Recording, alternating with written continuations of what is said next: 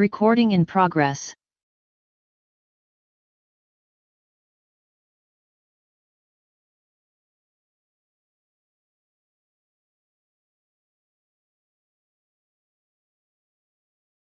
There shall now be a moment for silent prayer or meditation.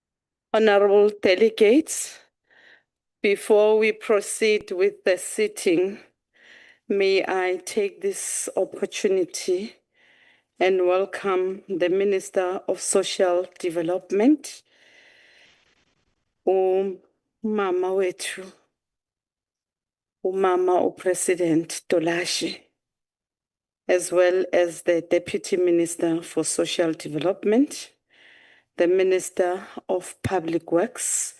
He will be joining us shortly, Honorable McPherson, as well as his Deputy Minister. In our midst, we do have MECs from various provinces, as well as the SALGA representatives to the House.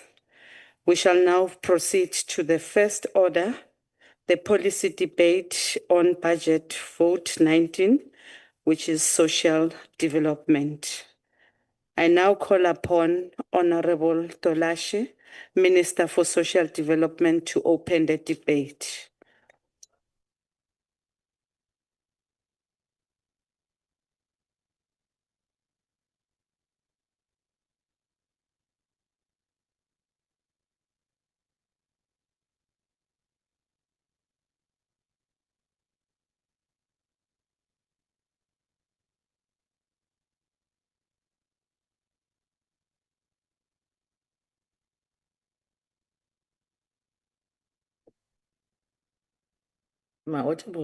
Honorable House Chair, Deputy Minister of Social Development, Mr. Hanif Hendricks, MECs for Social Development present here, Chairperson and all members of the SLAP Committee on Social Services, distinguished guests, ladies and gentlemen, fellow South Africans. Honorable Chair, it is with a great sense of responsibility and honor that I rise to table Budget Vote 19 of Department of Social Development for the 2025-2026 fiscal year to this august House.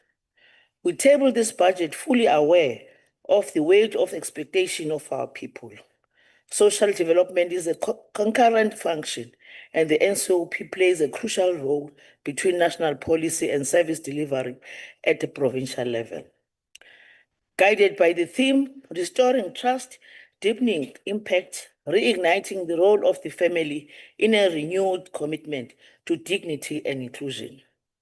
This budget is being presented at the first anniversary of the 7th administration of GNU. Indeed, it is just over a year when the people of our country gave us a mandate to reach across party lines to act in the best interest of our people. A year ago, we outlined several priorities that were set for ourselves to achieve. Chief amongst these was to stabilize the department and its entities, improve operational efficiencies, and ensure that we can effectively deliver on our mandate. This we did by swiftly filling the critical vacant post of Director General, the Deputy Director General Welfare Services, and the Chief Financial Officer in the department.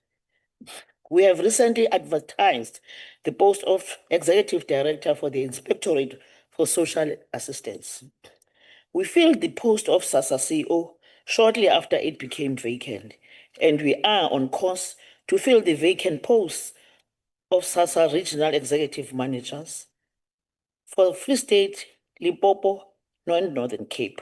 Before the end of this quarter, the remaining SASSA REMs will be filled, especially for Gauteng, Western Cape will be filled in the third quarter.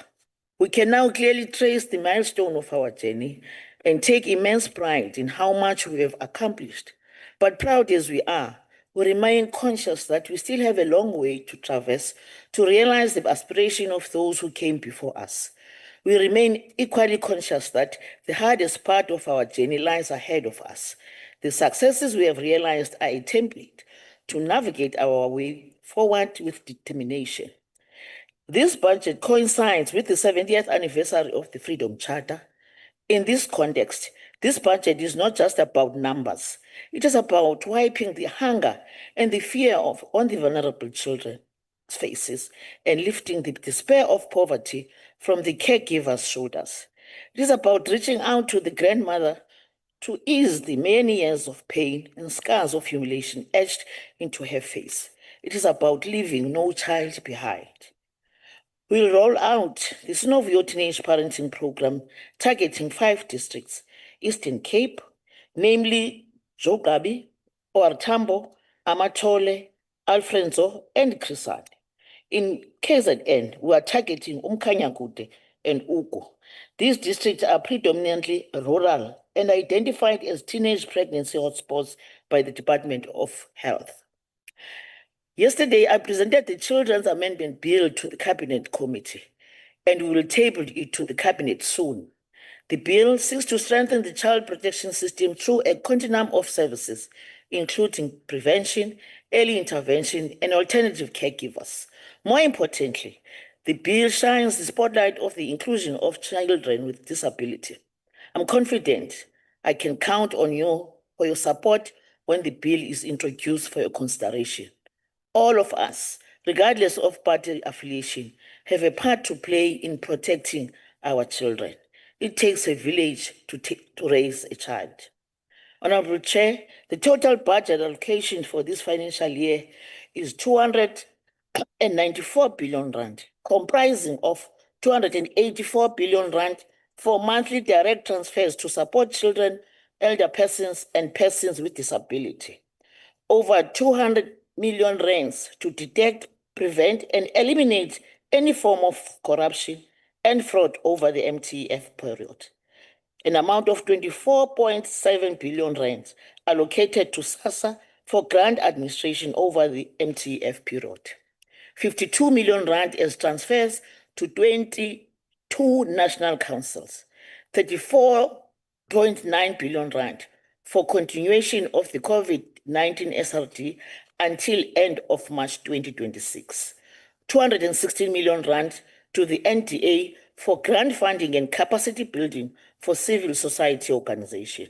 102 million rand to accelerate the implementation of Pillar 4 of National Strategic Plan on gender-based violence and femicide.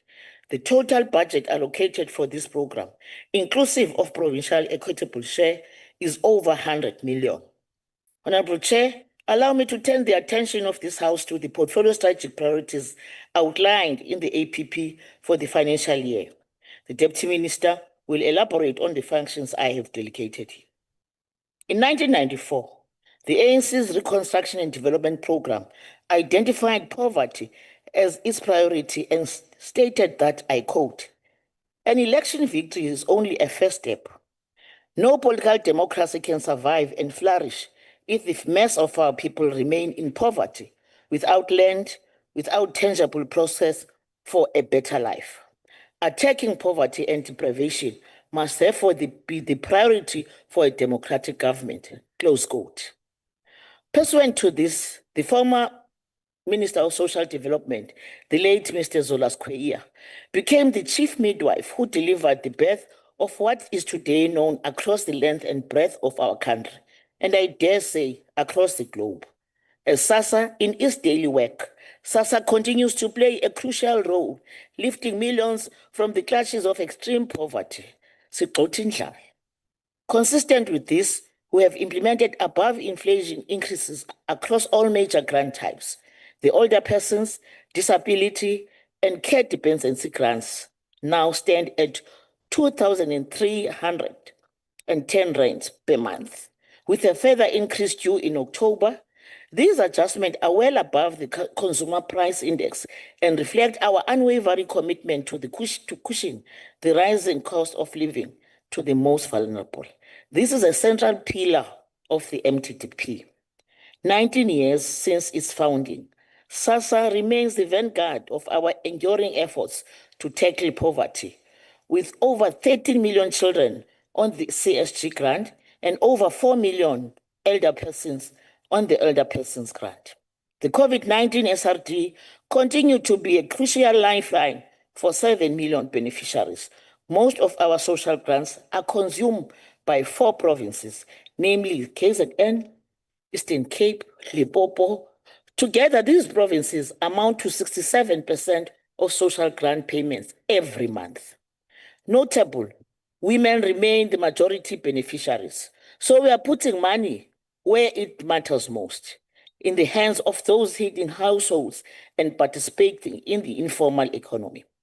Our youth, too, are turning to the SRD in large numbers, with the 20 to 24 age group accounting for over 3.4 million applications. This reflects the significant challenge of youth unemployment confronting our country. The latest quarterly labor force survey reveals a troubling situation, with the majority of our young people between 15 and 35 years currently not in education, employment, nor training. These figures represent more than just numbers. It reflects a generation whose dreams have been deferred. The situation is particularly concerning for women, particularly young Black women. Given the foregoing, we cannot rest because the responsibility of restoring their hopes and aspirations rests on our shoulders. Our program for sustainable livelihoods is central to this. We have commenced with a pilot called Generating Better Livelihoods for Child Support Grants Recipients. The early findings of this pilot in Free State, Gauteng, and KZN show promising results and potential success for scale-up. We have completed implementation of the queue management system in 113 SASSA offices. 269 are targeted for this financial year. Additionally, we have set aside over 29 million rand to conduct 516 ICROPs. Honorable Chair, we are entrusted with the stewardship of public funds for benefit of the citizenry. SASSA is no exception. Accordingly, we are currently conducting a nationwide review. This is not new, but is consistent with the Regulation for Social Assistance Act. Previous reviews were focused on public servants' savings. These savings fiscals over 1 billion rand. Once again, I take this opportunity to appeal to all beneficiaries who have received notification. Do not wait until it is too late. I also want to ask this House to please help us to spread the message in your constituencies. Our relentless fight against fraud and corruption continues. This will be complemented by the rollout of the biometric system in all SASSA offices by the end of this financial year.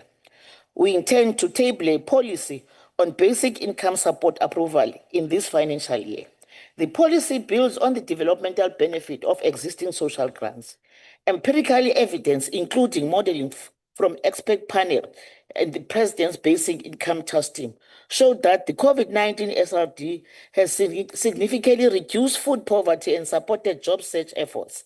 The temporary nature of the current intervention places the missing middle in a very precarious position. The NTA turnaround strategy is now beginning to steer the ship to the right direction.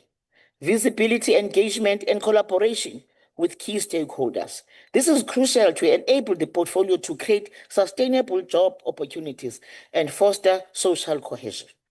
To date, the agency has successfully established 9 community-owned enterprises. One such is Imbadu Community Bakery Primary Cooperative in Kayamnandi, Stellenbosch, here in Western Cape. The NTA has provided financial support to the tune of 2.3 million rand. Imbadu runs a community bakery, a saving and credit cooperative, and sewing project that have created the much-needed job opportunities, another key strategic priority in the MTDP. We are slowly but surely turning the tide.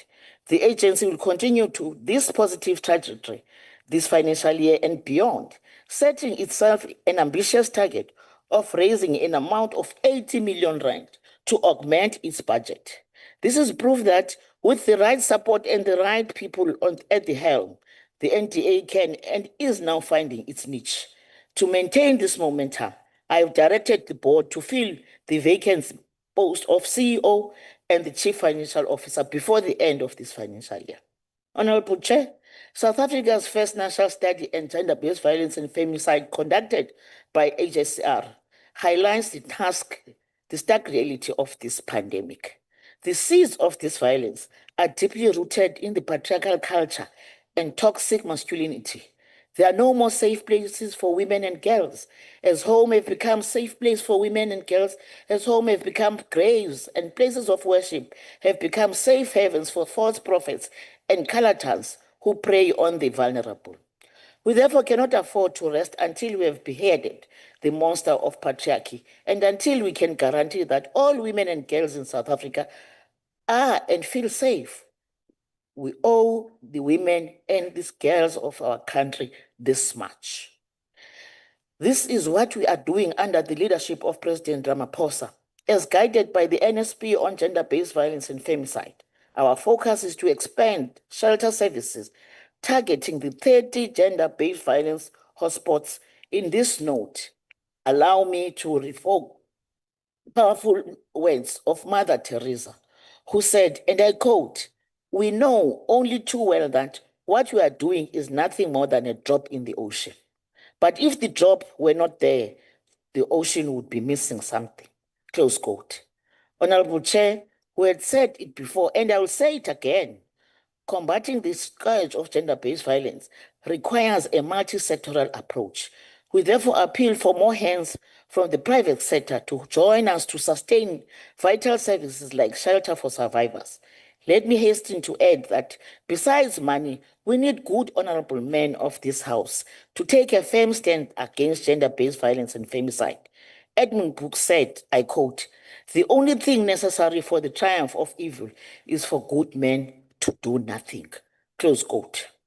If you choose to remain silent, you are guilty of complicity. Honorable Chairperson, as I move, allow me to proceed and say, welcome the Cabinet's recent decision to re-establish the IMC on gender-based violence and substance abuse, which I co-chair with Minister Chikungo. In conclusion of substance abuse is recognition that alcohol abuse is a significant contributor factor for gender-based violence and femicide. This is corroborated by the quarterly crime stats. Cabinet also approved a 90-day intensification program to urgently address the surge of gender-based violence and femicide. Spearheaded by the JCPS cluster, the program is anchored on 6 urgent focus areas, including prevention, enforcement, care and support, amongst others, for impactful outcomes. Our senior citizens deserve a secure, healthy and dignified life. The Older Persons Amendment Bill is currently before the President. We hope that it will be enacted to enhance protection measures for our senior citizens. We will continue working with the South African Elder Persons Forum to promote the National Active Aging and other programs that protect the right and dignity of elder persons. Honorable Chair, it will be remiss of me if I do not acknowledge gratitude, the contribution of our partner organization, who stood with us shoulder to shoulder during challenging national disaster responses. These include, amongst others, Old Mutual Foundation, the Church of Jesus Christ of Latter-day Saints, We Love You Foundation, Q-Link, Ison's Experience, the Red Cross Society of South Africa, and the Gift of Givers. We are deeply grateful for your generosity every time we knock on your doors. Siyabulela. Though this budget, we are navigating this journey, and in just a year, we can count several achievements along with the many obstacles on the path to our destination. I would like to conclude by expressing my deepest gratitude to Deputy Minister, all MECs of social development in all provinces, and this House for your contribution to our work. I extend my sincere appreciation to the Director General, the CEO of SASSA, the acting CEO for NTA, and the board for their continued support since my deployment to this portfolio. Special gratitude to all staff in the department, NTA and SASSA for your contribution and continued support. DT, ningadinwa nangomso. As we celebrate the Mandela Month, there is no better way to conclude this budget than to invoke his words when he said, and I quote, "We do not want a freedom without bread, nor do we want bread without freedom. We must provide for all the fundamental rights and freedoms associated with the democratic society." I close quote. Honorable Chair, it is now my singular honor to table budget vote 19 for the financial year 2025-2026 for your support. I thank you.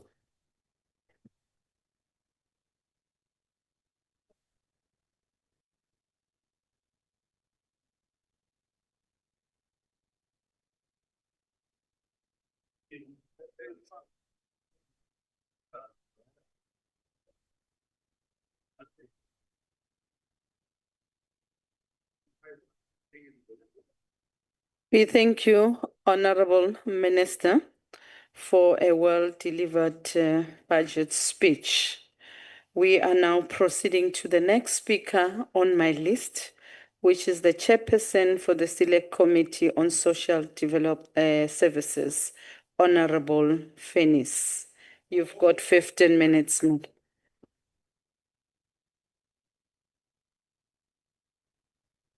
Thank you, Honorable Chair. Honorable Chairperson, as we debate Vote 19 on social development, we stand at a critical juncture in our democratic journey. The Government of National Unity has presented an unprecedented opportunity to tackle the persistent scourge of poverty that affects millions of South Africans. With 45% of our population relying on social grants or social relief of the stress as their primary income source, this budget represents more than fiscal allocations. It embodies our collective commitment to human dignity and social justice. The government's three strategic priorities of driving inclusive growth and job creation, reducing poverty and tackling the high cost of living, and building a capable, ethical state are fundamentally anchored in the work of social development. The mandate is clear. We must escalate our social assistance envelope to keep pace with inflation while simultaneously creating pathways out of dependency towards economic empowerment. This budget delivers on our promise to protect the most vulnerable from the ravages of inflation. The old age and disability grants have received a substantial 120 rand increase, bringing them to 2,310 rand in April 2025. This represents a commitment to real purchasing power protection for our elderly and disabled citizens who have no alternative income sources. Similarly, the child support grant increases by 30 rand to 560 per month, while the foster care grant receives a 70 rand boost to 1,250 rand. These increases totally to 1.6 billion for the 2025-2026 financial year, demonstrate that even in a constrained fiscal environment, the government prioritizes the social wage as fundamental to our developmental state objectives. Over the medium-term expenditure framework period, we see the old age grant allocation growing from 117.4 billion in 2025-26 to 128.2 billion in 2027-28, a robust 4.3% annual growth that significantly exceeds projected inflation. The child support grant follows a similar trajectory, expanding from 90.4 billion to 99.2 97.5 billion over the same period. The grant in aid allocation has demonstrated remarkable growth, doubling between 2019 and 2025, reaching 3.1 billion by 2025-2026. This additional support for those requiring permanent care represents our recognition that some beneficiaries face extraordinary circumstances requiring enhanced assistance. The projected growth to 3.3 billion by 2027-28 ensures that this vital safety net continues to expand. The COVID-19 Social Relief of Distress Grant, which has provided a lifeline to millions, will continue in its current form until March 2026, with 35.3 billion rand allocated for the 2025-26. However, this is not merely an extension. It represents a strategic transition period towards establishing a comprehensive social security floor for the between 18 to 59 age, as envisioned in our manifesto commitments. The government is actively developing a draft policy framework for a permanent basic income support regime with a cabinet memorandum scheduled for the considering during the 2025-2026. This represents a paradigm shift from temporary pandemic relief to a structural intervention addressing South Africa's chronic unemployment crisis. The future configuration will integrate employment opportunities. Our goal is to transcend immediate relief through creating pathways to employment and economic empowerment that break cycles of dependency. We recognize that public trust in our social assistance system depends on its integrity. We are implementing comprehensive biometric verification and enhance income checking mechanisms to eliminate leakages and fraud. These measures include monthly bank income verification and cross-referencing government databases to ensure grants reach only qualifying beneficiaries. Honorable Chairperson, the South African Social Security Agency will report quarterly on grant cancellations and savings achieved through these enhanced verification processes. This transparency mechanism ensures accountability while maintaining the system's sustainability for genuine beneficiaries. The allocation of 235.7 million rand over the medium term for fraud investigations demonstrates our zero-tolerance approach to corruption. The establishment of the Inspectorate for Social Assistance, rolling out to all 9 provinces by 2027-28, represents a fundamental strengthening of oversight mechanisms. This inspectorate will investigate cases involving fraudulent identity documents, resolve prosecution matters, and maintain the integrity of our social assistance framework. The investment in investigative capacity protects public resources while ensuring that assistance reaches those most in need. The Social Development Services to Persons with Disabilities Bill represents a significant legislative milestone, with a draft policy finalized and SEIAS certificate secured in 2024. This legislation addresses a critical gap in our support system by extending care dependency pathways beyond the age of 18. Currently, care dependency grants terminate when beneficiaries reach 18, leaving families without support despite ongoing care needs. This bill creates pathways for continual assistance, recognizing that disability does not disappear at this age thresholds. This legislation aligns with our constitutional obligations and international commitments to disability rights. The sixth administration phase 2 order delivered in 2023-24 has successfully maintained bank charges below consumer price index inflation. This achievement saved millions of rands that can be redirected to beneficiary support rather than administrative costs.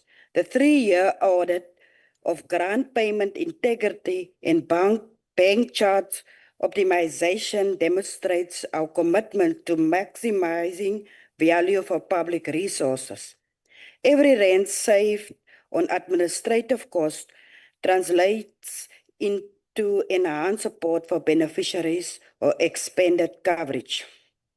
Our commitment to digitizing grant applications and appeals systems aims to achieve paperless processing by 2026-27. The SRD grants 100% digital application system has proven the viability of this approach, reducing processing times and eliminating bureaucratic barriers. The digital appeals portal has already demonstrated remarkable efficiency gains, reducing turnaround times from 98 days to 66 days. This represents a 33% improvement in service delivery, bringing justice closer to beneficiaries while reducing administration burdens. The work skills conditionally pilot program linked to grants in 4 districts represent an innovative approach to breaking cycles of dependency. The initiative connects grant receipt with skills development and employment preparation, creating stepping stones towards economic independence. These pilot programs will provide valuable data on the effectiveness of conditional transfers while ensuring that support remains available during the transition to self-sufficiency. The lessons learned will inform the broader transformation of our social security system. Honorable Chairperson, on the financial framework and fiscal responsibility, the total social assistance allocations of 844.4 billion rand over the MTF period demonstrates our unwavering commitment to social protection, with transfers and subsidies accounting for 99.7% of the department's budget. We are ensuring maximum resources reach beneficiaries rather than administrative overheads. When we look at the strategic reduction in SRD funding from 35.3 billion in 2025-26 to 0.4 billion in 2026-27, we note it reflects the transition to new basic income support framework. This is not a reduction in support, but a transition towards more sustainable and comprehensive assistance. The government's commitment to building a capable, ethical, and developmental state is reflected in our investment in SASSA's operational capacity. The 24.7 billion allocated over the MTF period for social security policy and administration ensures professional service delivery while maintaining system integrity. Furthermore, enhanced biometric solution costing 105 million rand over the medium term will strengthen beneficiary verification and reduce fraud. This investment in technology and capacity building protect public resources while improving service delivery to legitimate beneficiaries. Honorable members, Vote 19 embodies our collective commitment to leaving no one behind. The government has demonstrated that even in physical constrained circumstances, we prioritize human dignity and social justice. Our approach balances immediate relief with long-term sustainability, ensure that today's interventions create pathways to tomorrow's prosperity. Through enhanced verification systems, we protect public resources. Through legislative reform, we extend support where it is most needed. Through digital transformation, we improve service delivery. Through work skills conditionally programs, we create pathways to independence.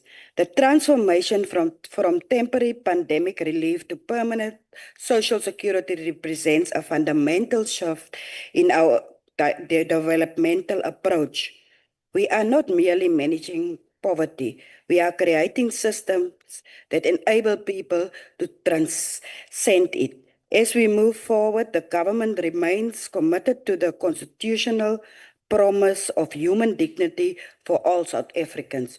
Vote 19 provides the foundation for this commitment, ensuring that our social protection serves as a springboard for our human development rather than a perpetual safety net. These investments we make today in social development will determine whether future generations inherit a cycle of dependency or a platform for prosperity. Through this budget, we choose prosperity, dignity, and hope for all South Africans. As the ANC, we support the budgets. I thank you.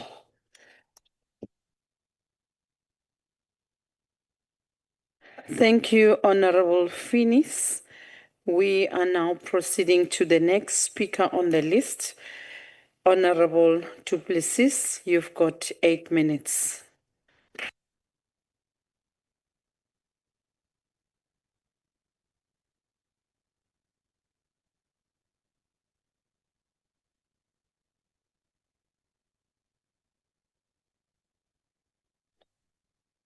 Honourable Chairperson, Minister, Deputy Minister, members and Minister of the Western Cape, and fellow South Africans. Social development and economic development cannot exist in silos. At its most evident level, economic growth can help reduce the social ills that is so often perpetuated by the cycle of poverty. Yet, we rarely speak about how addressing social challenges can fuel economic growth. And even more rarely do we confront the reality that some of the most devastating social ills cut across class lines, because not all of them are rooted in poverty. If economic status alone were the determining factor, then gender-based violence, femicide, and substance abuse would not plague affluent households as they do.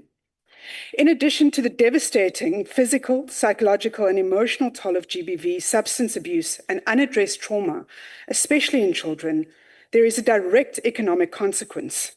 From possible absenteeism at work to disconnection and underperformance in school, and the very seldom spoken about triple burden of disease of GBV. Therefore, addressing these issues is not only a moral imperative, it is an essential investment in building a resilient society and a thriving economy. This aligns with Vision 2023 of the United Nations Sustainable Development Goals.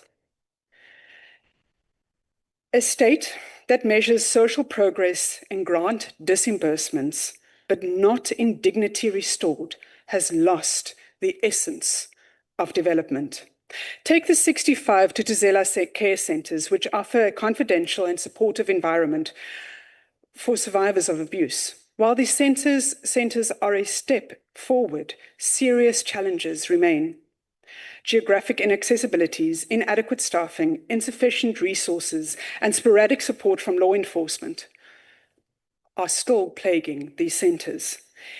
In early 2021, I worked with a vibrant young man from Ivory Park, Midrand. I arrived one day and he was deeply distressed. A well-known community leader living in the same street as he does had been abusing his wife for years. Eventually and finally, the woman found the courage and called the police. The police arrived, arrested the leader, but brought him back once he sobered up. The consequences we can all predict. The man taught her a lesson for her betrayal and barely survived. Isolated and broken, the woman could not find the courage again to report him. And because of the treatment by the police, the woman refused to go to the local Tutuzela Center or get medical treatment. We know this is not an isolated event. It is a reality across communities in South Africa, regardless of race, class, and geography. Worryingly, this culture of abuse is spilling into the treatment of the elderly, with increasing reports of physical and financial abuse perpetuated by the children and grandchildren that they have brought up. Just imagine if the thousands of these people abused were able to report quickly on a user-friendly platform that is supported by one of the 9,000 qualified, caring but unemployed social workers. Over the past few decades, the department has not addressed social ills, from the SASSA crisis, lack of payment of working NGOs, to the ever-increasing GBVF rate, and mass substance abuse. The responses by the department have historically seemed like initiatives to justify expenditure rather than bringing lasting change. However, Honourable Chair, I can say that the Minister is listening. In every committee, there seems to be an understanding that interventions need to be implemented and not spoken about. Development is more than grant disbursement. It is about providing social protection services and to lead government efforts to forge partnerships to enable vulnerable individuals, families, and committees to become active participants in their own social and economic development. Additionally, non-profit organizations are vital in delivering provinces like my home province, Gauteng. Thousands of qualifying MPOs have not been paid. Their ability to offer mental health support, elderly care, nutritional services, and shelter for victims is severely compromised. However, the money has been reported as spent, but the NGOs have not received it. This is why South Africans are entitled to ask, where did the money go? As the Democratic Alliance, we consistently emphasize the importance of accountability and consequence management. Every cent allocated to alleviate social ills must be spent transparently and effectively to address the essence of development. Honourable Chair, I am cautiously optimistic that the department is hearing this and acting on it. Where the focus has been this, there has been success. Societies have healed. In the favelas of Rio, with the correct state political leadership, community centres that address social ills have been established through strategic planning and an understanding that human beings are complex, and social and economic development happen together. These centres include working gyms, sewing rooms, psychological support, workplace-related skills development, and swimming pools for the youth as part of interventions to give children access to skills so that they can perform within higher echelons of society. In KwaZulu-Natal, the focus has been on empowering youth and strengthening local partnerships. In KwaMpumuza Skills Development Centre in Pietermaritzburg, funded at 85 million, they are providing training in agro-processing, construction, and building independence and employability. Community-driven programs like Whiz Kids United have also made a tangible difference in Durban and KZN. In the Western Cape, receiving 13 different and consecutive clean audits, proving that financial responsibility has allowed the department to not only increase staff safety, but also humanitarian and food relief, access and support to the elderly, support for people with disabilities. The list is endless.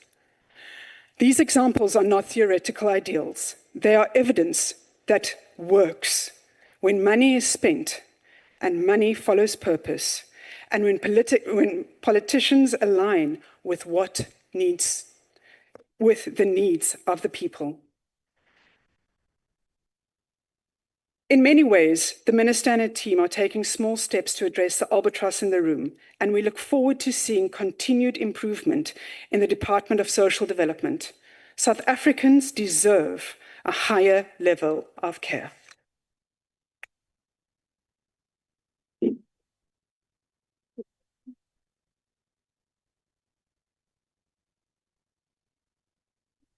We are now proceeding to the next speaker, Honorable Majola. You have 9 minutes.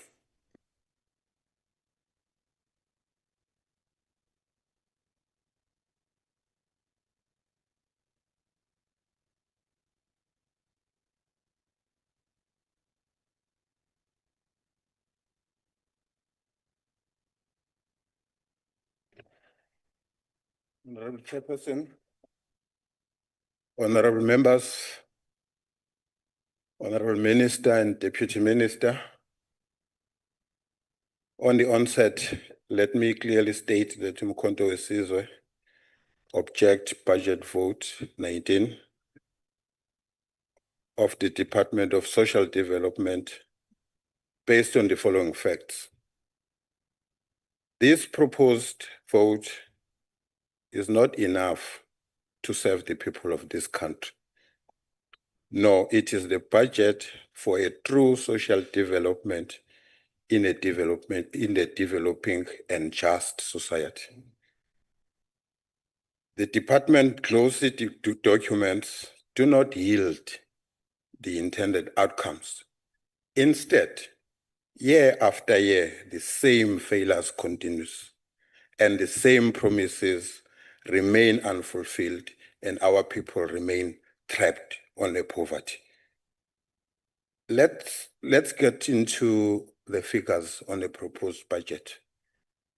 For 2025-2026, the department proposed a total of 294 billion, with over 254 billion for social grant through SASSA.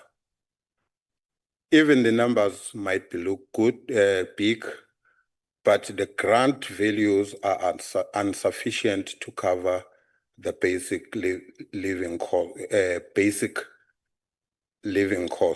as the minister alluded. Let's look at the numbers. As at April 2025, the old age pension stands at 2,280 per month, but State SA food poverty line is sitting at 945 for a person, and the upper bound poverty line is sitting at 1,558. That only leaves few hundred for transport, for housing, for electricity, and for medical cost. The child support grant is only 530 per child, while the research from the Pietermaritzburg Economic Justice and Dignity Group show that the basic nutrition food basket for a child costs 873 per child. That is with a shortfall of 343 per child. This is an insult through you, Honorable Chair, to the Minister. 370 social relief grant. This is meant for a short-term financial assistance meant for individuals in severe need.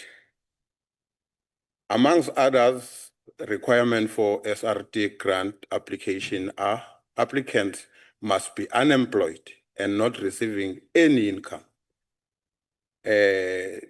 DSD report 707.5 million monthly beneficiaries as the unemployment rate rises, the number is projected to reach 10 million in the near future. The grant the disability grant remain at 2,208, yet the department itself admitted that the transport and medical equipment cost push many disability beneficiaries back into poverty.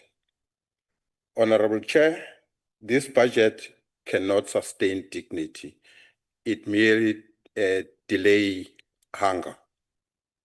Let me go to the unfulfilled promises and empty commitments. Let me remind the House the promises made in 2024 that have gone nowhere. One, the department promises to finalize basic income support policy by March 2025. The APP confirms it's still under construction with no funding allocated to implement it.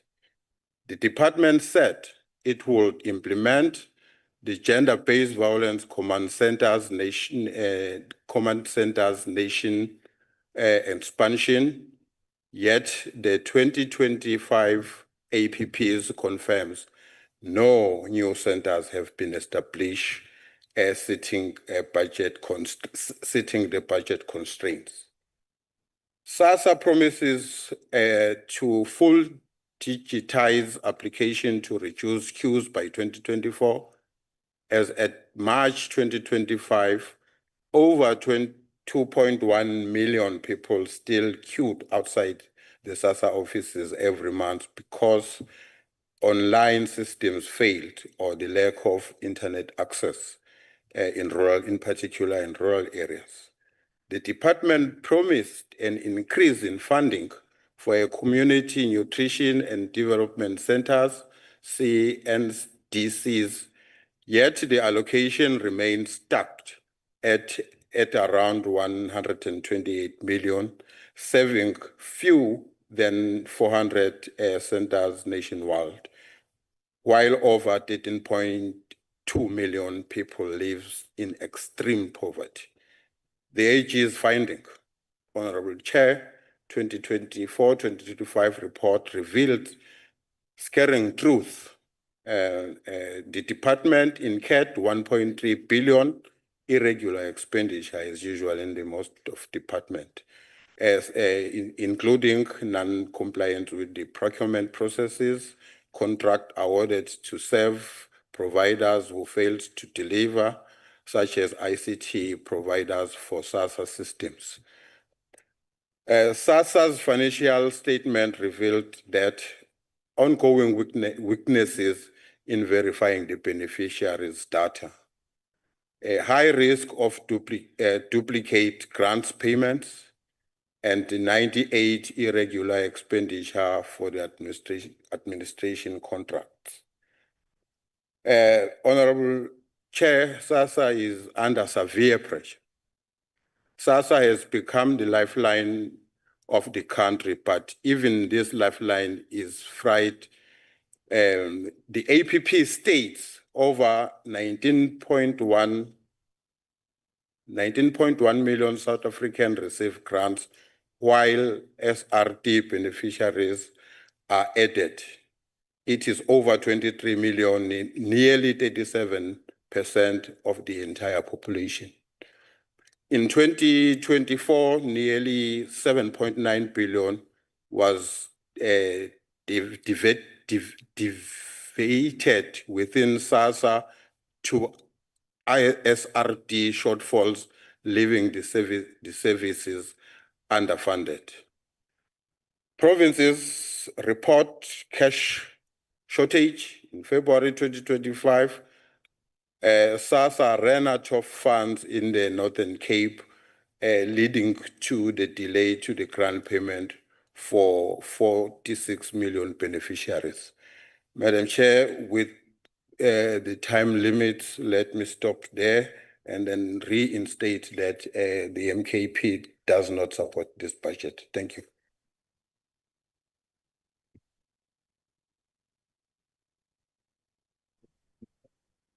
Order, honorable members. We are now proceeding to Councillor Marakalala from Salga. Honorable Chairperson of the NCOP, Honorable Minister of Social Development, and other cabinet members, deputy ministers present, Honorable Deputy Chairperson of the NCOP, MECs present, Honorable Chief Whip, House Chairpersons, Honorable members, ladies and gentlemen, good day. SALGA notes and welcome the tabling of Budget Vote 19 for the Department of Social Development for the 2025-2026 financial year by the Minister of Social Development. This budget is critical in addressing the persistent challenges of poverty, inequality, and social vulnerability in South Africa. SALGA views the tabled budget as crucial in advancing the social development agenda of the nation, aligning with the aspirations of the National Development Plan and the ongoing commitment to a humane and equitable society as enshrined in our Constitution. We acknowledge the prevailing fiscal constraints, but commend the department's focus on prioritized interventions designed to maximize impact where it is most needed. Honorable Chairperson, SALGA commends the Department of Social Development and South African Social Security Agency for the consistent payment of more than 19 million social grants each month. We note the inclusion of additional funding allocated for the COVID-19 Social Relief of Distress Grant, which reaches approximately 8 million unemployed and vulnerable beneficiaries monthly. The substantial budget allocation for social assistance programs is therefore a vital mechanism for combating inequality, particularly in a country identified as the most unequal in the world. Honorable Chairperson, SALGA knows that with appreciation the following aspects of the budget. The department's commitment to replacing the COVID-19 Social Relief of Distress Grant with a permanent measure in the form of a basic income support. We particularly welcome the proposal to link basic income support beneficiaries to employment and sustainable livelihood opportunities. We believe this integrated approach will only provide essential financial support, but also contribute to long-term economic empowerment within our communities.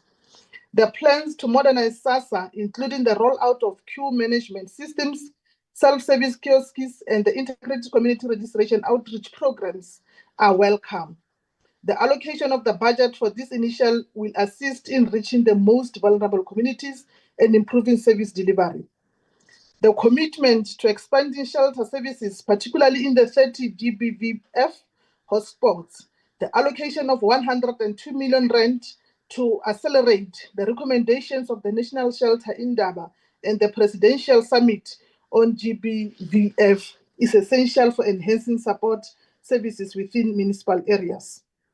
The budget includes an allocation of the National Development Agency for grant funding to civil society organizations. This funding is essential for initiatives that promote local economic development and job creation. The ministers emphasize on strengthening families and supporting community-based child protection services is vital. By implementing a package of services and programs, the Department of Social Development aims to empower families and ensure children thrive in support environments. SALGA also supports the department's efforts to employ more social services professionals and to fill critical posts, including in SASSA and the department itself, as important steps towards stabilizing the social sector.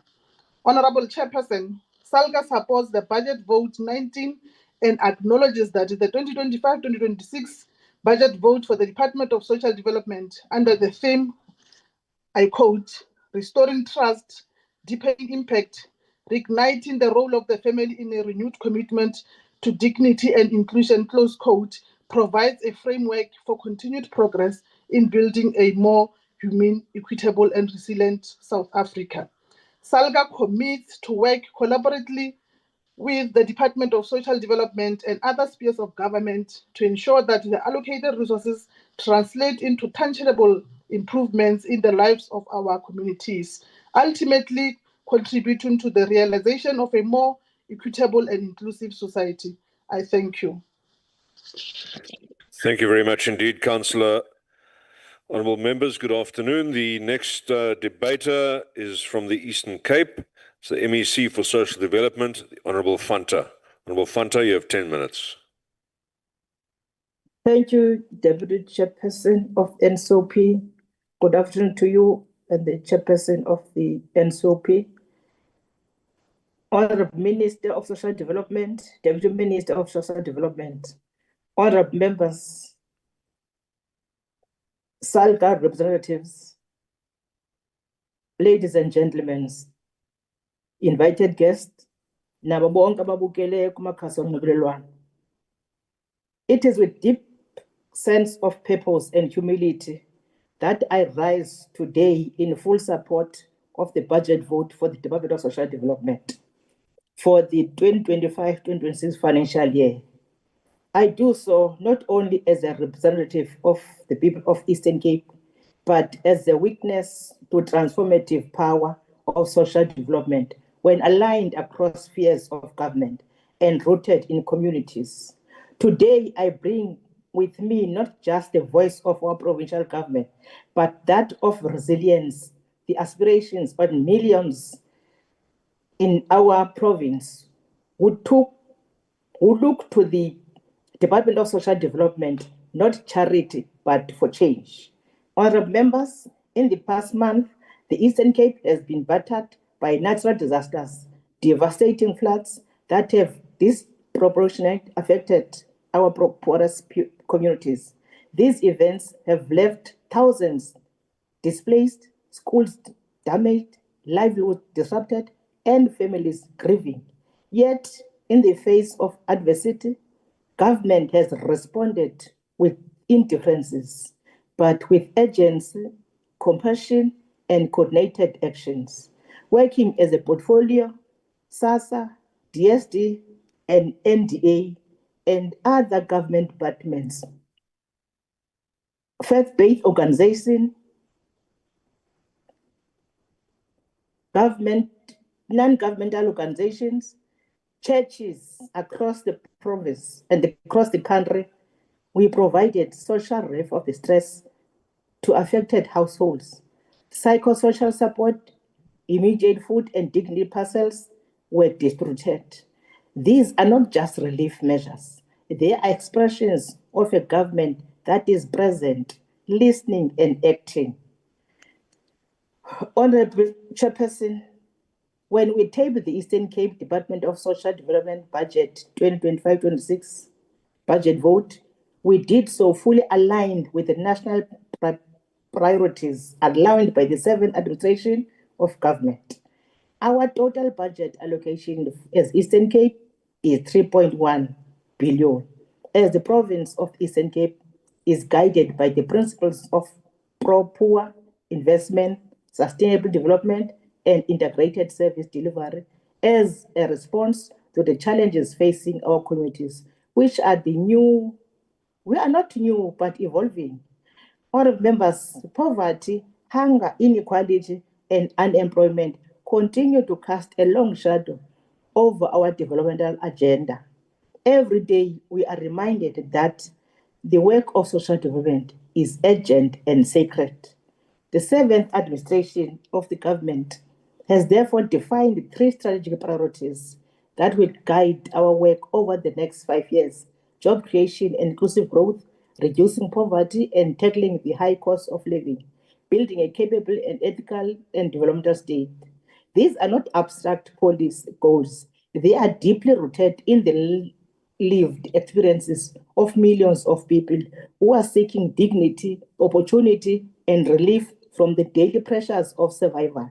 Together, these priorities form the foundation of a transformative and people-centered agenda over the next 5 years. Honourable members, I am proud to announce that our province has taken bold and decisive action and have pronounced on the employment of 200 social workers as part of our accelerated efforts to reduce the backlog of 1,086 unemployed social workers that have been long strained the system.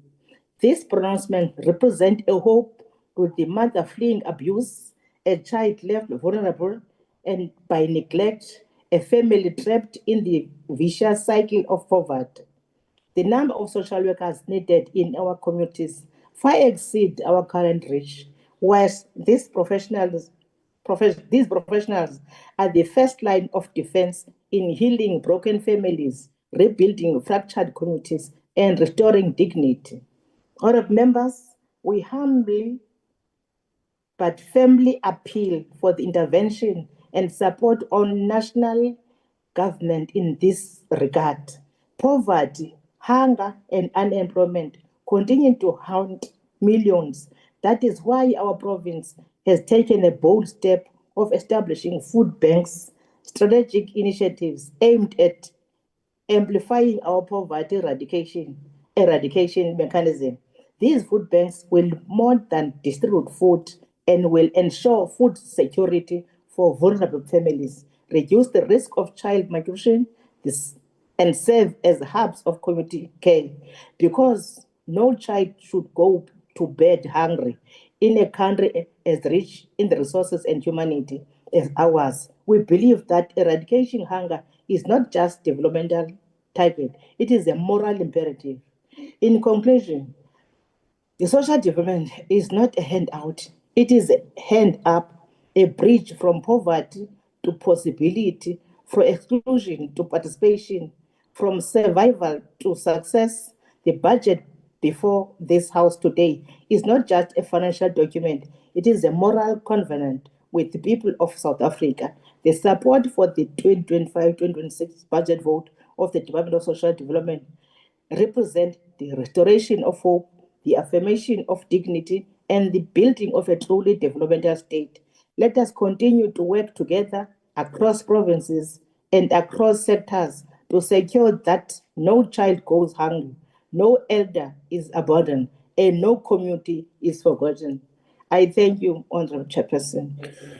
Thank you very much indeed for your contribution, MEC. Honourable members, taking the debate forward now in the House on behalf of the Freedom Front Plus is the Honourable Breert.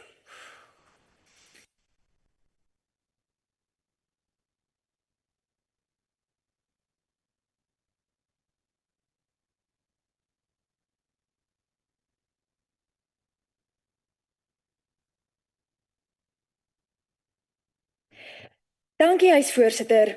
Maatskaplike ontwikkeling het baie fasette.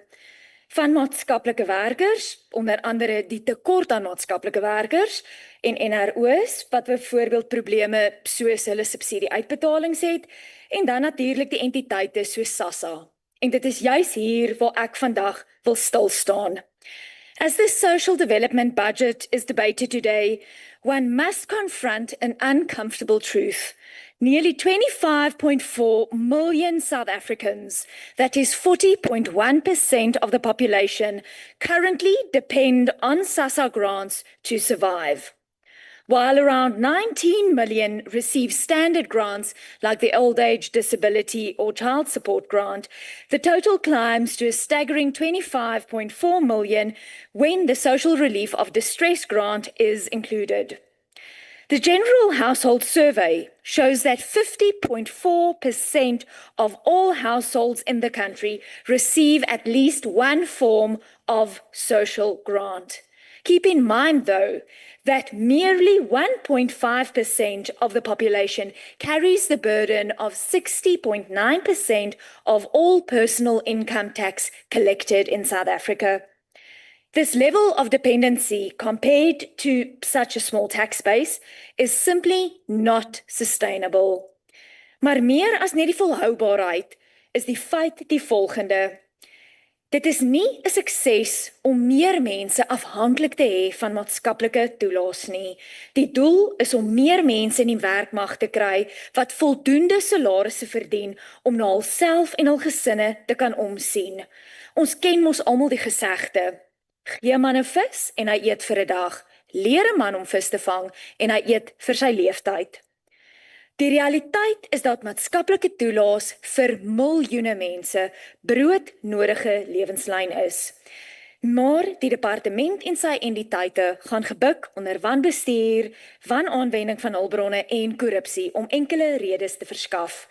Die totale begroting van die departement het gestyg na R294 miljard.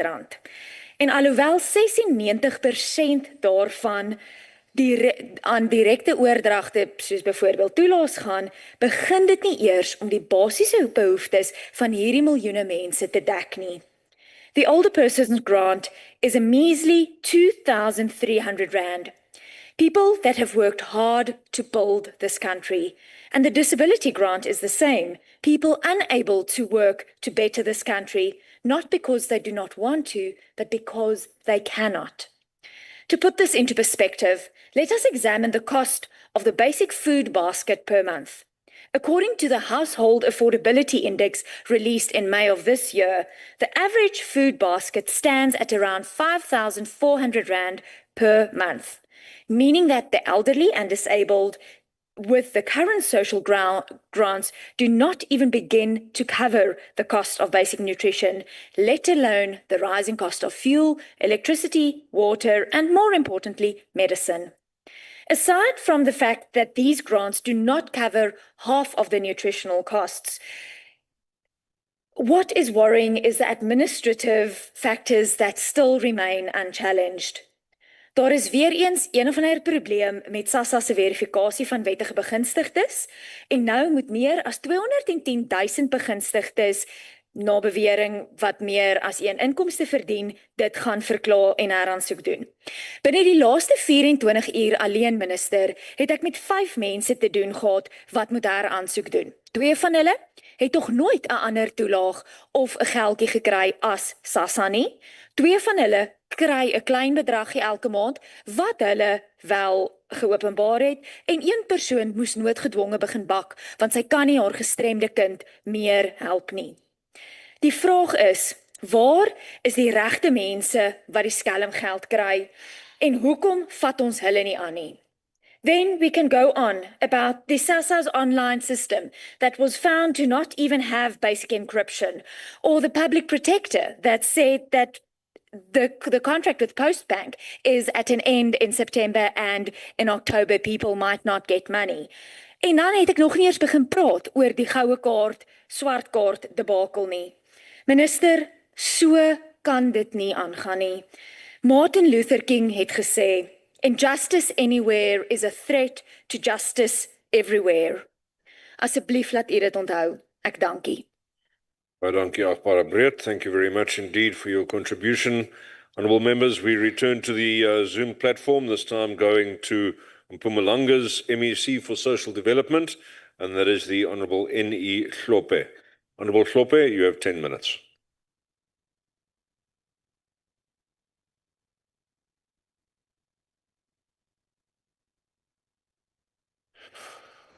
Honourable Hlophe, I note that you are online. If you can unmute yourself and begin your speech, please.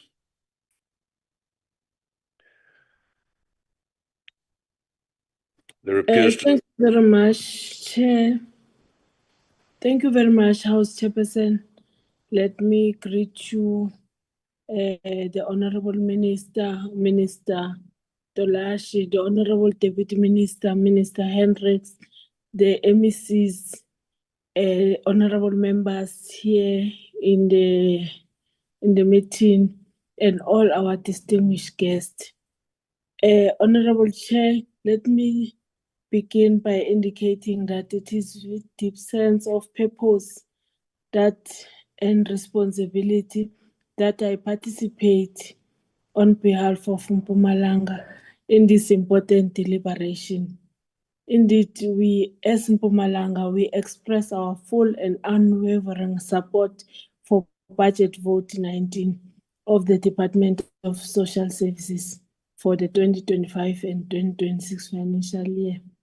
Chair, this budget is a continuation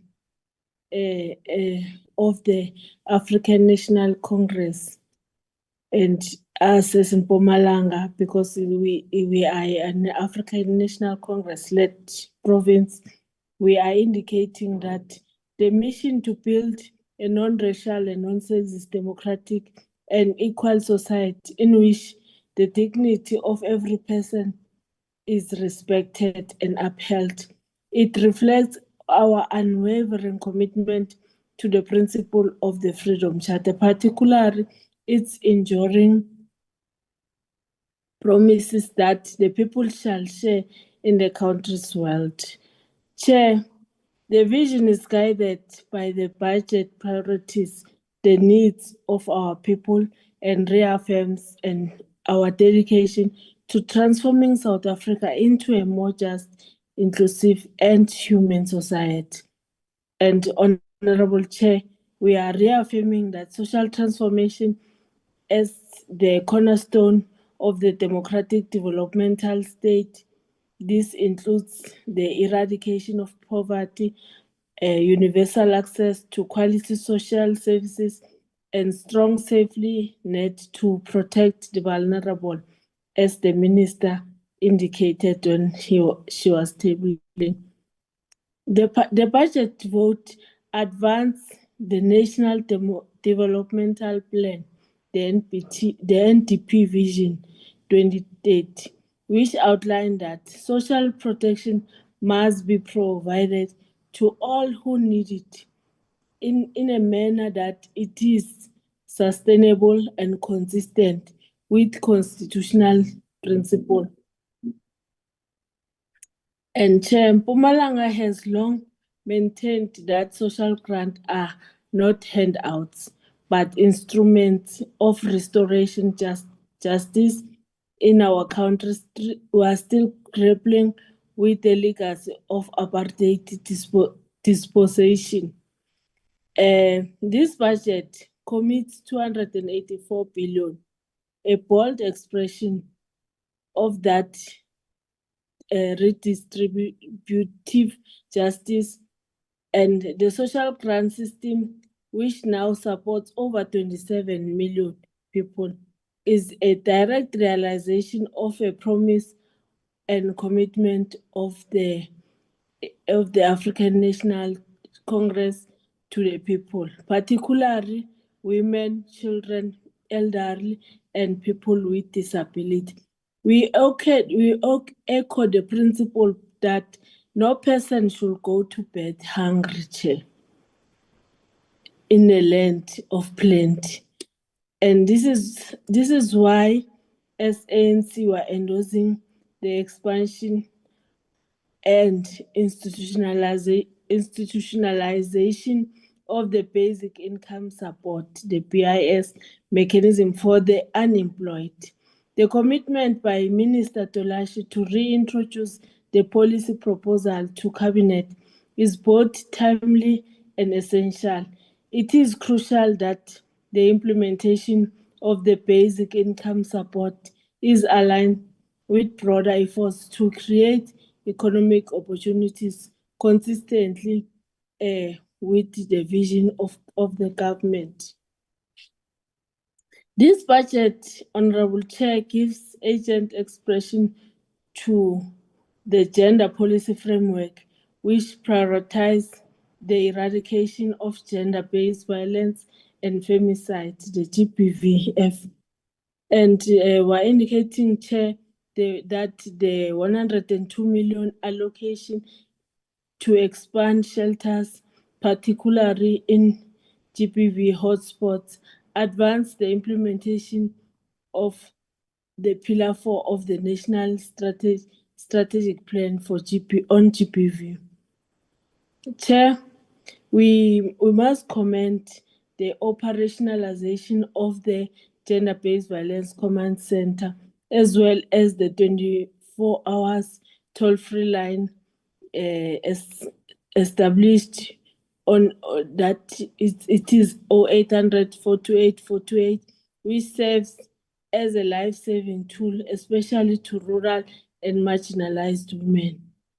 The growing crisis of substance abuse, teenage pregnancy, and homeless demands urgent and targeted investment in human capacity. To address these challenges effectively, we must accelerate progress towards meeting the National Development Plan's target of 55,000 social service professionals by 2030.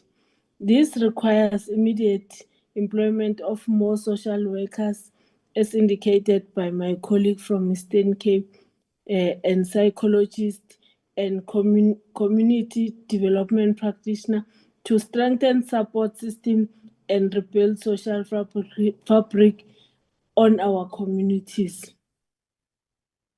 Chair, we welcome the NTA's work in establishing 9 such entities and raising 60 million in additional resources.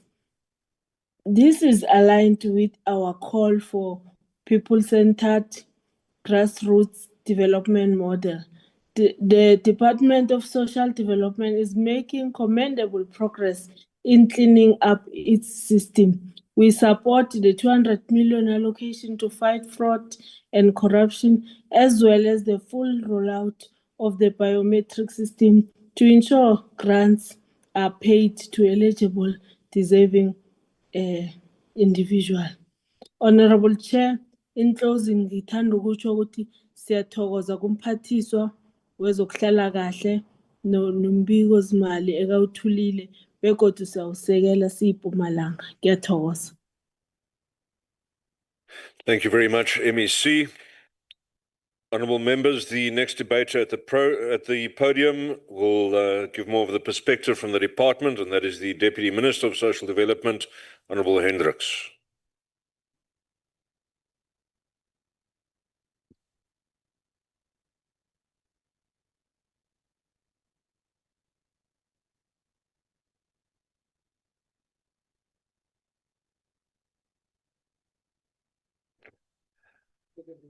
Honorable House Chair, Minister of Social Development, Ma Sisisi Tolashi, Chairperson and members of the Standing Committee on Health and Social Development, MECs for Social Development, honorable members, distinguished guests, ladies and gentlemen. It is a privilege to stand before you today and table the Department of Social Development's budget to the Second House of Parliament, the National Council of Provinces. This budget restores the dignity in people's lives through impact and inclusive poverty eradication. Honourable House Chair, for this financial year, the budget allocation for Vote 19 amounts to 294 billion rand. At a glance, this may seem like a substantial amount.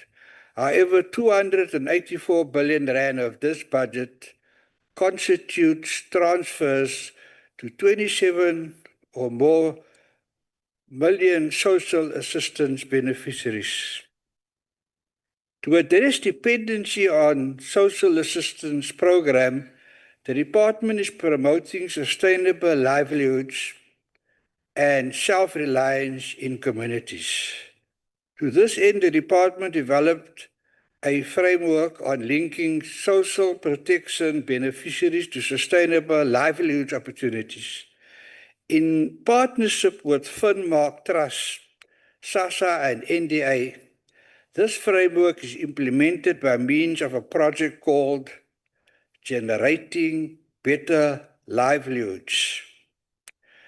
To date, the project is being piloted in Sebokeng and Randfontein, Gauteng, Madadini, KwaMashu, as well as Oppermansdorp, Virginia in Free State.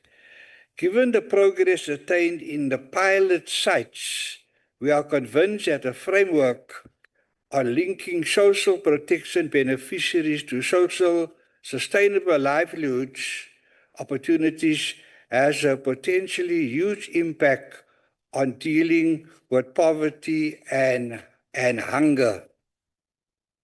To address dependency on social assistance programs and promote social assistance programs, besides the Generating Better Livelihoods for child support grant recipients, the Department of Social Development is looking forward to more and more university students graduating with a Bachelor of Community Development.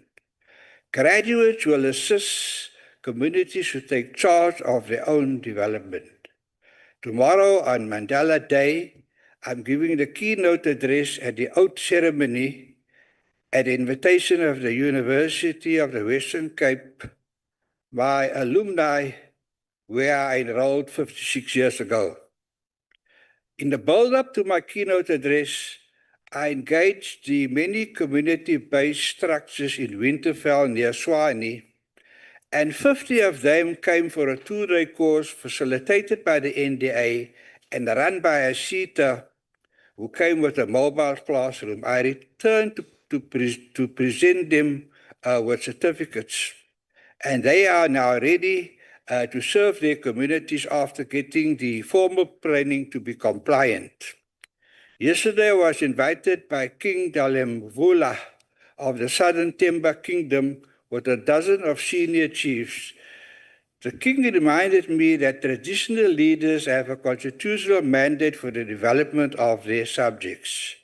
The engagements led to an agreement to sign a MOU training their enterprising youth to assist with online SASA applications. The kingdom is ready for investment, and Honorable House Chair, they will put up billboards, not to say vote for Al-Jamaa, but here is land for a peanut butter factory. Peanut butter is one of 1,000 products in terms of the government's localization program to ring-fence products for such communities like the Southern Temba Kingdom. The minister is innovative to fast-track sustainable livelihoods. I refer to the project for these child support recipients, the university graduates, traditional chiefs, these community-based structures. One day, House Chair, there will be no one to give social grants to. That must be top of our mind. One of the other issues I want to talk about is food security. The African Union wanted zero hunger in Africa in this year. And I don't think that many countries have achieved that. Maybe we can claim that there should be zero hunger in South Africa, in spite of the fact that there may not be enough to eat. We have to understand that when a child is born and the parents are not working, the child gets a child support grant until they are 18 years old. And then later on, they automatically get, if they qualify, assistance to study at university. And we all know that we have the so-called COVID grant, and then people reach the age of 60 and they get a grant. So we look after, there is a warm plate of food for everyone in South Africa from the day they are born and even right into their old age. So surely that must qualify for for zero hunger. But there's more to be done. With regard to HIV/AIDS, we are very concerned that we are losing the war when it comes to our teenagers. And the department is very concerned about this. In playing our part as custodians of the Children's Act, we have embraced and entrenched awareness of our child protection campaigns to empower and educate children, caregivers, and parents. We have a program called You Only Live Once. So these teenagers with AIDS, we put them on these programs. We have another program called Chomi, and then we have a program for the parents to let them understand what their kids went through. Substance abuse is also my delegation. I went to Vienna in Austria for a UN drug conference, and the best minds in the world attended. And some of the outcomes was that no women and children guilty of offenses must be in our jails. So there's some work to be done with the 5-year drug master plan. There were also advice from the best minds in the world that those who cause substance abuse harm, whether it's alcoholism or drugs, they must pay for the treatment. not government. They must pay for the treatment.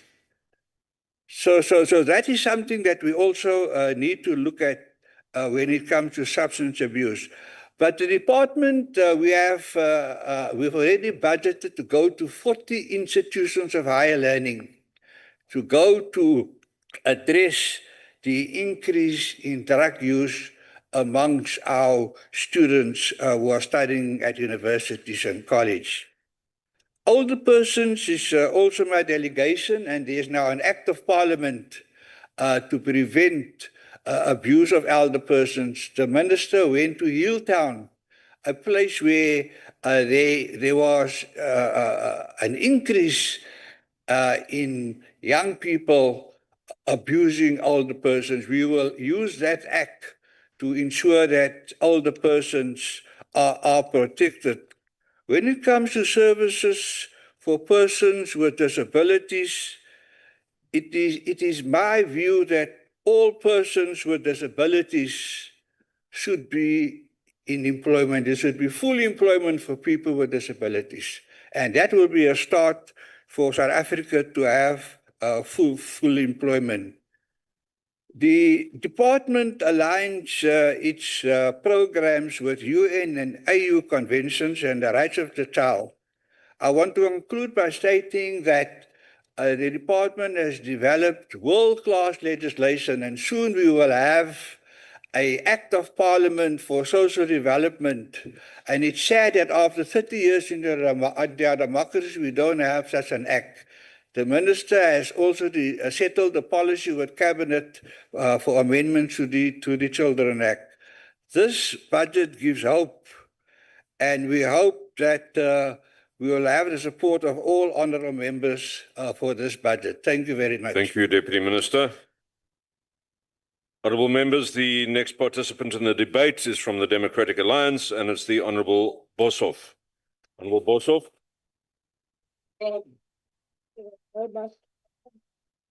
Pom pom.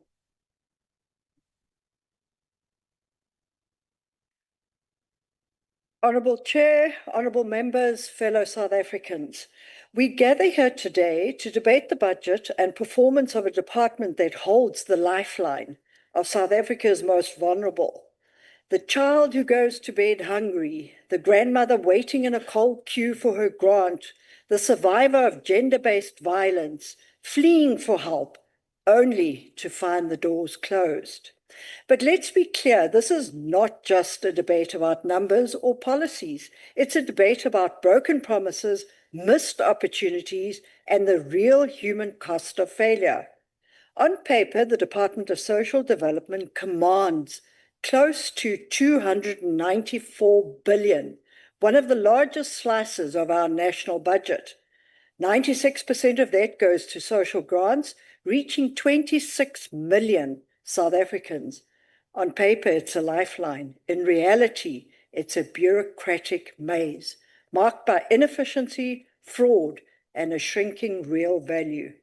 Unfortunately, every month we see disability grants, foster care and social relief, distress grant, declining in real terms, SASSA queues stretching, outside collapsing post offices and SASSA offices, payments suspended without explanation, while the Inspectorate for Social Assistance remains stuck in endless pilot phases.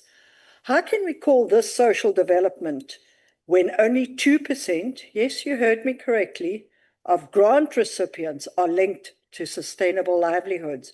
We are spending billions managing poverty, not dismantling it. But this is not just a social failure, it is an economic failure. We cannot build economic growth on a foundation of broken systems, weak monitoring, and underfunded programs. The NDP envisions social protection as a springboard, not a safety net, people, that traps people in dependency. Where is the integration with skills development, small business support, or the expanded public works program? Where is the bold thinking that moves people from poverty to productivity, from survival to success?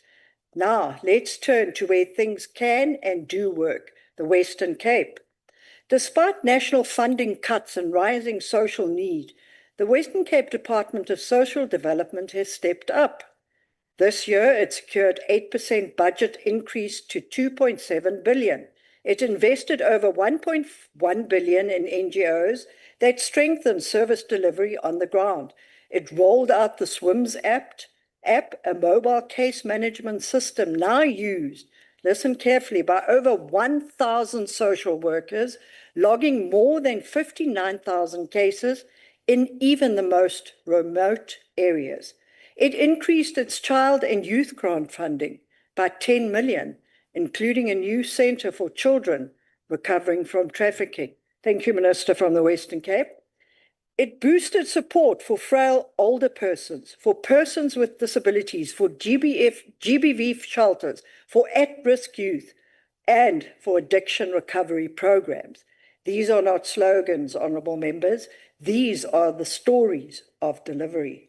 Let me tell you about Lumpulu Mahlubi, a foster child from Delft, who stood up at a career day and said, I wish there were more foster parents because so many children in our communities need care.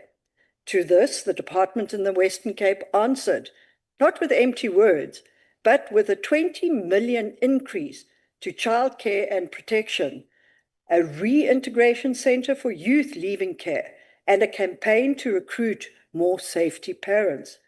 Or take the disability accessibility movement in Mossel Bay, aiming to become South Africa's first disability-friendly town, driving home the point that inclusivity is not charity, it's empowerment. And the Deputy Minister spoke about hopefully seeing no disabled person without a job. This is what it looks like when social development fuels economic inclusion. Honourable members, the message today is clear.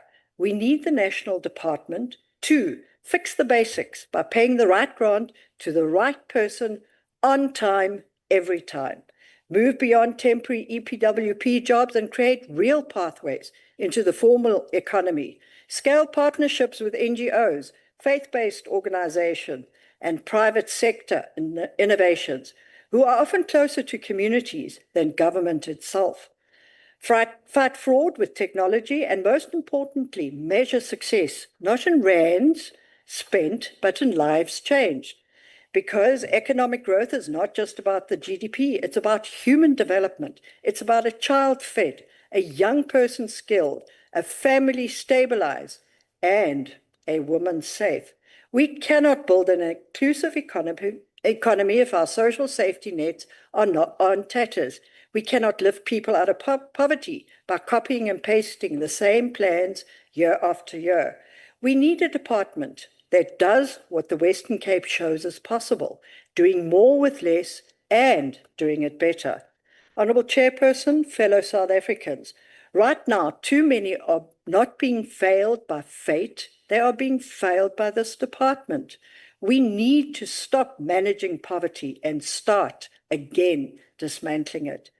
As Nelson Mandela so powerfully reminded us, overcoming poverty is not a gesture of charity. It is an act of justice. Therefore, this department's work is not about generosity. It's about fulfilling the constitutional promise to every South African that they will not be left to survive on margins, but will be given a fair chance to live, to work, and to thrive. Let us therefore rise to the challenge, Minister and Deputy Minister, not with slogans, not with empty promises, but with action, action that turns survival into opportunity and dependence into dignity. That's all they're asking. I thank you, Chair. Thank you very much, Honourable Boshoff.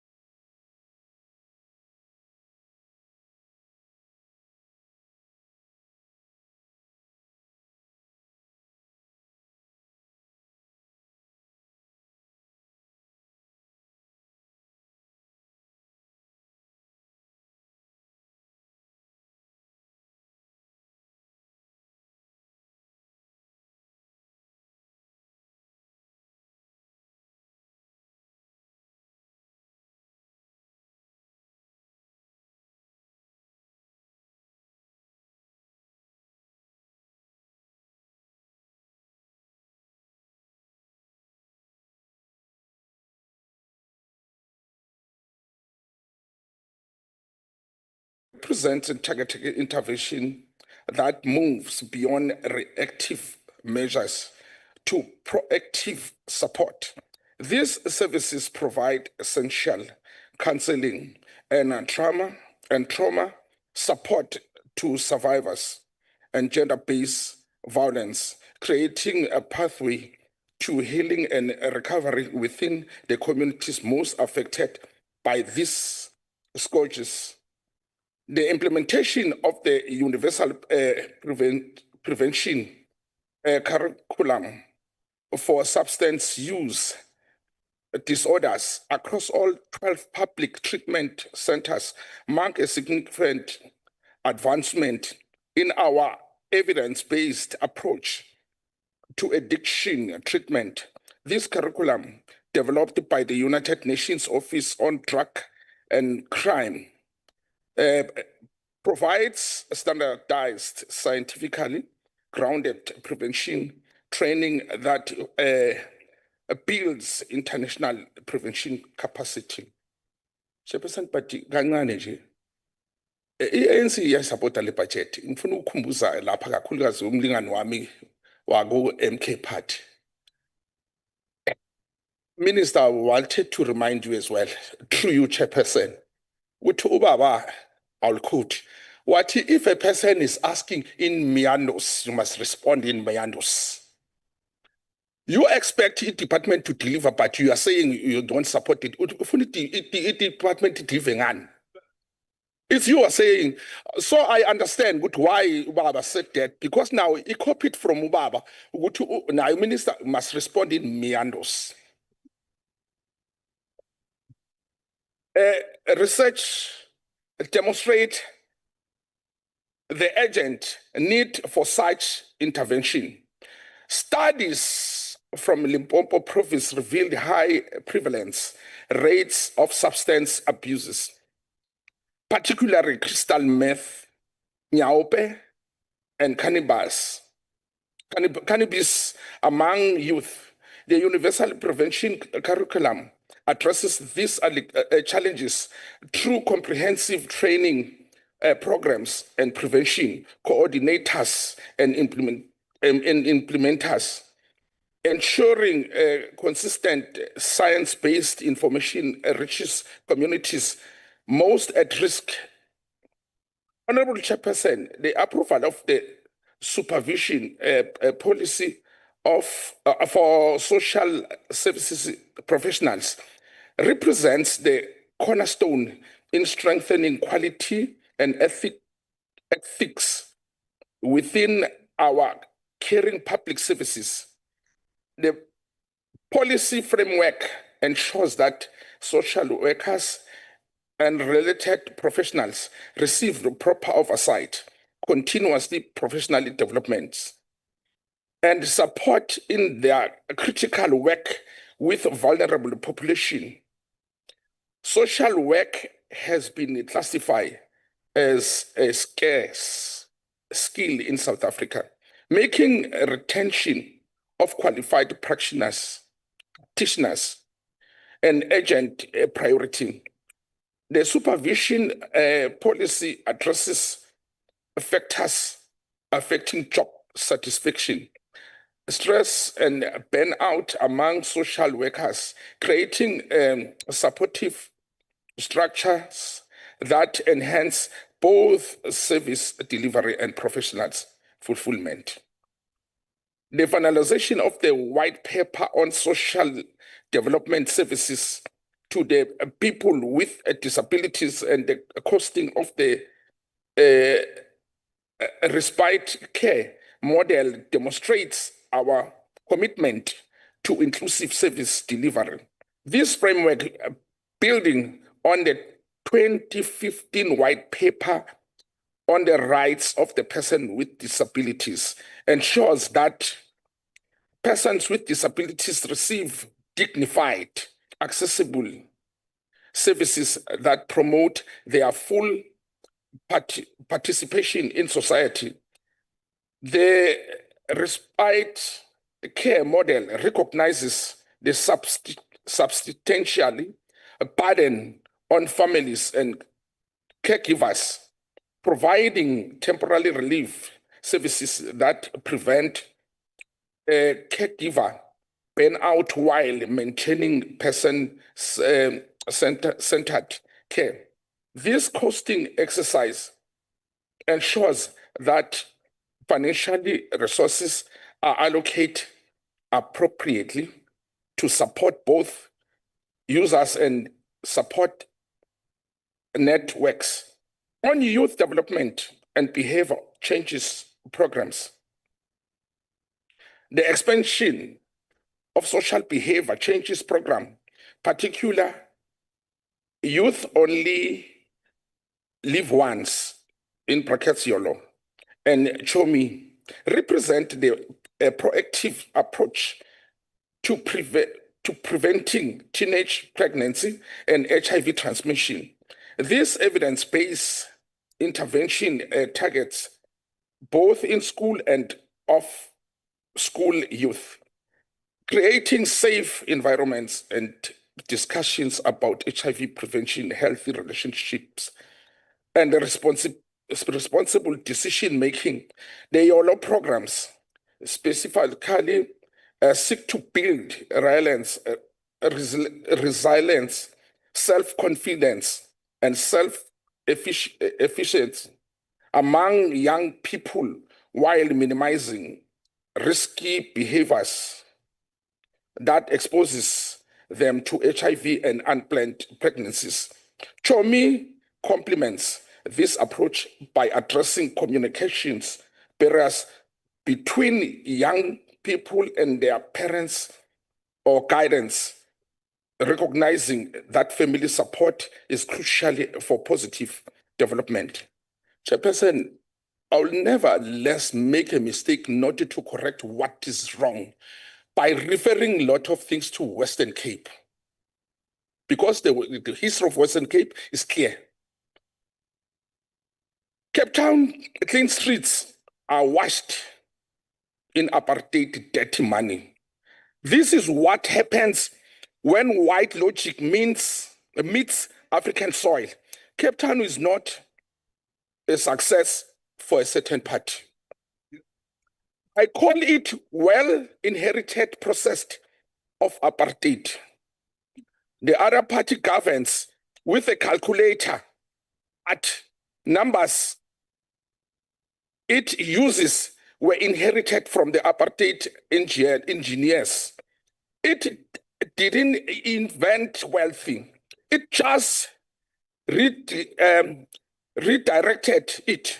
It didn't build the infrastructure. It just inherited the blueprint of apartheid.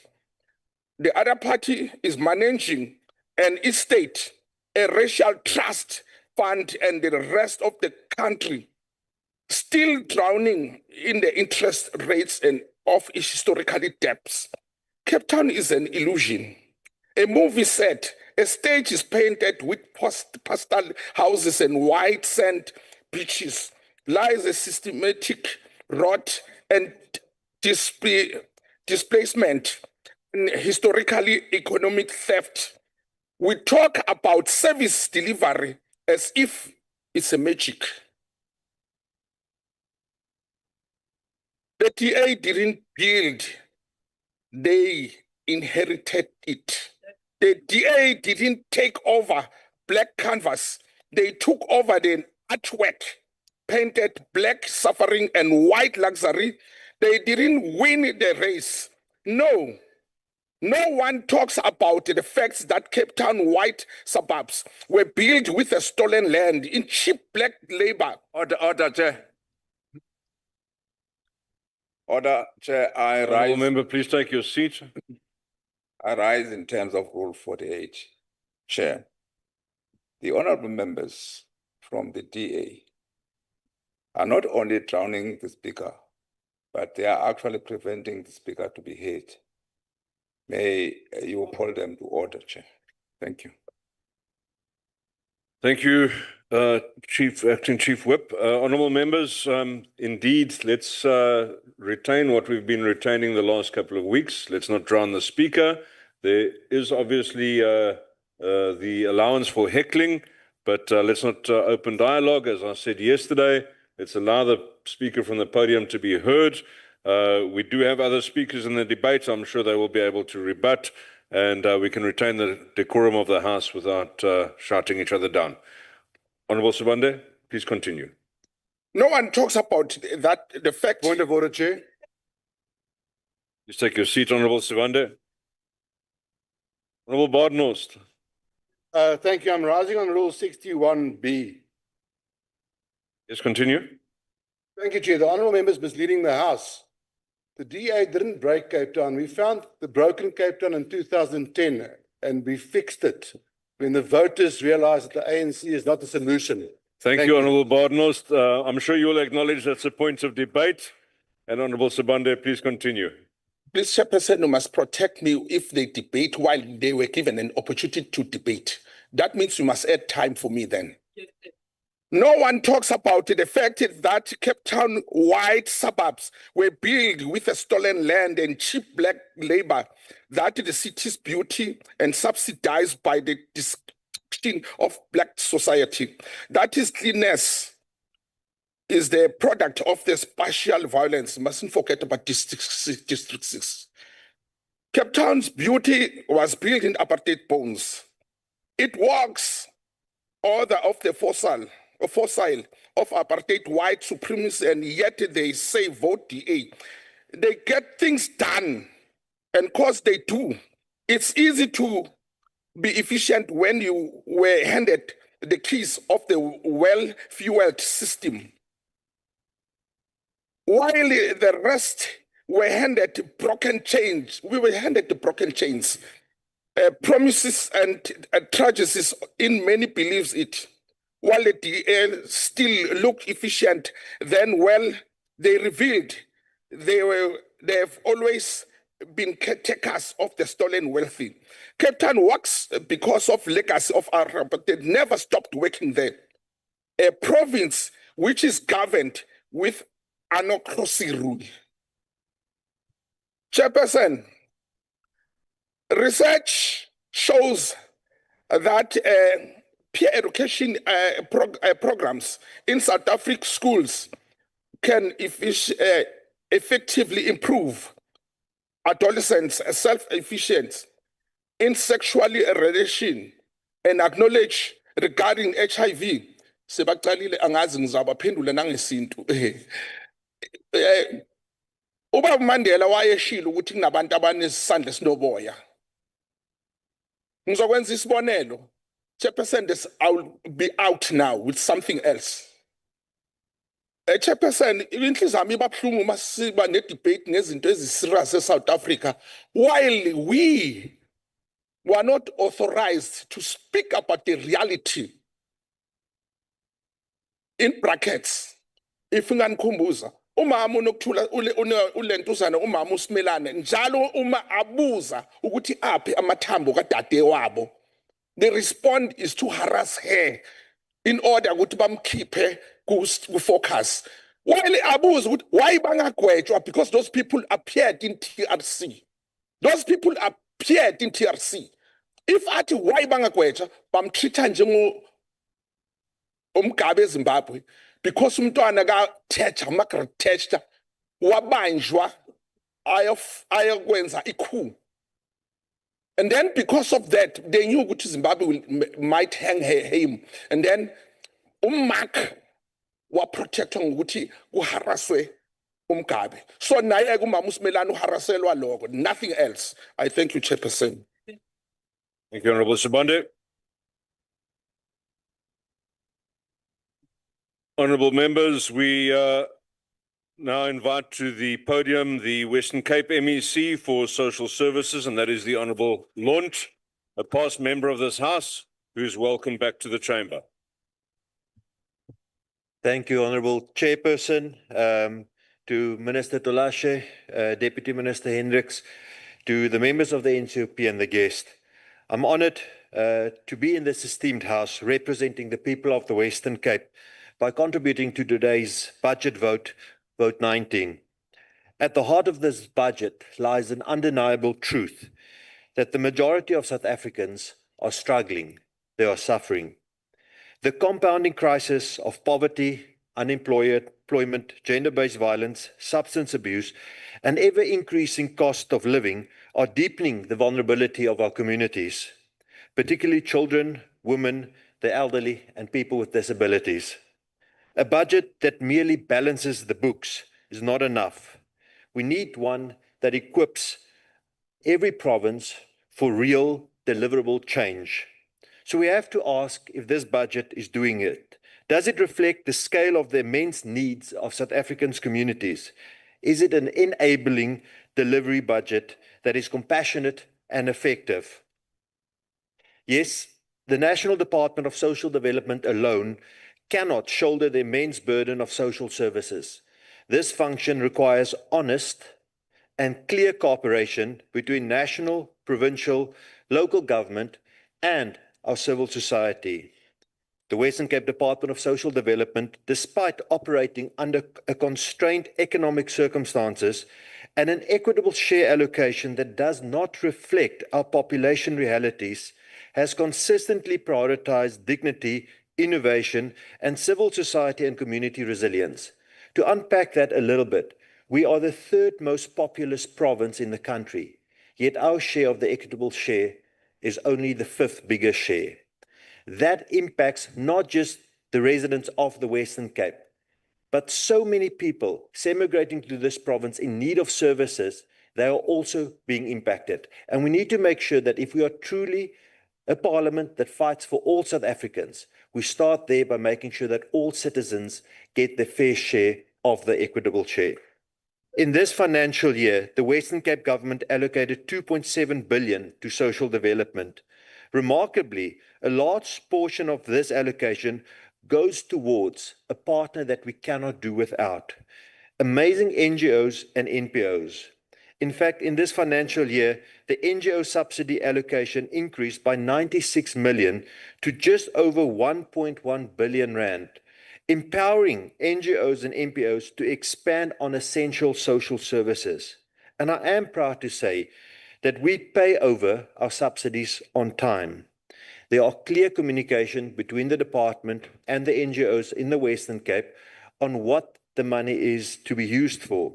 And we also work hard in that back and forth communication that we do not send funding back, that the little bit that is entrusted to us, we make sure that it reaches the residents in this province that needs it. In addition to this, our department chose to partner with the Health Foundation to establish the Cape Care Fund, a fund that helps further support partner NGOs and NPOs to deliver these important services by creating a way for the private sector to invest directly in the sectors they care about, working alongside government to expand to where it is needed the most. I often refer to the double safety net that we need to have, a sectoral safety net, but also a geographical safety net. And I'll get back to the geography of the Western Cape later. We are doing our best to look after our partner organizations, but it is also up to every other province to make sure that no money gets sent back to the national coffers. Our department is serious about good governance and making sure every cent counts. That is why we have received our 13th clean audit in a row last year. If, Honourable Minister, other provinces do have money that we want to send back to you, we are ready and able to spend that funding. We need a national department that supports, not obstructs, and enables and not dictate.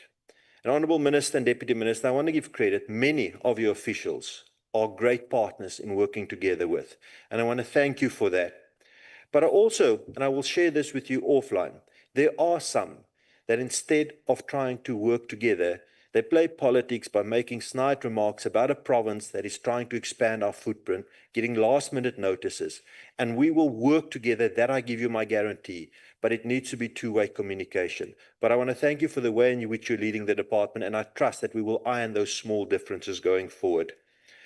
We therefore want to thank in advance the National Department of Social Development to possibly review the funding model and provide multi-year, inflation-aligned support to civil society organizations across all the provinces.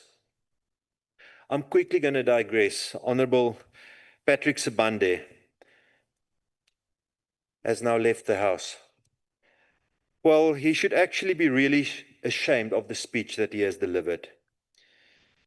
There is a province that really work above and beyond to look after the most vulnerable, and you come down and try and break down for whatever political reason you choose to do so. I served in the previous 2 NCOP terms, and your ANC colleagues in the previous terms followed this exact same hymn sheet, and look where you are now. You have dropped election on election on election. And there's 2 things. One, if you inherit something, you need to look after it. And if I talk about the geography of the province doesn't end at Salori's Pass or the Huguenot Tunnel. It goes 650 kilometers up to Maritzburg, goes all the way 600 kilometers to the Crags and up to the borders of the Northern Cape. So Cape Town is not the Western Cape. But when you inherit something, Honorable Sabande, you look after it. And when you do not inherit something, you build it up. You talk about broken chains. You got the mayoral chain in Joburg, and we all see how Joburg is falling apart. So hang your head in shame and improve your debating going forward. Honourable Chair, I do welcome the Honourable Minister Tolashe's announcement of the SASSA CEO post being filled, and that vacant SASSA posts such as those of the regional executive managers are going to be filled. I do hope that this will bring stability and a clear structure to an agency that has in the past often been overshadowed by corruption, fraud, and mismanagement. I do want to give credit to you in the absence of the SASSA representatives here today from the Western Cape. Credit should go to the Western Cape SASSA that are trying to get that open communication lines with us. I appreciate the fact that they are participating in our first Thursdays when we take government to the people. It's not an easy job sometimes, but the fact that they're willing to take our hands shows a commitment to the new normal we are going into in working together as government, different spheres. Our department has built that positive relationship with SASSA, and we are hopeful that it will continue. But I also wish to implore SASSA, as I've done before, that we need to improve the communications. We are there to help amplify messages. We are there to make sure that the messages reach all the citizens. And quite often we have seen that those messages doesn't always filter through. And there I think we can align a little bit better and improve the communication. Honourable Chair, gender-based violence and substance abuse are twin crises that are tearing the fabric of our communities apart. In the Western Cape, we have a proven track record in leading, in affecting the gender-based violence implementation plan. Earlier this year, the European Union did the monitoring and found that the province is leading in that. However, it is not enough. The scourge of gender-based violence and femicide needs more resources to combat it. I welcome the fact that the GBV National Command Centre is now fully operational, but I also hope that the necessary attention is being given so that it remains that way. We cannot let such a vital helpline be stunted by bureaucratic failures. We need a unified national strategy with clear funding, training, and infrastructure development for shelters, safe houses, and community-based treatment centres. This budget must prioritize these interventions with ring-fence allocations for provinces already leading in implementation, such as the Western Cape. I wish to also thank my national and provincial colleagues for supporting our call for social workers to be considered essential workers. I raised this in the NCP the last time I debated, and I do trust, Honourable Finis, that that has been on your agenda and that you are fighting for social workers in all 9 provinces. We do wish to see more urgency from this. And Honourable Minister, I raised it at our MINMEC as well.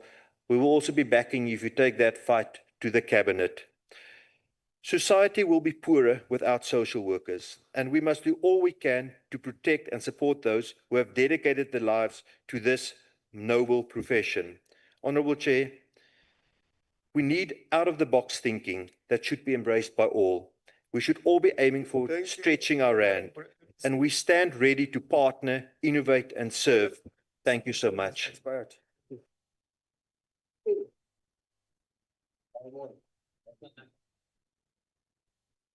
Thank you, Honourable MEC, for representing the position of the Western Cape. It has really been articulated, you understood that. The next speaker, which is going to come to the podium, is Honorable Farmer, the delegate from the Western Cape representing the Patriotic Alliance. Over to you.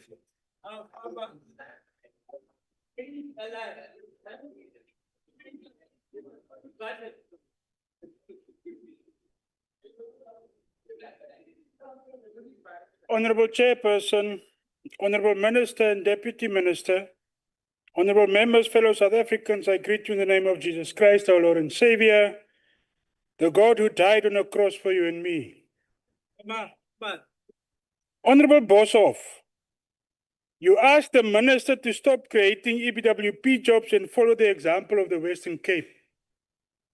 Every day we hear of the so-called beautiful employment figures of the Western Cape. Yet all those jobs are EPWP jobs. Talk of grandstanding. You see, Chairperson, if it was true that the Western Cape is such a well-governed province, why would they need to use every chance they get to spread these lies? Clearly, it is about the more you talk of a lie, the truer it sounds.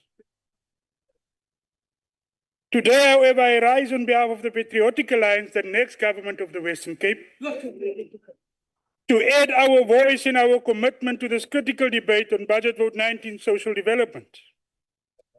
Chairperson, the test of any government is simple. How do we care for the most vulnerable among us? How do we protect the elderly, feed the hungry child, support the mother who has no income, and empower the families left behind by our economy? Too often, social development is treated like charity. A grant here, a parcel there, a handout when the headlines demand it, but for the Patriotic Alliance, true social development is not charity. It is justice. It is economy restoration, it is dignity.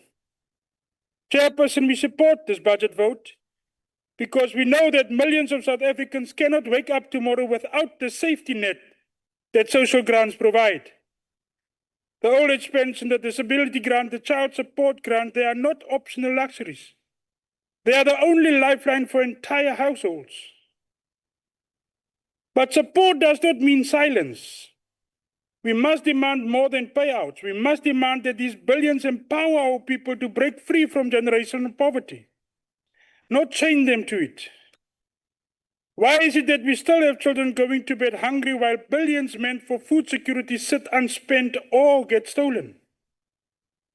Why do we see so many elderly women abused by their own family members for their SASSA cards? Why do we still have social workers overwhelmed and under-resourced while gender-based violence destroys families every day? Honorable members, social grants must be supported by pathways to opportunity. That means skills training for young mothers, micro-enterprise funding for social grant recipients, and stronger partnerships with NGOs, churches, and communities who stand shoulder to shoulder with the poor, not only at election time. We want to see this department take stronger action against fraud and syndicates who prey on the vulnerable. Let the people's money work for the people, not the connected few. Chairperson, this budget vote must also tackle the unseen crises like mental health. Poverty and hopelessness fuel depression and addiction in our townships and rural areas.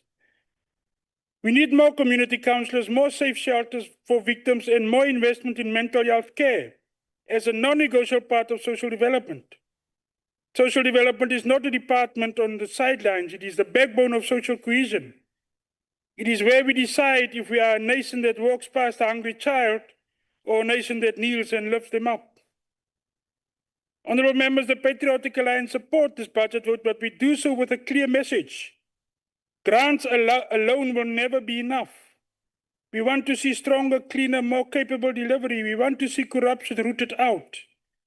We want to see partnerships with civil society that rebuild communities from the bottom up. Chairperson, let this not be another year of speeches and slogans. Let it be the year we prove that social development means something real in the daily lives of our people. We are not here to protect poverty. We are here to end it.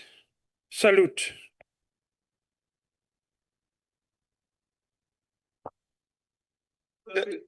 Thank you, Honorable Farmer, for your input. The next Speaker on the podium is Honorable Peter from the Eastern Cape.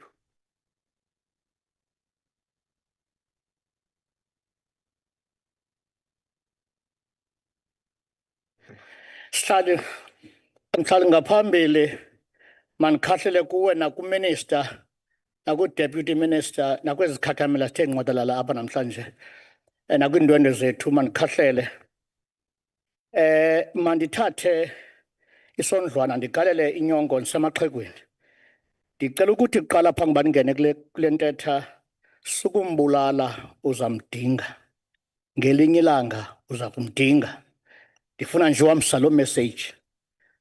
Honorable Speaker, South Africa remains a dual economy, burdened by one of the highest and the most persistent inequality rates globally. These inequalities are passed down from one generation to the next with a little change, entrenching poverty and systematic marginalization that continue to define the lives of millions. In the fourth quarter of 2024, the official unemployment rate stood at 31.9%, while youth aged 15 to 24 faces a staggering 44.6% unemployment rate, a crisis disproportionately impacting young people and the women. Furthermore, 63% of South Africans live in poverty, according to the upper middle income country threshold. These figures are not mere statistics. They expose governance failures and the absence of the urgency to address our socio-economic crisis. The United Democratic Movement welcomes the minister's pledge to convert the social relief of distress grant into a permanent basic income. Siyisupporta loo nto minister sisithi masingabaniki imali epermanent ibelele ubuthongo ezindlini. Masenze ijob bayivukele le mali ngoba ngokusebenza izidodo neemfama sibapha ingathi bazizilima. Masibanike masibaphe ijob noba ngeyantoni na nokuchola iphepha ikwayijob. Ndigqithe ke apho ke minister omhle, a pressing concern is the abuse of the social grant system by foreign nationals. Each month, people from Lesotho, Swaziland, Zimbabwe, and Mozambique cross our borders to collect SASSA grants, often illegally and without valid documentation. This is unsustainable and unjust to South Africans who are pushed to back of the queue. While we do not oppose foreign nationals in principle, we cannot continue to subsidize the social welfare of neighboring states when our own people go hungry. This abuse must be stopped immediately through stronger verification, but through border control as well, and the data matching with Home Affairs. The route with the department also extends beyond inefficiency to criminality. Investigation reveals syndicates and corrupt officials siphoning millions from SASSA, crimes against the poor. If the department fails to act decisively, these offenses will occur. An example must be made. Those who defraud the system, he must be prosecuted publicly, named and removed from the system. Masingabakhuseli as officials zenza okukubi xa sithe zazibhaqa minister. Noba ngumntakwethu masimbeke bucala. Bandigqibezela sihlalo. Finally, non-profit organizations are the backbone of community social services. Yet earlier this year, over 41,000 NPOs received notices of non-compliance, and more than 6,200 were deregistered. In Gauteng, KwaZulu-Natal, and Western Cape, entire networks face collapse due to a bureaucrat apply without support or empty. The organization must be capacitated, not crushed. The UDM calls on the Department on Social Development to stop issuing slogans and start delivering results. Basic income must be accessible, not aspirational. Fraud must be addressed swiftly and justified. Cross-border abuse must be ended. Minister, imali yase-South Africa idliwa ngabasentla. Sibakhusela njani aba bantu? Kungena abantu basemzini umhla nezolo. Asikho apha sizokugaya ivote. oko sisithi xa nisibulala xa sinibetha simekwe liqonga cingani uba singabantwana benu ngoba ngomso nizasidinga yiyo loo nto koku UDM isapota le budget. Enkosi. Thank you, Honorable Peter. Then the next speaker is going to be on the next speaker is Honorable Sewisa from the Northern Cape.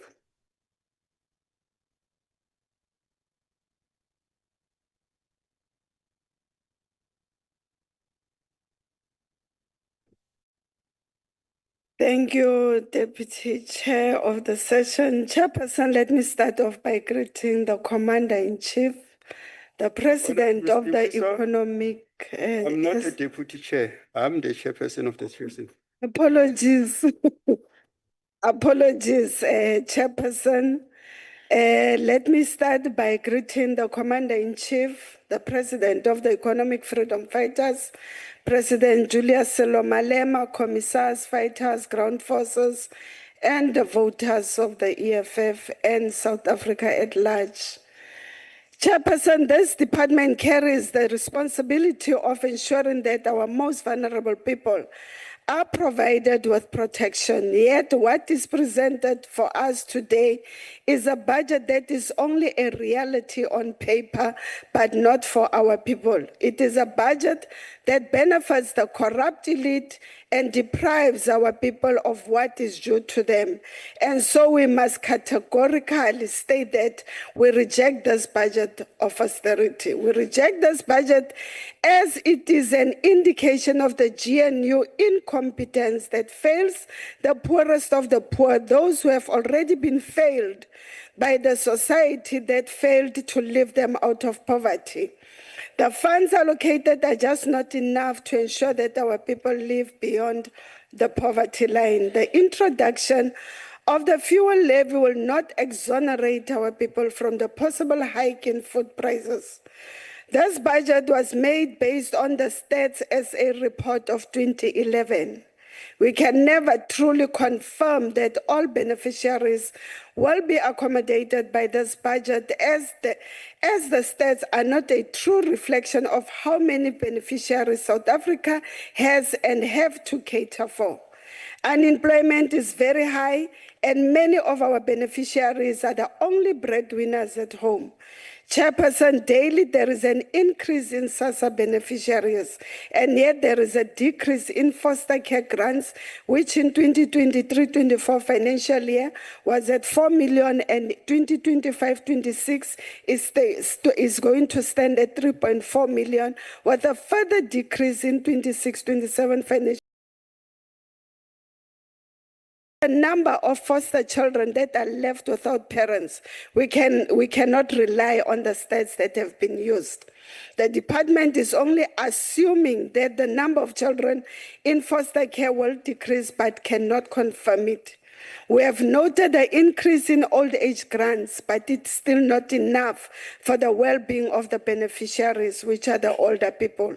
It is certainly not enough to cover medical expenses and doctor visits, especially if one is to take into consideration that our clinics and hospitals do not have the capacity to give our elderly the medical attention needed. The funds are not enough to ensure that our elderly eat proper food to sustain their health.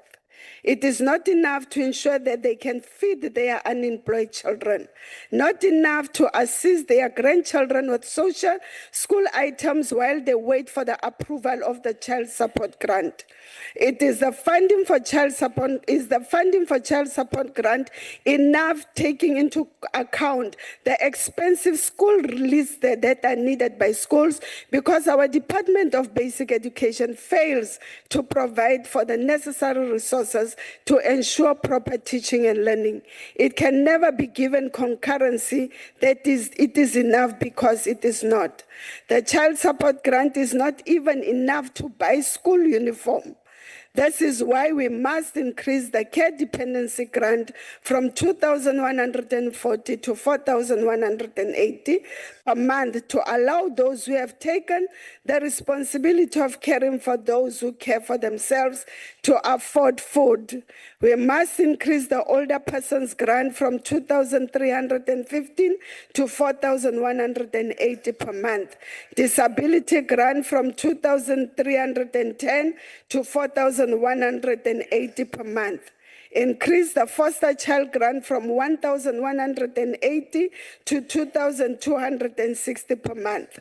Increase the child support grant from 560 to 1,020 rand per month. We must also introduce a grant for the unemployed graduates. A permanent solution is the implementation of the social assistance and work towards the universal basic income for all. The continued failure by the social development cannot be ignored. We are in a country where corruption is the order of the day and SASSA beneficiaries suffer due to deep-rooted administrative failures. Every day our youth is exposed to drugs and become addicts, and there is no place where they can receive help to fight the addiction. The country does not have enough rehabilitation centers.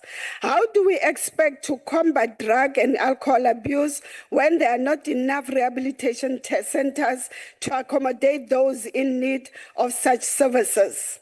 There are few that we do have. Are they even conducive to deal with such cases? Is there enough manpower to tackle such massive pandemic in our country? This House must applaud heroes like Prince Simpiwe Mazibuko, also known as Prince Wapitori, for the splendid work he's doing for the intervening when government failed. Further, also send gratitude to Ntate Moloto of Latgag, who also runs a rehabilitation camp to help our youth and adults in changing their lives.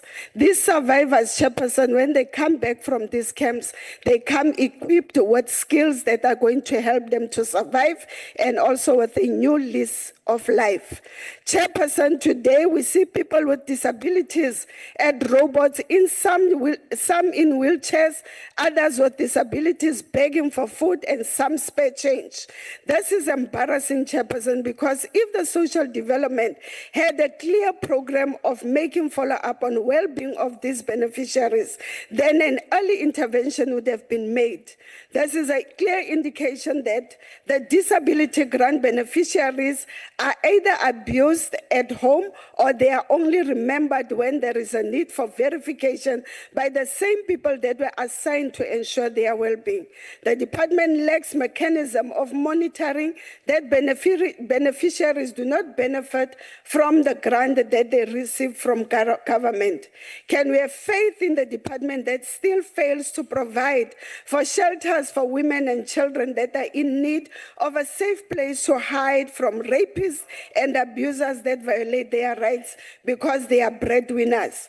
Women are subjected to return to the same abuser or rapist because they do not have any other alternative, or else they might end up on the streets where there is more danger, as our country has turned into a jungle full of hunters of destruction. South Africa has the best policies, Chairperson, but only good on paper. They are typed on.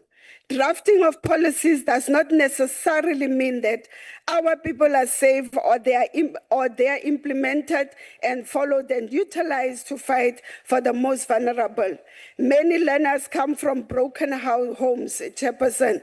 They enter school premises broken and with a high number of learners in classes, an educator can never identify a learner who needs his or her immediate attention. Thus, there is a need for each school to have a social worker present on the school premises so that the learner can receive the help they need immediately. This will ensure that intervention is done at an early stage, but the department fails to make a provision for that. This is not because there are no social workers, Chairperson.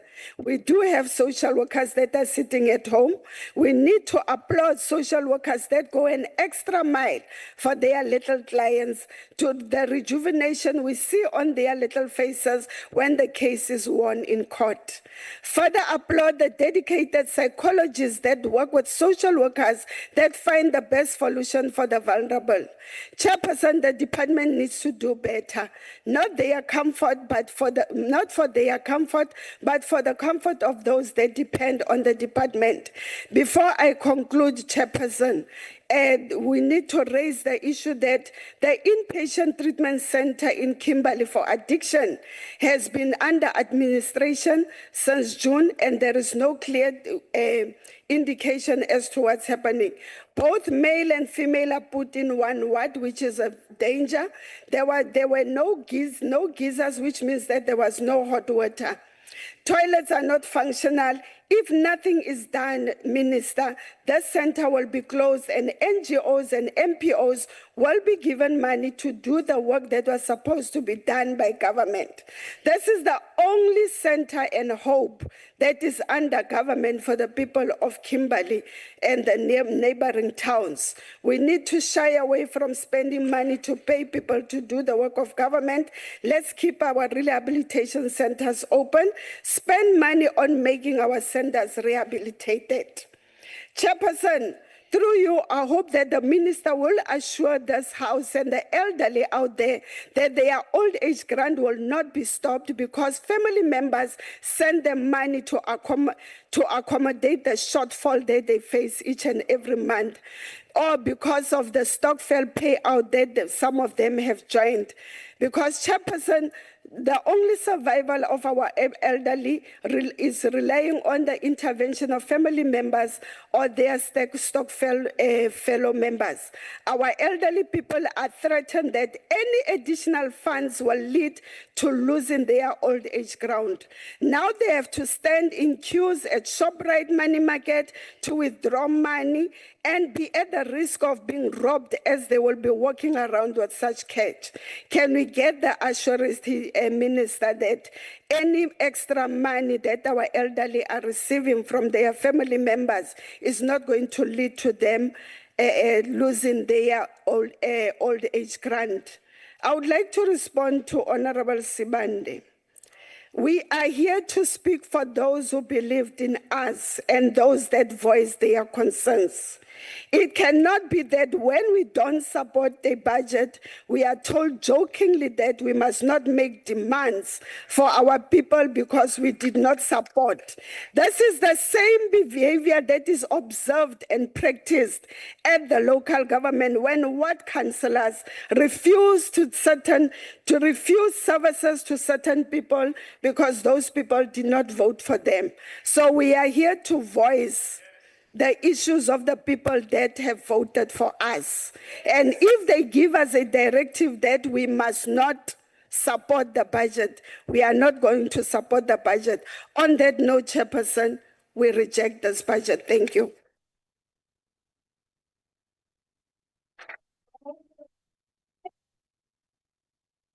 Thank you, Honorable Siwisa.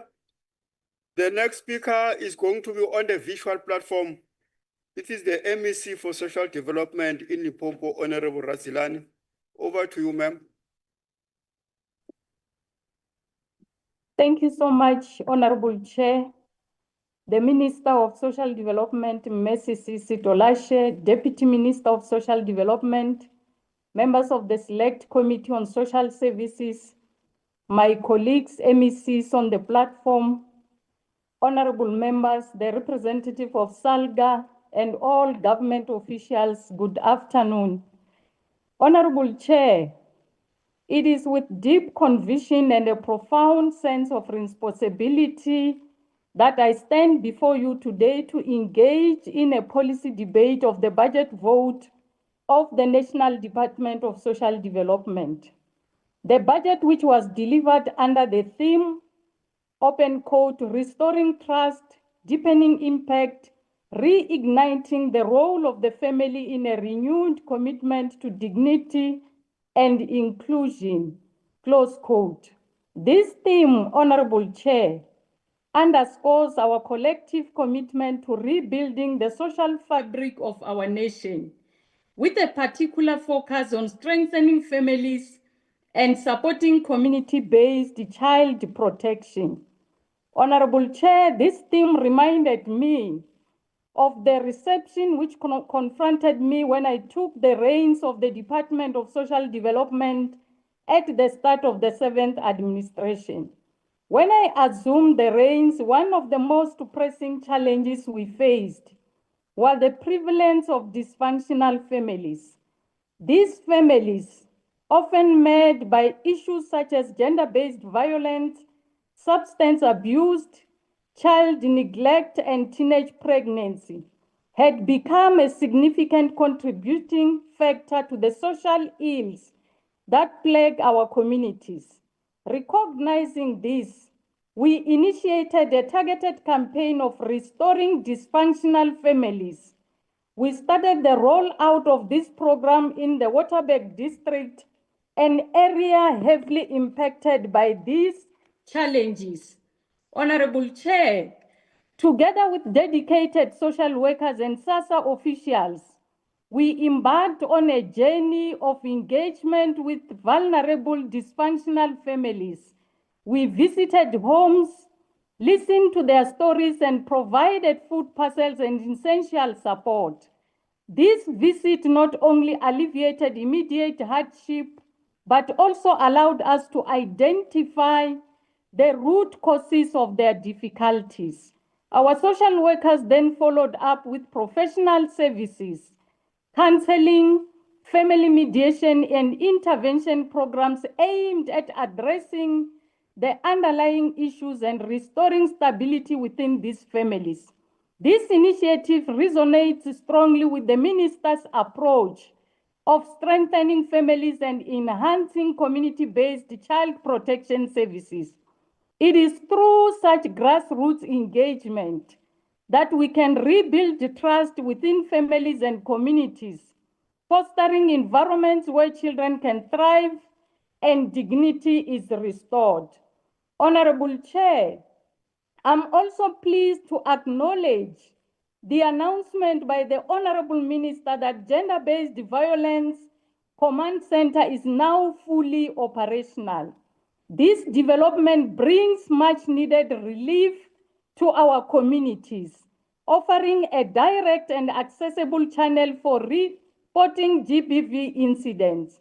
The center's operationalization signifies a decisive step towards ensuring safety, justice, and support for victims of violence. Gender-based violence remains a deeply troubling scourge in Limpopo. Women and children continue to bear the brunt of this violence, with recent incidents including the tragic attack on an elderly woman, an 82-year-old mother, allegedly murdered and dismembered, allegedly by her own son. Such incidents not only shame our society, but also threaten social cohesion and community safety. The alarming trend of attacks on elderly women is particularly distressing, and it underscores the urgent need for comprehensive protective measures. Honorable Chair, to address this, the department has prioritized providing residential facilities for vulnerable older persons. We are committed to ensuring these facilities meet the highest standards, offering comfort and dignity to our elderly members. Additionally, community-based care and support centers are playing an increasingly vital role, providing accessible, localized support that allows our senior citizens to live with dignity and security. As we support the Minister's budget, we are confident that these resources will translate into tangible impacts, more protected families, safer communities, and a society where dignity and inclusion are not just ideals but lived realities. We remain committed to our shared vision of a society where every individual, regardless of age, gender, or background, can live free from violence and neglect, with their rights upheld and their dignity respected.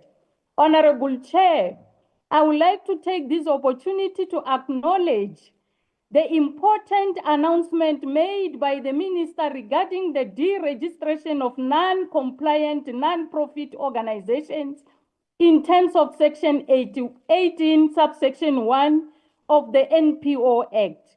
This measure is crucial in ensuring accountability, transparency, and integrity within the sector. In Limpopo alone, over 1,000 notices have been issued to NPOs that are not complying with the necessary registration requirements. Honorable Chair, we recognize that NPOs play a vital role in delivering essential services to our most vulnerable members of society. Therefore, rather than abandoning or neglecting these organizations, we have resolved to adopt a supportive approach. We are implementing targeted training programs focusing on financial accountability, corporate governance, and compliance with the legal requirements. Our goal is to assist this organization in rectifying their shortcomings so that they can continue their invaluable work effectively and sustainably. It is through these efforts that we aim to strengthen the sector, enhance service delivery, and uphold the dignity of those we serve. Honorable Chair, I call upon all members of this honorable House to join us in this vital endeavor of strengthening families, supporting community-based child protection, and fostering a society rooted in dignity, trust, and inclusion. Together, let us reignite the role of the family as the cornerstone of our social fabric and build a future where every South African can flourish. We therefore, Honorable Chair, support the budget as presented by the Honorable Minister, because to us, this budget will go a long way in terms of addressing challenges facing the most vulnerable within the society. I thank you, Honorable Chair. Thank you, Honorable MEC. We cannot agree more that the family is the basic need of the community and society. The next speaker is going to be in the house here, who's going to come to the podium, is Honorable P. Govender from KwaZulu-Natal. This is the real deputy chair. Don't just allocate positions to the people.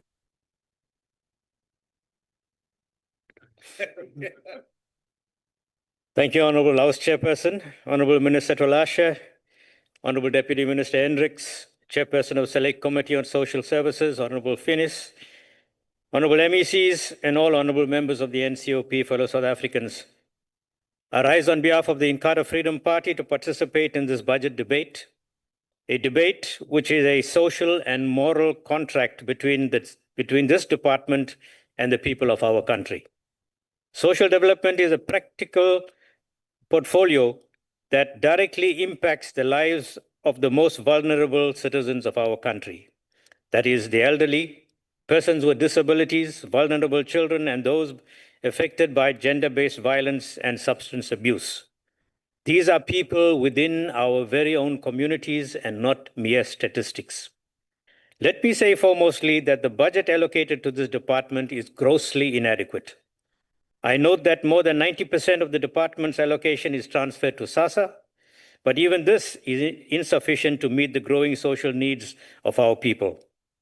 Even much of these limited resources are being lost to rampant fraud, corruption, and mismanagement within the SASSA system. We frequently hear of people being found with dozens of SASSA cards, siphoning off funds that are intended to support the poor and vulnerable. The obvious question, honorable members, is how are these criminals gaining access to SASSA cards? Honorable Chairperson, the logical conclusion is that there are corrupt officials within the system. This corruption cannot continue unchecked. The Inkatha Freedom Party demands administrative justice for the people of South Africa. In November last year, Parliament was informed that over 1 billion rand had been lost to social grants that were paid to people who were ineligible. This is an outrage and frankly a betrayal of the millions of hungry and jobless people who look to us for support. House Chairperson, the department's communication strategy is seriously lacking. The current review process to update beneficiary records and remove illegitimate recipients lacks clear public messaging. Elderly and disabled people are left confused and anxious simply because they are not properly informed of the review process. Honorable House Chairperson, I am from KwaZulu-Natal, and I must raise the matter of the Chatsworth office building belonging to the Department of Social Development, which has been declared unfit for safe occupation. This department is currently renting private premises in the area for about 125,000 rand per month under a 3-year lease.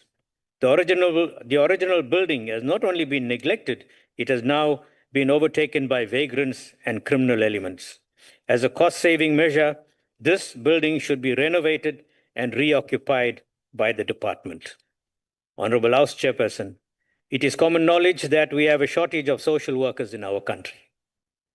Thousands of trained social workers are sitting at home unemployed, many of whom were educated through government bursaries, with the understanding that they will be employed upon qualification. This promise has not been honored, despite a cabinet resolution dating back to 2018. Funding for the employment of additional social workers could be obtained from money saved once fraud and corruption has been addressed, and also from the Criminal Assets Recovery Account, known as the CARA Fund, where there are billions of rands sitting, and that can be used to employ more social workers to benefit our citizens. Honorable Minister, I urge you to make the basic income grant a reality, as it will go a long way in giving dignity to the people of our country. Recently, I got a call from a senior citizen in Rudaport who visited that social development office and was told that the aged will only be attended to on a Monday. And they were asked to go back home and come back on a Monday. Now, I don't know whether this is department policy. I don't think it is. But if it is not, Honorable Minister, it needs to be addressed. And that office manager needs to be made to account for why such inconvenience is placed upon our senior citizens.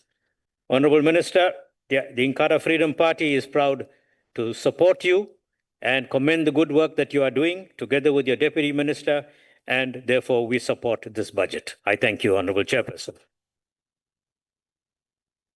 Thank you, Honorable Governor. The next speaker on the podium is going to be Honorable Gutzel from Western Cape.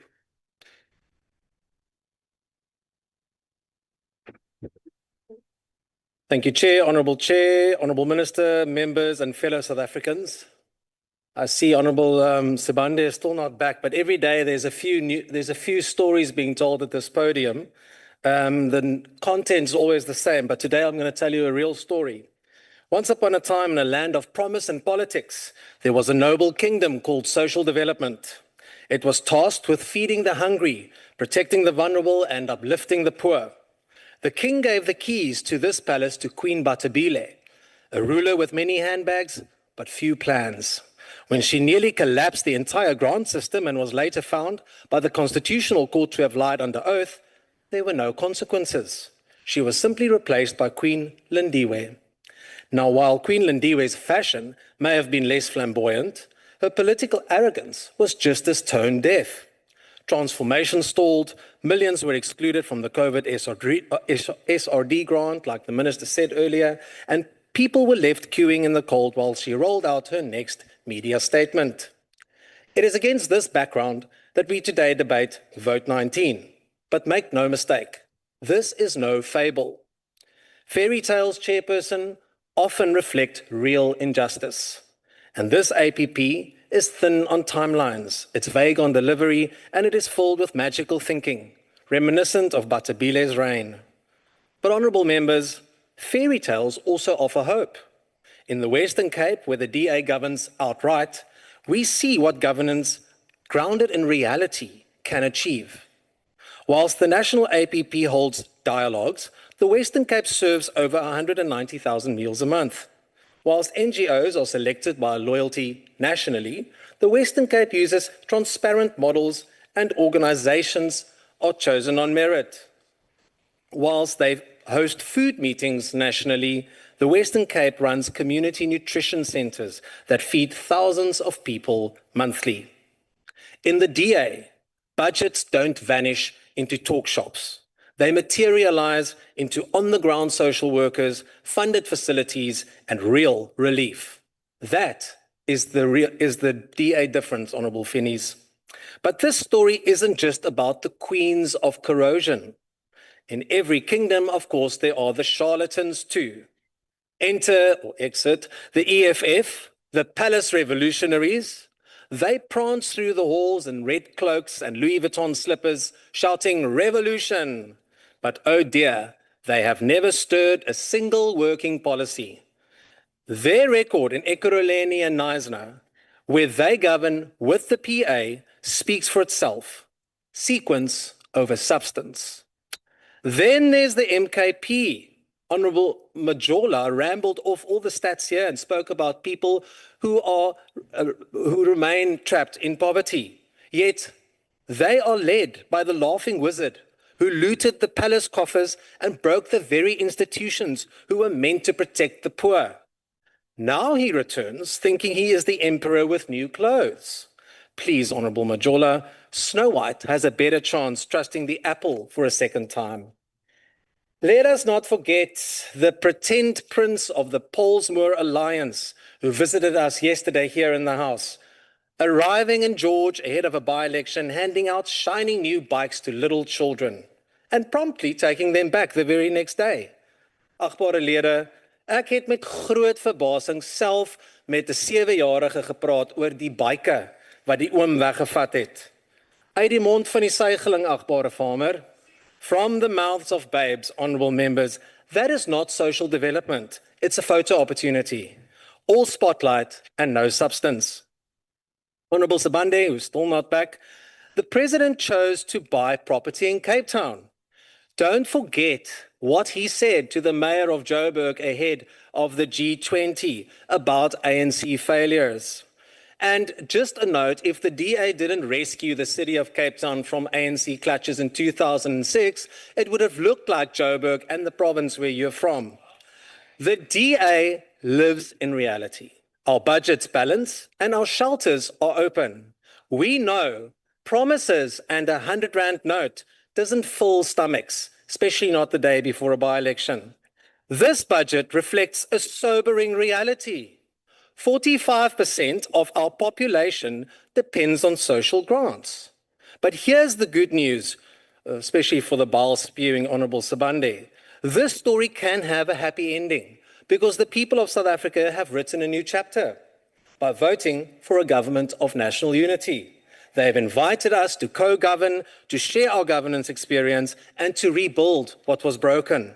And honourable members, also to fix the lies told by the biggest disgrace of a minister to date. So, let us help to help the people. So yes, Honourable Chairperson, the DA finds many reasons to support this budget to ensure that the marginalised are given the step up that they need. And through you, Honourable Chairperson, I invite both Honourable Makwele and the Minister to come back to this podium and take the hand of support that we are offering. In fact, we offer more than support. We offer partnership and good governance experience. Let us work together. Let us change the plot. Let's move from the legacy of Queen Batabile and Lindiwe, because this story isn't about politicians. It's about the people, the kings and queens of this country who deserve dignity, stability, and hope. Time has expired. Thank you.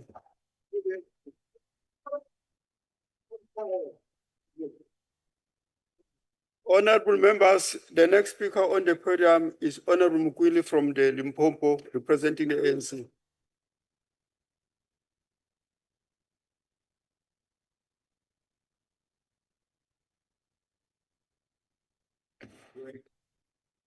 Thanks very much, Chair, and greetings to honorable members, the acting chief whip, fellow South Africans.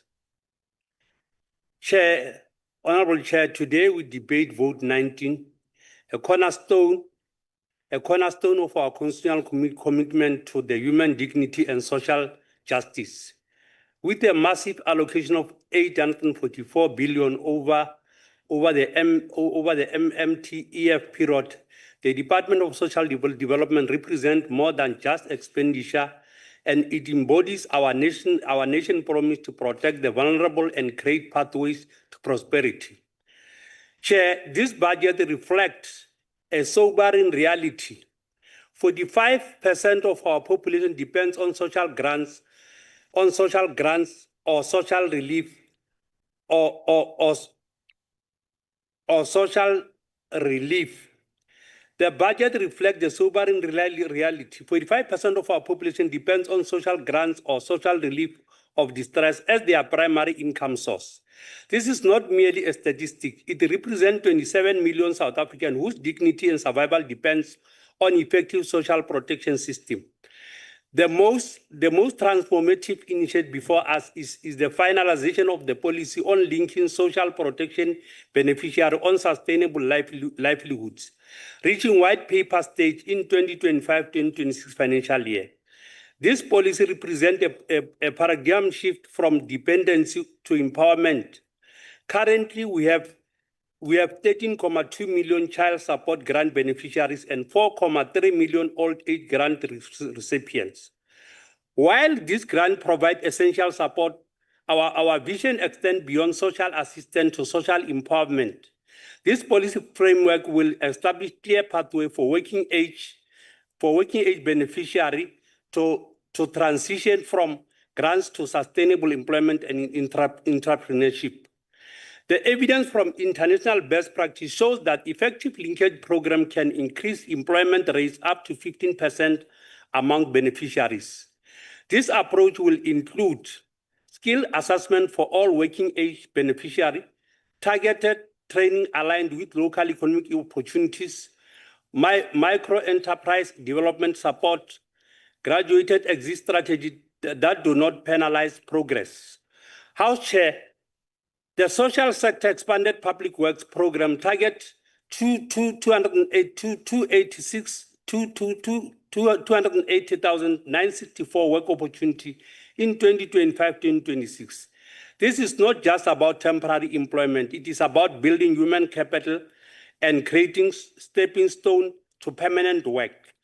Recent performance data shows there has been creation of 24,022 work opportunity with an average duration of 176% days. However, we must enhance the quality and sustainability of these opportunities. This integration, Honorable Chair, with the welfare to work policy will ensure EPWP participant receive digital CV creation and job matching services, certification and skill development, direct linkage to permanent employment opportunity, entrepreneurship support for those ready to start businesses. Honorable members, the food security remains fundamental to human dignity. Our implementation of the Nation Food and Nutrition Security Plan represents the comprehensive approach to addressing the 29% of South Africans living in extreme poverty. The plan addresses multiple dimensions of the food insecurity, availability, access, utilization, and stability. Research shows that the rural areas face challenges with large household size and limited access being key determinants of food security. We note the expansion of 1,200 community nutrition and development centers represent a significant scaling of our nutrition intervention infrastructure.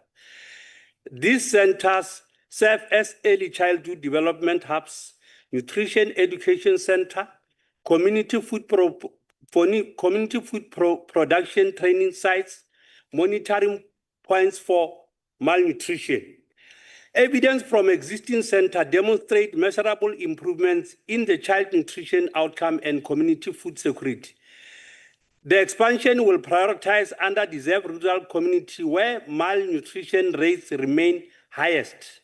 Our commitment to processing 100% of NPO applications within 2 months and achieving 80% compliance on annual report reflects our understanding that civil society is crucial to democratic governance. The Non-Profit Organization Act requires modernization to meet contemporary challenges while maintaining accountability. Our reformed approach includes streamlined registration process, risk-based compliance, stronger measure against money laundering and terrorism financing. Over 90,000 registered NPO contributing millions to social development. This reform will-based grant and digital submission portal represent our commitment to efficiency and transparency. This modernization, honorable members, will reduce administrative burden from legitimate organization, improve monitoring and evaluation of social impact, enable real-time reporting and accountability, and create incentive for measurable outcome.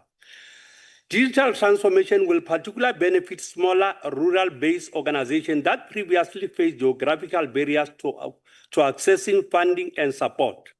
The implementation of DSD portfolio district development model across all 44 districts and 8 metros ensure that social development interventions are locally relevant and integrated with other governmental services. This model breaks down silos between the national, provincial, and local government, creating coordinated service delivery at the point of need, joint planning and resource allocation, shared accountability and development outcome, community-driven development priorities. Research on integrated development approach shows they can improve service delivery efficiency up to 30% while reducing duplication and gaps. The expansion of National Development Agency mandate to mobilize 130 million in partner funds represent innovative approach to leveraging private international sources for community development. The NDA enhanced role includes capacity, including for 8,500 community enterprise members, facilitating access to market and value chains, supporting community-owned commercial enterprise, creating sustainable employment in underdeserved areas. This approach moves beyond traditional grant making to creating large economic opportunities that reduce long-term. The rollout of National Integrated Social Protection Information System Phase 2 will revolutionize how we map household intervention and eliminate duplication. This system will create comprehensive households, prevent fraud, facilitate seamless referral between services. The social distress experience reaching 8.9 million beneficiaries monthly demonstrated the power of digital system and rapidly scale social protection. Phase 2 will extend this capability across all social grants and services. Honorable Chair, this budget represents more than fiscal allocation and it embodies our constitutional commitment of building a society based on democratic values, social justice, and fundamental human rights. Honorable Chair, we commend our Minister of Social Development for an unwavering commitment to strengthening provincial implementation, particularly through the rollout of the DSD portfolio district development model across 44 districts and 8 metros.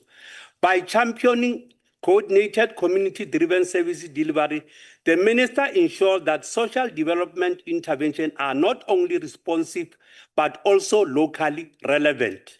The integration of national priority will with provincial reality reflect on absolute understanding that meaningful transformation occur where policy meets the people on the ground in our provinces.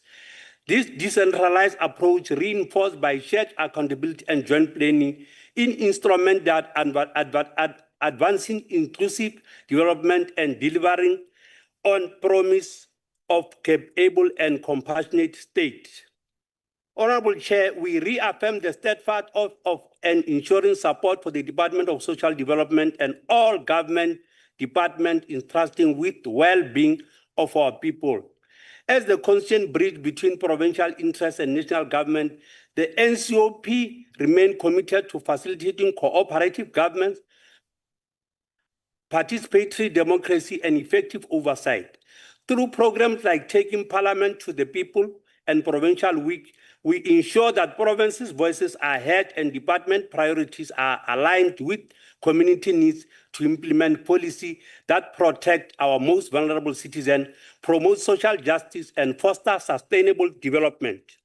We still continue to play its unique oversight as NCOP and advocacy role, ensuring that the pursuit of dignified and equitable society remain not just an ambition, but an enduring reality for generations to come.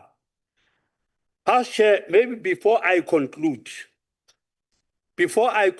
I just want to go to my learned honorable member, Duplessis. I don't see her because we are sitting together in the select committee, whereby he raised a very critical issue, whereby you are saying that thousands of rent are not paid to the NGOs that are operating in Western Cape.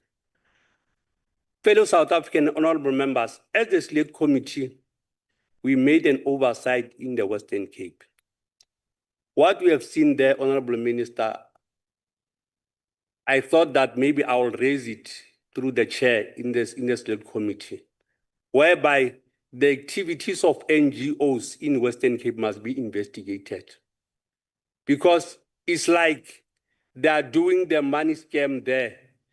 Because even, when we were doing oversight, we visited area in the deep Western Cape and even in the rural areas, where you can see that where the colored are living, Minister, is a very shame area. But if you can go where the whites, in particular, they are living, the standard there is even more than the hotel.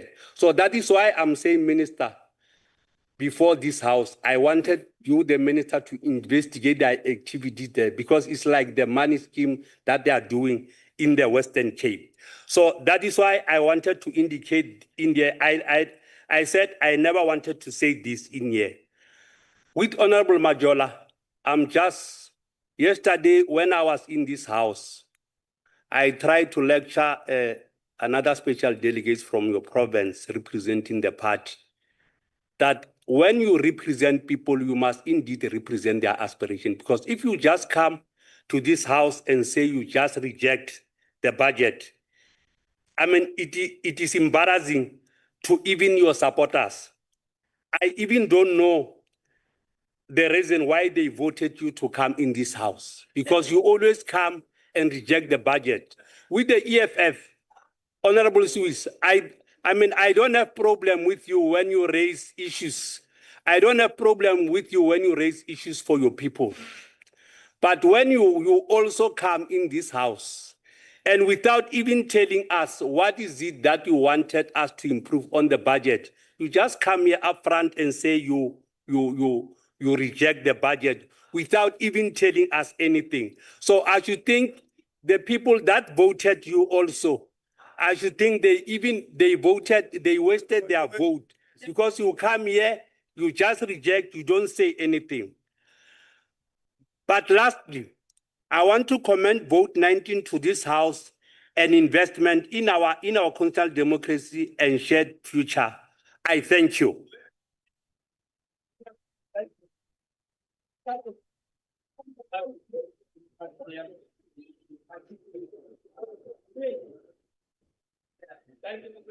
Thank you, Honorable Mukwili. Honorable Minister, you have heard what the team social development has said. can respond to their issues. Thank you. Over to you, Honorable.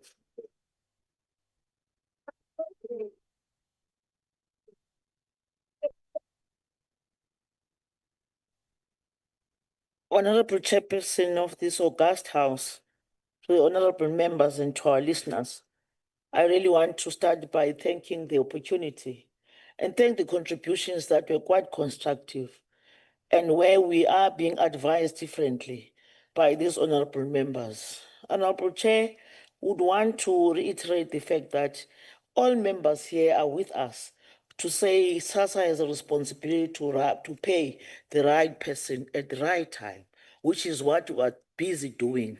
Please come together, hold hands in the name of partnership for us to be able to turn around the AG's report that has been consistent in the last financial years, that they were indicating that we are not doing that to the really the fullest of the expectation. So I don't want to get there because all honorable members agree that there's a really urgent responsibility that we must embark on, which already in my speech, both in the NA and here, I have put in place upfront the processes that we are following in making sure that we do exactly that. Thank you for affirming what you are doing already. Chair, we don't want to put an anxiety to our people, rather to say, for those who are being called in by SASSA, let them present themselves into the offices, exactly for the reasons that the honorable members have articulated, of paying the right person at the right time. How we do it, Chair, because the Act dictates to us that we must do this. We must also take this opportunity to say, when we did it in the service, civil service, we would know that we were able to recoup 1 billion rand in making sure that we're effective in paying the right person and the right time. On the post bank, Honorable Chair, we know for a fact that I've been crisscrossing the Western Cape in particular to make sure that the replacement of the card becomes effective. Indeed, Chair, want once again to affirm and lay the anxiety to our people, even when those deadlines come into play, our people will still get their money without fail. No one will be left behind, especially those who have registered with SASSA, either with Postbank or with SASSA itself. We are still saying, Chair, people must just rock up in SASSA offices to go and present themselves so that we can pay them. If they don't, having been identified and called, we are giving them an opportunity to make sure that they do so. Because indeed, Honorable Chair, as we are all saying, we will not be paying ghosts, not anymore.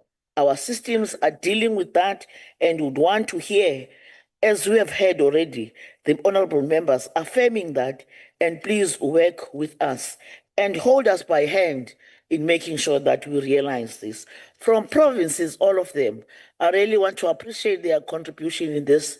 Chair, I want to assure you, we've got a very good relationship with all our 9 provinces. We sit in Minmax, we discuss issues. We see things coming and together we come up with solutions. So I'm not going to stand here and tell people that I've been in Western Cape since January this year. When I came from a political responsibility, I got to understand that Western Cape people need more services than any other time. And indeed, Chair, I've done that. I've crisscrossed this province.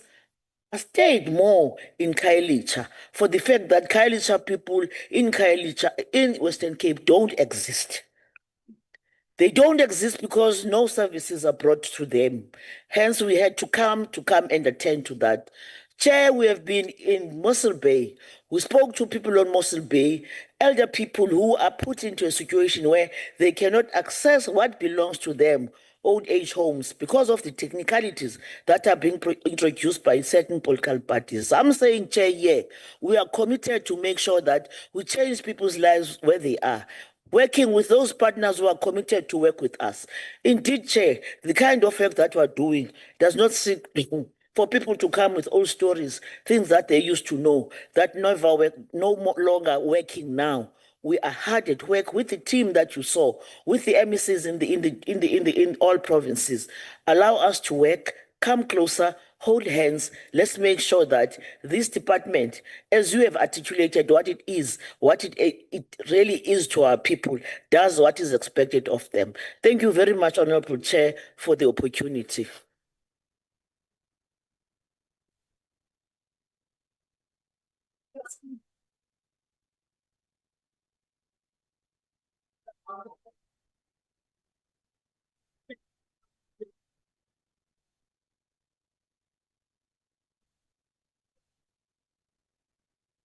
Honorable delegates, Honorable Makeba, please.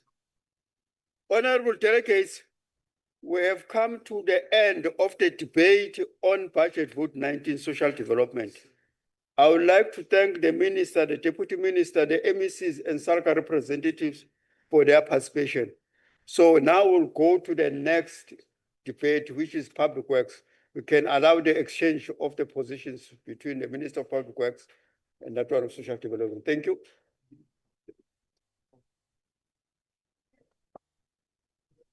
What are we doing?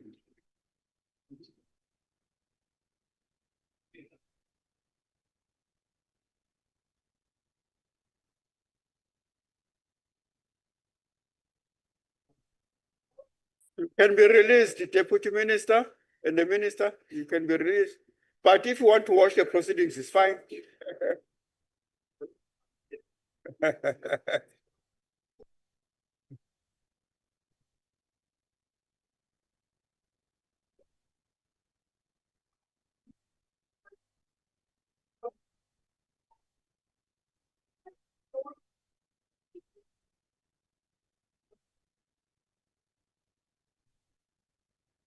Yeah, yes. That's fine.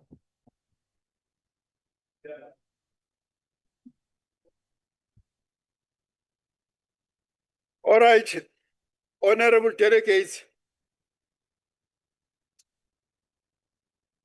Honorable delegates, Honorable Mudise, please don't run a running commentary with Honorable Badenhorst.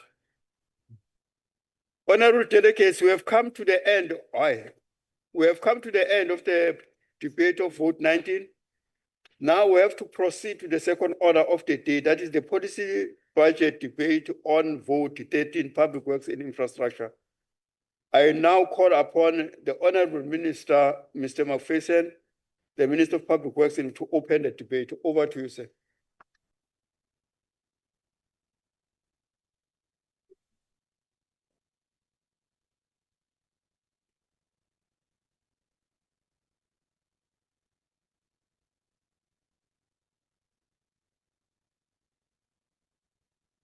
House Chairperson, Deputy Minister Zikalala, honourable members and MECs present, senior government officials present, ladies and gentlemen. Today I table Budget Vote 13 for the Department of Public Works and Infrastructure in the National Council of Provinces. This budget is not just financial numbers. It is the beginning of a new journey to improving lives of all people in the 9 provinces. Whether it is a bridge in Limpopo, refurbishing a courthouse in Gauteng, or farm access roads in the Free State, infrastructure directly shapes dignity and development. This budget aims to reverse stagnant process in the branches of our department and replace this with delivery and growth. The department's budget is allocated for 7.6 billion rand for the 2024-2025 financial year, and this increases to 7.9 billion in the 25-26 financial year and 8.3 billion in the 26-27 financial year, with total expenditure over the medium term of 23.8 billion. Of the 7.6 billion rand budget, 83% is allocated to transfers and subsidies, primarily for the expanded public works program. The remaining 17% supports the department's operations, including fighting corruption, modernizing systems, and managing infrastructure. In a constrained fiscal environment, every cent must deliver impact. However, the EPWP budget has been reduced by 7.7%. This means fewer job opportunities in provinces unless we are able to innovate and act urgently. Reduced funding means fewer EPWP participants in local maintenance and social programs, which directly affects livelihoods. We cannot allow EPWP to simply shrink due to declining allocations. Government must prioritize performing programs over projects and ideals that do not match this metric. We must also find ways to reform and redress it to offer value, more skills, and greater long-term opportunities to the provinces and communities that need it the most. The remaining 1.3 billion, or 17%, supports the department's core operations, including our efforts to fight corruption, upgrade public infrastructure, reform asset management, and modernize our systems. This year's budget is focused on 5 key priorities. Firstly is fighting corruption and strengthening governance. Secondly is accelerating infrastructure delivery. Thirdly is restructuring our asset management systems. Fourthly is reforming the EPWP program. And fifthly is driving digitization across the department. Our task is to ensure that every rand that we have delivers, protects public value, and strengthens governance. Chairperson, across our provinces, corruption has delayed housing projects, stalled clinic constructions, and left municipal halls half-built. We cannot grow local economies or restore public trust if tenders are hijacked, officials enrich themselves, and contracts are awarded without integrity. Over the past year, the department has acted decisively to confront corruption within its own ranks.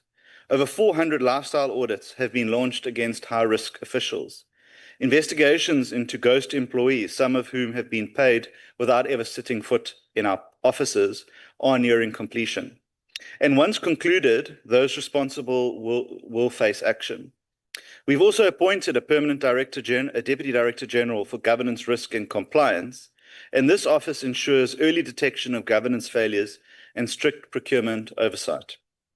Through the Construction Industry Development Board, 40 underperforming contractors are now facing delisting. 15 were deregistered in June alone, compared to just 1 since 2002, which sends a clear message to those who failed to deliver schools, police stations, or community centres on time and within budget that your days are numbered. To support this, a revised Council for the Built Environment Bill will be introduced to strengthen governance, clarify powers, and enhance accountability, especially at local and provincial levels.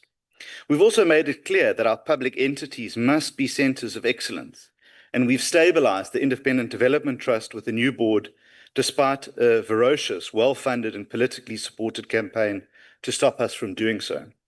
Chairperson, construction disruptions, including extortion by the so-called construction mafia, have threatened delivery in key provinces. These criminal elements have held back clinics, police stations, and school upgrades, and we are tackling this threat head-on. In just the first 6 months, we've had confirmation that we've seen an 80% reduction in work stoppages due to our actions, and the integrated social facilitation framework, which was gazetted for public comment, ensures that community engagement will be at the center of all public projects going forward. We believe early community engagement will reduce criminal interference and improve project outcomes. No province can grow and no economy can expand without modern, reliable infrastructure. Infrastructure is not just about concrete and steel. It's about connecting communities to opportunity and restoring dignity. It's about ensuring that a young person in the Eastern Cape can get to school safely, that a farmer in the Free State can transport their goods to market, or that a small business in Mpumalanga can access water and electricity to stay open.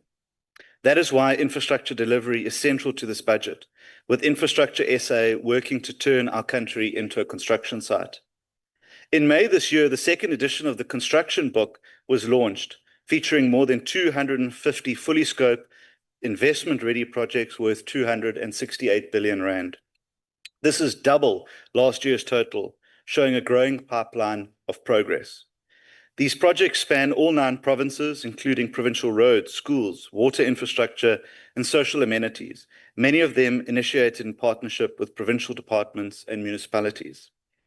Investor interest in the construction book has been strong, especially for projects with clear implementation plans and defined timelines.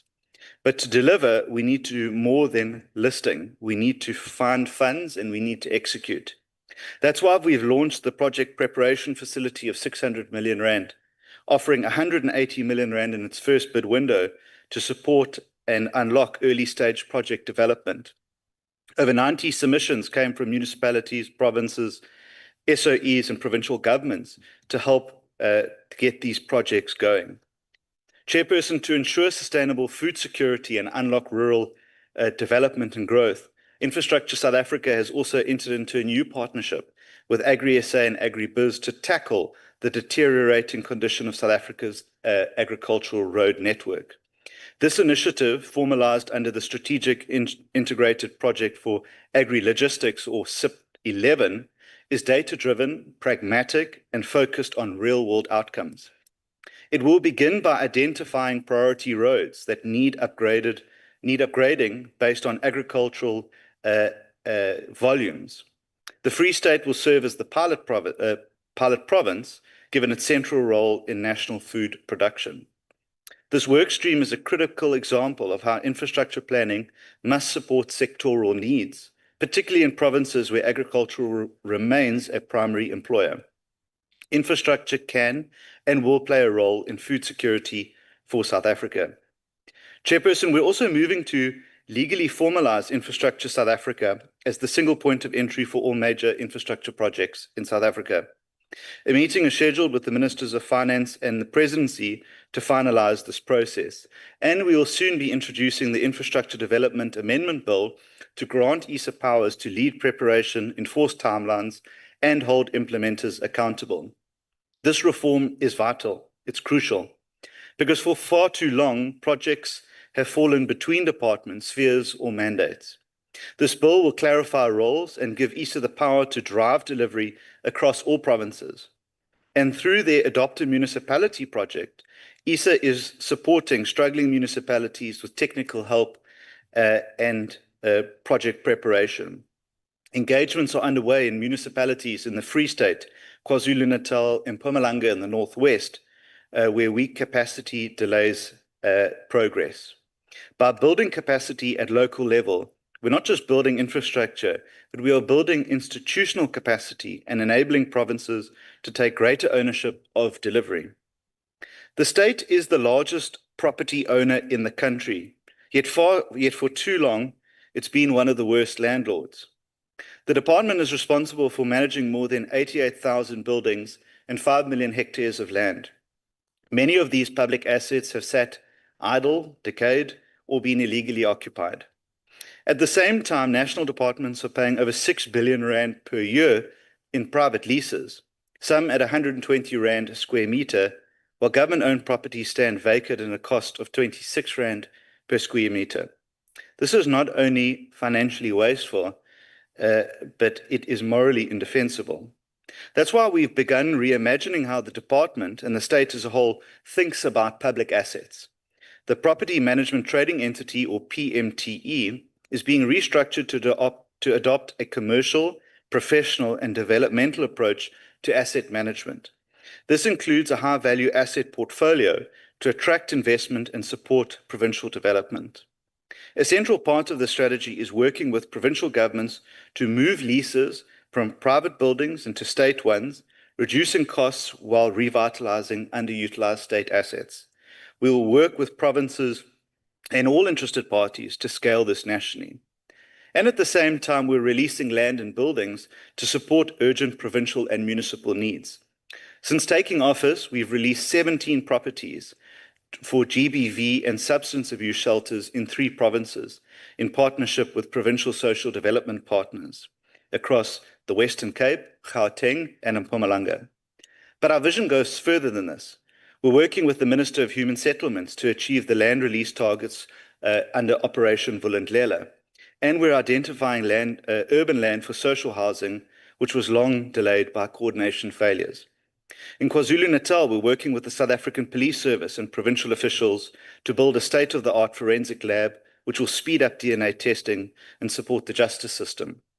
In Johannesburg, the High Court precinct will soon be restored through a public-private partnership with an initiative called Josie My Josie, a model we can replicate across other cities. And to fast-track delivery, a strategic and special delivery unit has been created to unlock long-stored asset projects and clear red tape. A core focus of the SSDU is to ensure that provincial departments and municipalities benefit from modern, affordable and fit-for-purpose facilities, while eliminating collusion and unnecessary delays. Chairperson, another major initiative is the revitalization of small harbors, an asset class with untapped economic potential, particularly in coastal provinces. In the Western Cape, we've already begun the procurement process for a project manager to lead the transformation of Hart Bay into a world-class economic node, which could generate billions in investment and hundreds of jobs. This pilot will serve as a model for harbour upgrades in the Eastern Cape, Northern Cape, and KwaZulu-Natal, where similar infrastructure has deteriorated. Small harbours should drive tourism, fishing, and enterprises, and not reflect decay. With the right partnerships, they can anchor and support local economies. Chairperson, for many provinces, the expanded public works program is not just a line item in a budget, it's a lifeline for families. From pothole patching in Limpopo to school cleaning in the Eastern Cape and road maintenance in the Northern Cape, EPWP jobs provide income, dignity, and experience to those who need it the most. It's one of the few programs that reaches deep into all communities, township, informal settlements, urban and rural, offering hope where opportunities are often scarce. This is why the 7.7% reduction in the EPWP allocation this year from 2.4 billion to 2.2 billion must be treated as a wake-up call for all of us. But it's also an opportunity to do things differently. Over the past year, we have been undertaking a review of the program. The findings so far have been that the EPWP has served good purpose over the last 20 years. But in order to last another 20 years, it needs to become more sustainable and opportunity-based. During listening tours held in a number of provinces across the country, we've heard of widespread gatekeeping, political interference, irregular recruitment, and cases of program manipulation by officials and councillors. We must look beyond a model that is focused on short-term jobs without preparing participants for long-term economic participation. That's why the department has embarked on refocusing the EPWP, as I said, to ensure that it not only survives, but thrives for the next 20 years. In partnership with Harambee Youth Employment Accelerator, a new approach of working for infrastructure is being piloted. This initiative focuses on the installation, repair, and maintenance of public infrastructure and is going to be trialled in KwaZulu-Natal and Limpopo, two provinces hardest hit by youth unemployment and infrastructure backlogs. This pilot takes a demand-led approach, aligning training with real job opportunities in construction. The pilot will target 2,000 unemployed young people, particularly TVET college graduates and technical high school leavers, who will undergo structured technical and work readiness training, followed up by 9 months of supervised workplace experience. For the first time, all participants will be recruited through the sayouth.mobi platform, a zero-rated digital system that ensures transparency and helps match participants to opportunities based on location, skills, and interest. Each participant will have a digital CV and a clear pathway for progression beyond the program. To support this, the department had budgeted 76.5 million rand for training over 23,000 participants this year, and this includes soft skills, training, workplace mentorship, PPE, and placement support. It also includes 3,000 internships and graduate placements to begin building a new pipeline of engineers, quantity surveyors, architects, and project managers. But we're also changing the rules of the game. No longer will bursaries be awarded without accountability. From this year, all recipients of departmental bursaries will be required to serve either the public or private sector for a minimum of 2 years after graduation. This will help retain talent in our country, not see them exported to Dubai. It will reduce over-reliance on consultants and ensure a return on public investment. This is about lasting economic opportunity, not just short-term jobs. It's about giving young people the skills to build a future while repairing their communities that they live in. And it's about giving young people a clear goal that temporary work is good, but also that we want to see public employment as a launch pad for long-term livelihood building, and in doing so, turning South Africa into a construction site that works for all. To rebuild the Department of Public Works and Infrastructure, we must not only reform it, but we must also know how we will do so. For too long, we've operated on outdated systems, paper trails, and manual approvals. Critical decisions, such as property transfers, lease renewals, or project payments can take months because files are physically carried between offices. In order to do this, we have developed our own in-house system that is a digital tool to be able to fast-track movement of documents between our offices. We are also rolling out building information modeling and predictive analytics to improve project planning and maintenance. Most importantly, we're also putting digital approvals to speed up processes so that we can get projects going quicker. This will end the chaos of lost records, manual files, and showcase the experience, the excellent presence within the department. What previously took 5 months will now take 5 minutes. Chairperson, digitization also improves integrity, and we're moving to capture every lease, transfer, and payment digitally, and therefore reduce the risk of fraud and manipulation. And we are building a department where every project will be tracked and every cent will be accounted for. Chairperson and honorable members, the challenge of client non-payment is critical to our department. As of 31 March 2025, the department had invoiced 20.8 billion rand for services rendered, but only 16.5 billion rand had been paid, leaving 4.3 billion rand outstanding from the past financial year, on top of an already 10 billion rand in historic debt. What does this mean in practice? It delays contractor payments, pushes small businesses to the brink, and in the private sector, if you fail to pay your bill, it leads to legal action. Yet in government, the consequences have been minimal until now. We're in conversation with the National Treasury to start publicly naming non-compliant departments and taking action against them. Chairperson, this budget reaffirms our commitment to build a capable state that delivers for every province, for every municipality, and for every citizen. In the past year, we've begun to lay a firm foundation through investigation into mismanagement, the repurposing of idle state assets, reforming EPWP, and revitalizing our public infrastructure pipeline. These reforms are reaching every province through property handovers, road upgrades, and lease reductions.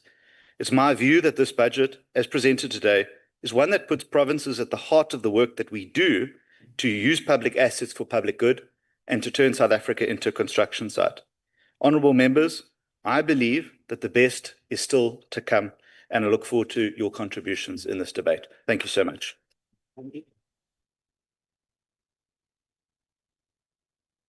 Thank you very much, Honourable Minister McPherson, for your presentation. We now move on to the first person to participate in this debate, and that is the Chairperson of the Select Committee, the Honourable Badenhorst, who has 15 minutes.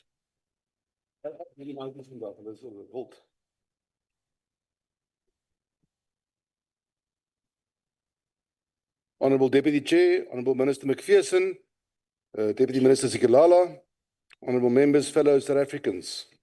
It's my privilege on behalf of the Select Committee on Public Infrastructure and Minister in the Presidency to present the summary report of the Department of Public Works and Infrastructure 2025-26 Strategic Plan, our annual performance plan and budget as presented on the 1st of July 2025 and adopted on the 9th of July 2025 by this committee.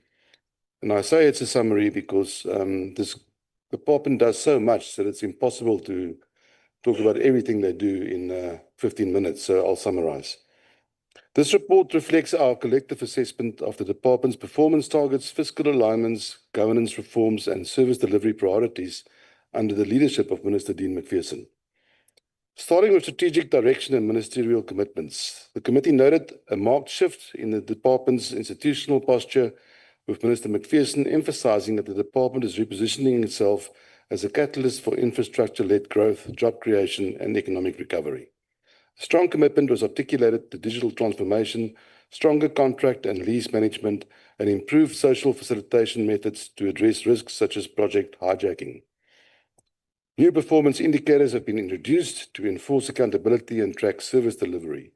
One of the most significant undertakings is the reduction in expenditure on private leases, estimated at 6 billion rand annually, with savings redirected towards the maintenance and upgrading of state-informed infrastructure. Member, please put your phone off if you don't mind. A notable achievement in this regard is therefore that the department began migrating leases to state-owned buildings, achieving initial cost savings and launching the overhaul of Government Immovable Asset Management Act for the first time in 20 years. Moving on to budget allocations and strategic alignment. The department has allocated 23.9 billion rand over the medium term, 2025-26 to 2027-28, with expenditure projected to increase from 7.6 billion rand to 8.3 billion rand. While modest, this growth reflects disciplined fiscal consolidation.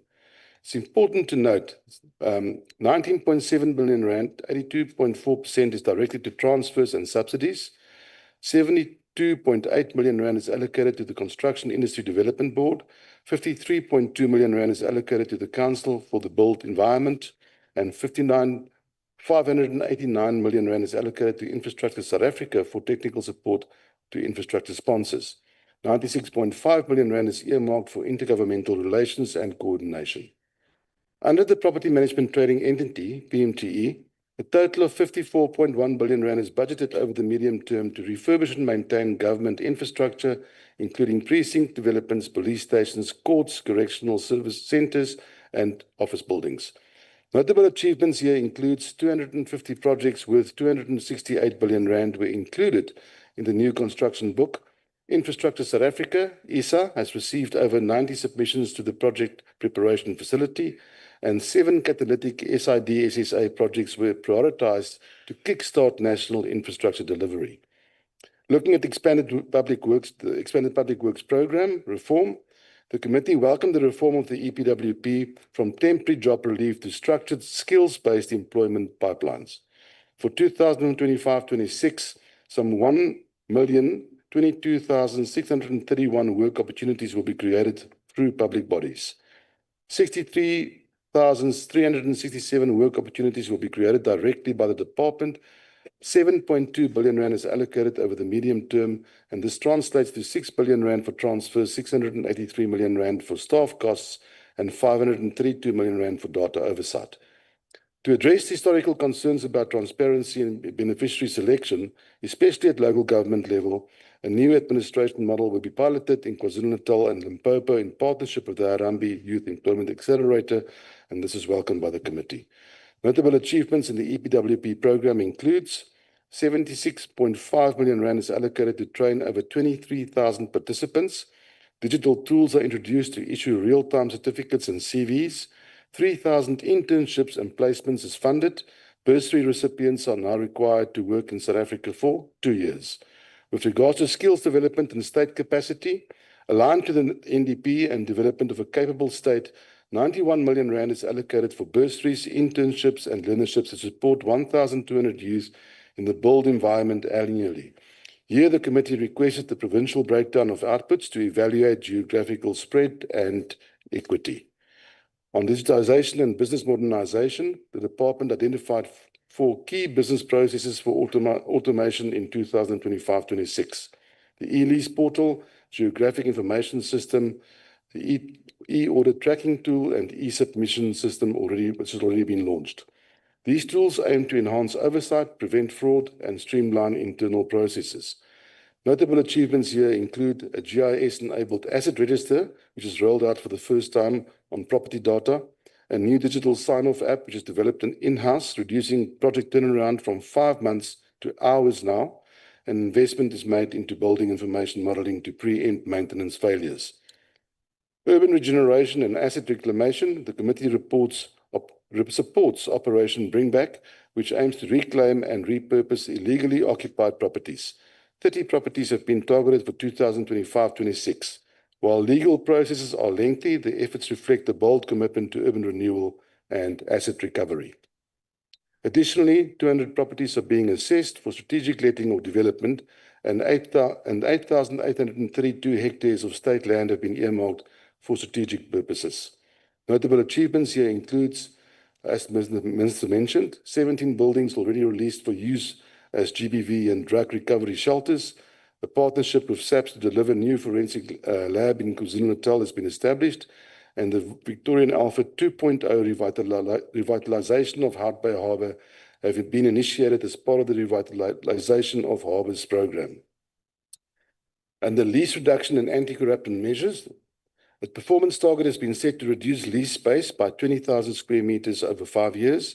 Renewals of private leases now face stricter controls following uncovering of collusion between officials and landlords. The Minister confirmed that consequence management processes are underway. Under governance and legal compliance, the Department is addressing serious procurement violations. Nearly 50 non-compliant contractors are in the process of being blacklisted compared to only one in the past 20 years. The 800 million rand oxygen plant tender investigation, previously under the IDT, has been handed to the Department and PricewaterhouseCoopers. A draft report has been submitted and criminal referrals are expected upon finalization. Notable achievements here include lifestyle audits have been launched for over 400 high-risk officials. Ghost employee audit has been initiated. A new Deputy Director General for Governance has been appointed to lead internal reform. Construction mafia disruptions have been reduced by 80%. Community engagements are now to take place before projects are mandated under a new social facilitation framework, and the IDT has been stabilized with a new board appointed. The Expropriation Act and the Regulatory Development.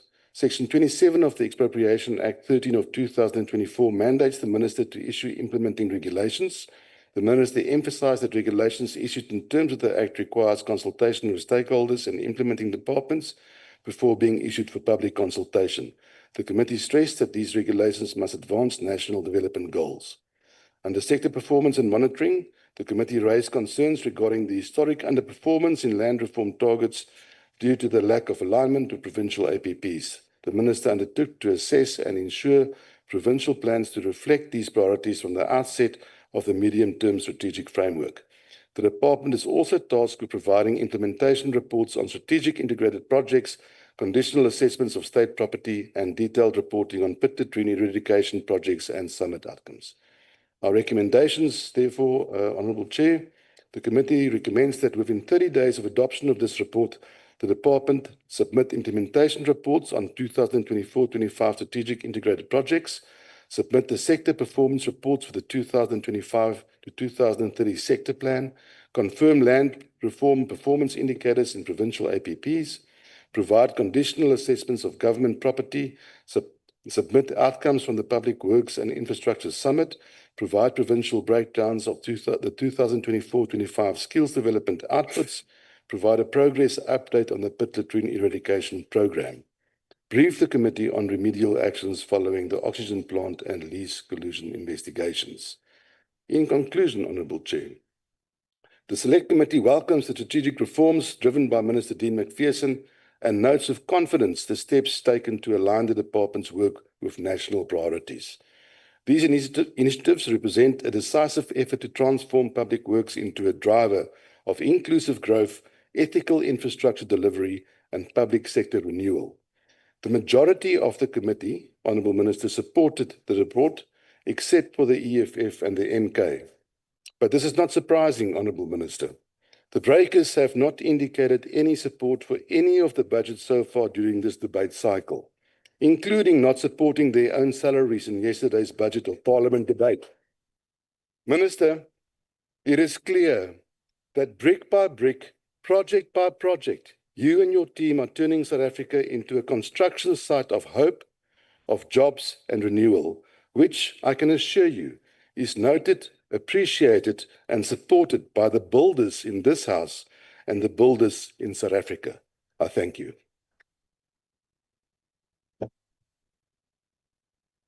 Thank you very much, Honourable Badenhorst. We now move to the next contributor, and that will be the Honourable T.M. Kaunda on behalf of the ANC. Honourable Kaunda, you have 15 minutes. Thank you, Honourable Deputy Chair. Greetings to Honourable Minister and Deputy Minister, the MECs who are part of this platform, honorable members of this August House, the entities that accounts to the department, and fellow South Africans. Good evening. Chair, it was not by coincidence that we debate public works and infrastructure immediate after social development. If you look at how these two departments were twinned for this debate, it's because public works is intended to move people from being part of the social wage, receiving grants, into opportunities through infrastructure. So therefore, it necessitates that as we move with our programs as government, we need to put that take that into cognizance. Honorable Chairperson, we welcome this budget as the African National Congress on the basis that it is informed by the principles of the Freedom Charter, which was adopted in Kliptown in 1955. And the reason why this government, led by the African National Congress, is consistent in terms of responding to the aspirations of South Africans is because it is guided by the Freedom Charter. And all policies of this country emanates from the Freedom Charter, including National Development Plan, which is the blueprint of this government. So therefore, we welcome this budget because it is intended to deal with the challenges that the country is faced with, especially at the role of the department to become the catalyst for the delivery of infrastructure, especially in public facilities like schools, hospitals, correctional services, police stations, and other public institutions. Honorable Chairperson, furthermore, the infrastructure improvement also boosts economic activity by improving trade, transportation, and investment in our country. That is why the African National Congress believe that this budget, it is a response, although there are no budgets that will be adequate, Honorable Chairperson, but with the limited resources on the department's disposal, then a lot will be achieved. But we are worried, Honorable Chairperson. Maybe let me start with our engagement in the committee with the Honorable Minister. I've raised a point that we're expecting Honorable Minister to expedite the process on the regulations for the implementation of expropriation of land act, which was signed by the President. And he made a commitment, and we are expecting that we'll be playing our oversight over that, because that is a very crucial intervention, especially to release land for the development in major cities, in small towns that our municipalities, they require for them to develop our communities. Then the other area, which is an area of concern, is the area of the incomplete projects, which normally is informed by many factors. And we think that the collapse on the intervention program aimed at addressing this construction project management should be looked at very closely, Honorable Minister, so that those projects will be unlocked and be expedited, because that is service delivery. But there's one caution that I would like to make, Honorable Chairperson, through you, to all of us as members of Parliament. Let us not become too hard to ourselves, unnecessarily so.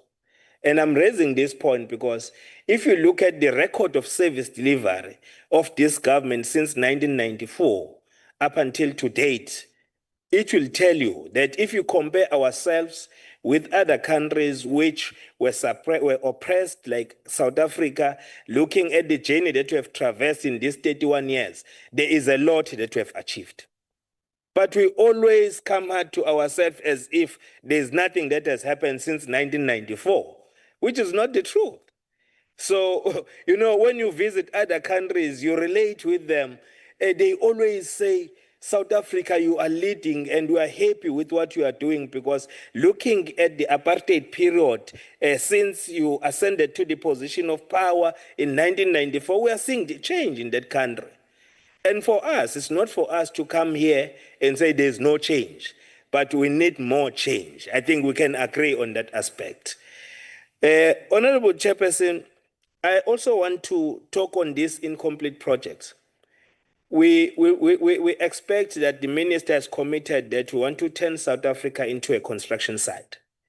That should be coupled with activating communities to occupy their rightful place and position to be part of that construction. And how these communities will do that through localization and industrialization. We have recognized Deputy Minister who have been attending summits recently, which are promoting enterprise and supply development so that the work of the department is also elevated to respond to the economic issues in our country. So we are raising it, Honorable Chairperson, because public works, with the limited resources at your disposal, you know, the number of jobs that can be created, the problem with us sometimes as government, we are always inward looking. Let us go out, have collaboration, CIDP, IDT, have collaboration with the private sector to elevate the work, especially in training our communities. In KwaZulu-Natal, we have a program called Operation Sukumasak. In that program, Honorable Chairperson, we profile households. So households have already been profiled. We know a number of poor households per each ward in the province. So it makes the work of public works easy and other entities because let us target those poor households, put them into social enterprises, train them, support them with a clear program. Because for government to give social enterprise and cooperatives money without institutionalizing that support, it's not going to make us win the battle of dealing with the poverty challenges that our people are faced with. So we are looking forward to see to it that that program really unfolds. The other area which is of concern, we welcome that the minister will be conducting a review on the EPWP. But we want to appeal to the Honorable Minister that let us not apply a reductionist approach where we do this because we want to reduce numbers. But we must do this because we want to develop clear plans of exit plans for those who are participants in the EPWP, whilst opening a space for new entrants in the system. So that's what we are looking for. We are not looking for something where we'll say, no, people must move back, because that will be bringing them back to poverty lines, which we are intending to pull them out of these poverty lines. So therefore, it necessitates that such interventions are looked at carefully so that we support. This is a very good program. When government introduced this program, it's a very good program, but we want to see sustainable jobs moving forward that are created. Looking at the capacity of the department, because President Oliver Tambo once said, it's not everything that is done by your enemy which is bad. You must sometimes learn something good from what the enemy has done. So I think what we should be learning is how we decentralize the operationalization of the department work so that there is capacity at a district level, there is capacity at all levels so that we deliver effectively as we move forward. So we are looking at seeing such things that we need to achieve going forward, Honorable Chairperson. So he was here, he was complaining when he was disturbed. He's disturbing me now. And this is my Honorable Chairperson. I don't know how honorable he is now. So you are my Honorable Chairperson, you're disturbing your member debating. So there's nothing honorable there. So we are appealing, Honorable Chairperson, that the department looks at such interventions. Why our construction companies in the main, in the construction industry are failing is because they are not in control of these inputs, resources. So the resources that we are talking about is that they need to have a plant. You are given a job by the department, but you don't own plant. You need to go to somebody else to request that can you intervene and pay you to allow me to have access to this plant. Then the resources including cement, including steel. So such resources, CIDP can be central to develop these construction companies by introducing, these progressive consortiums whereby communities will be involved, where they will be sourcing from the same consortium that is supported by government and the private sector for enterprise and supply development through the Supply Development Fund to develop such companies so that the cost where they access all these resources from will be lower than what they are experiencing. It's very easy. Ngifuna nje ukuyibeka lento ngesintu. Uma ngabe sifuna ukuthi inkampani If we want uma sifuna inkampani lezi kakhulukazi ezinabantu bakithi blacks in general and Africans in particular ukuze ithuthuke sidinga ukuthi lezi inkampani zilekelelwe. Sorry, Honorable. Honorable, can you just take a seat? Honorable Sitole, I think you have got your mic on and you are causing a disturbance in the House. Please switch off your mic. Honorable Kaunda, you may continue. Your time was stopped at that point. Thank you, Chair. So sifuna ukuthi lezi inkampani singasho ukuthi ayi-blacklistwe. Kodwa lezi inkampani asizincede ngokuthi yiluphi usizo ezilidingayo lokuqeqeshwa ngendlela ngale kwalokho futhi kuphinde kube ukuthi zinikezwa indlela ngoba zizeyidayise nemisebenzi nje umuntu athola umsebenzi ka-Public Works awudayisela inkampani eyimele kade yabakhona ethuthukile yingoba lezi inkampani ayisakwazi ukwenza imisebenzi ngoba mazithi ziyaya ziyofuna ihlabathi laphaya ziyofuna iplanti laphaya ziyofuna cement laphaya laba ke abahlangene abafuna ukumonopolize system bayakwazi ukuhlangana bexoxe golf course ukuthi ngoba le contract ayitholwanga yithi ake no escalate ama prices alezi zinto ukwenzela ukuthi bengakwazi labo ukwenza umsebenzi bebezosidayisela lo msebenzi. So for u government to close that gap asebenzisane ne-private sector sibe nayo le social enterprise and supply development fund nomasipala bengenelele then bazokwazi abantu ukwenza imisebenzi endle kulindeleke ngayo ingakho ke sithi thina njengokhongolose inqole emasondosondo siyayiseka le budget sifisa futhi ukuthi umsebenzi uqhubeke uye phambili siyabonga. Thank you very much, Honorable Kaunda. We now move on to the next contributor to this debate, and that is the Honorable Skriokoko, who has 8 minutes. Honorable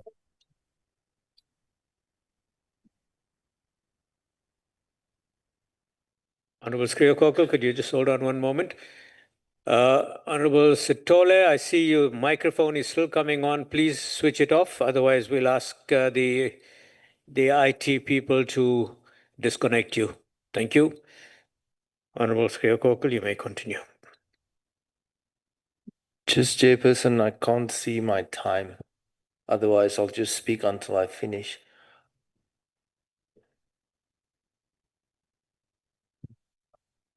All right. Thank you, Chairperson. Honorable Deputy Chair, Honorable Minister, Honorable Members, and fellow South Africans, good day. Today, we want to say from the start that we support the department's budget. Under the leadership of Minister McPherson, this department is no longer just an administrative gear in the government's factory, but a vibrant driver of economic growth and job creation. And this is the Department of Public Works and Infrastructure. Under the leadership of the minister, we are witnessing a shift, not only in vision, but in execution. This department is no longer merely maintaining buildings, but turning South Africa into a construction site, which create the opportunity for South Africa to grow our economy and create real jobs. Local government cannot function without infrastructure. Clinics cannot provide dignified health services without functional buildings. The South African Police Service cannot keep us safe without proper stations. Municipalities cannot attract investment without roads, precincts, and facilities that work. This department enables service delivery by building the platform of government. And when those platforms decay, so does local government. The Department of Public Works Infrastructure 2025-2030 strategic plan is an unapologetically pro-South Africa agenda. It is aligned with the National Development Plan, prioritizing inclusive growth, job creation, poverty reduction, and promoting a capable and ethical state. But what is the difference this time? Minister McPherson has pivoted this department towards measurable impact, not just checkbox activities, but outcomes that will change the life of South Africans, not bogged down by bureaucracy.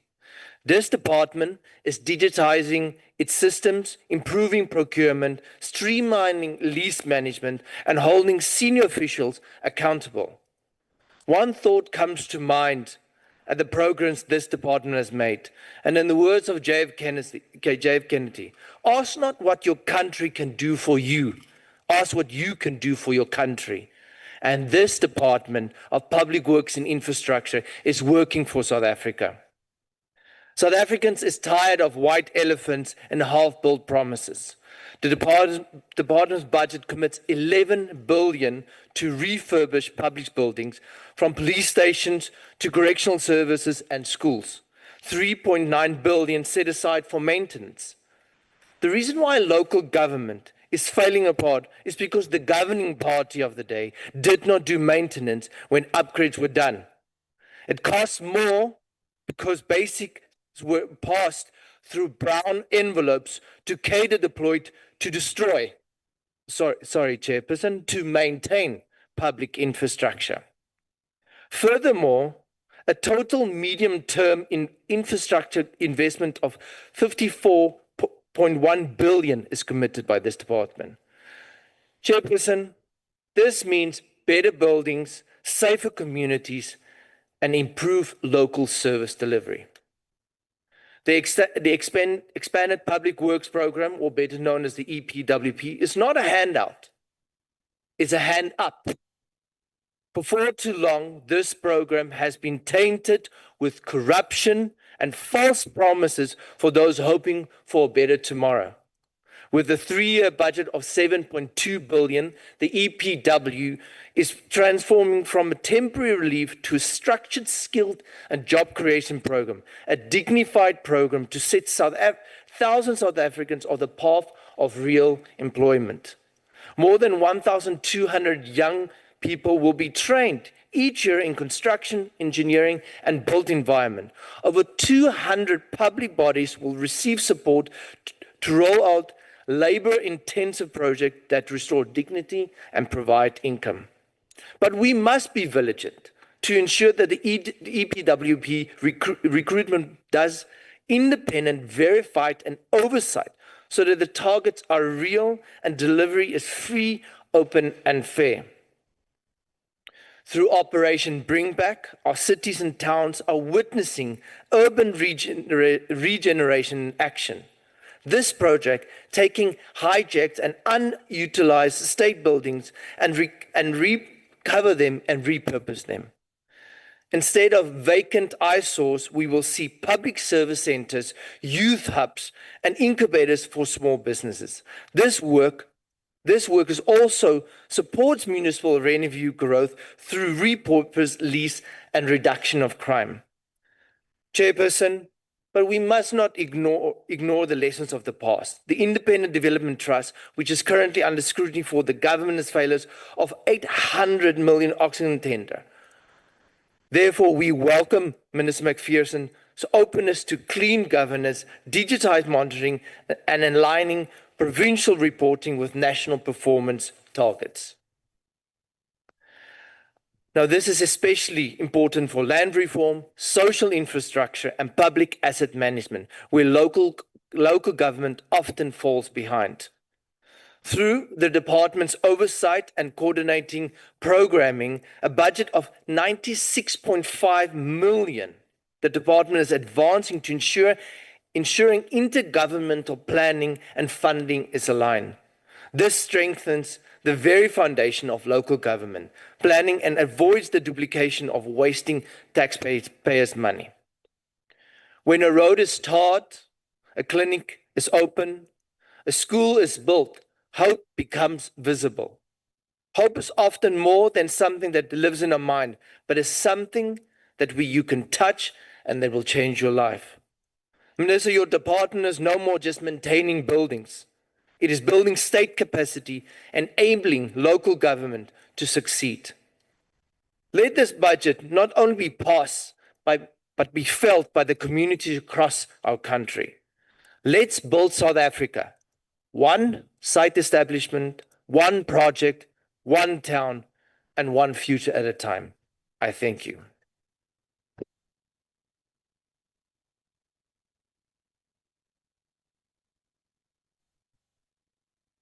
Thank you, honorable members. There's just slight adjustment which must be done on the cable down there.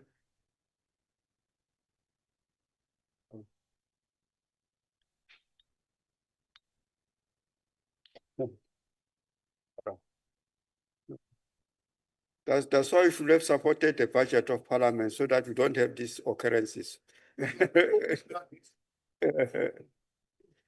All right, honorable members, honorable delegates. Now the next speaker on the podium is going to be Honorable Zimandum Pepeto from Gauteng.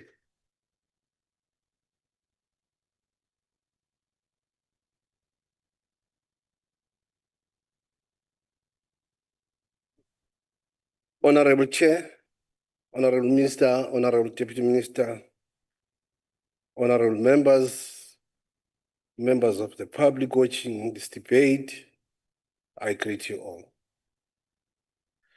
In this debate, our position as MK Party is not to lament or antagonize anyone, for the citizenry holds dearly its hope on this August House to engage in an objective manner. It is within this context, Honorable Chair, that will confine our contribution on the plans that are before us.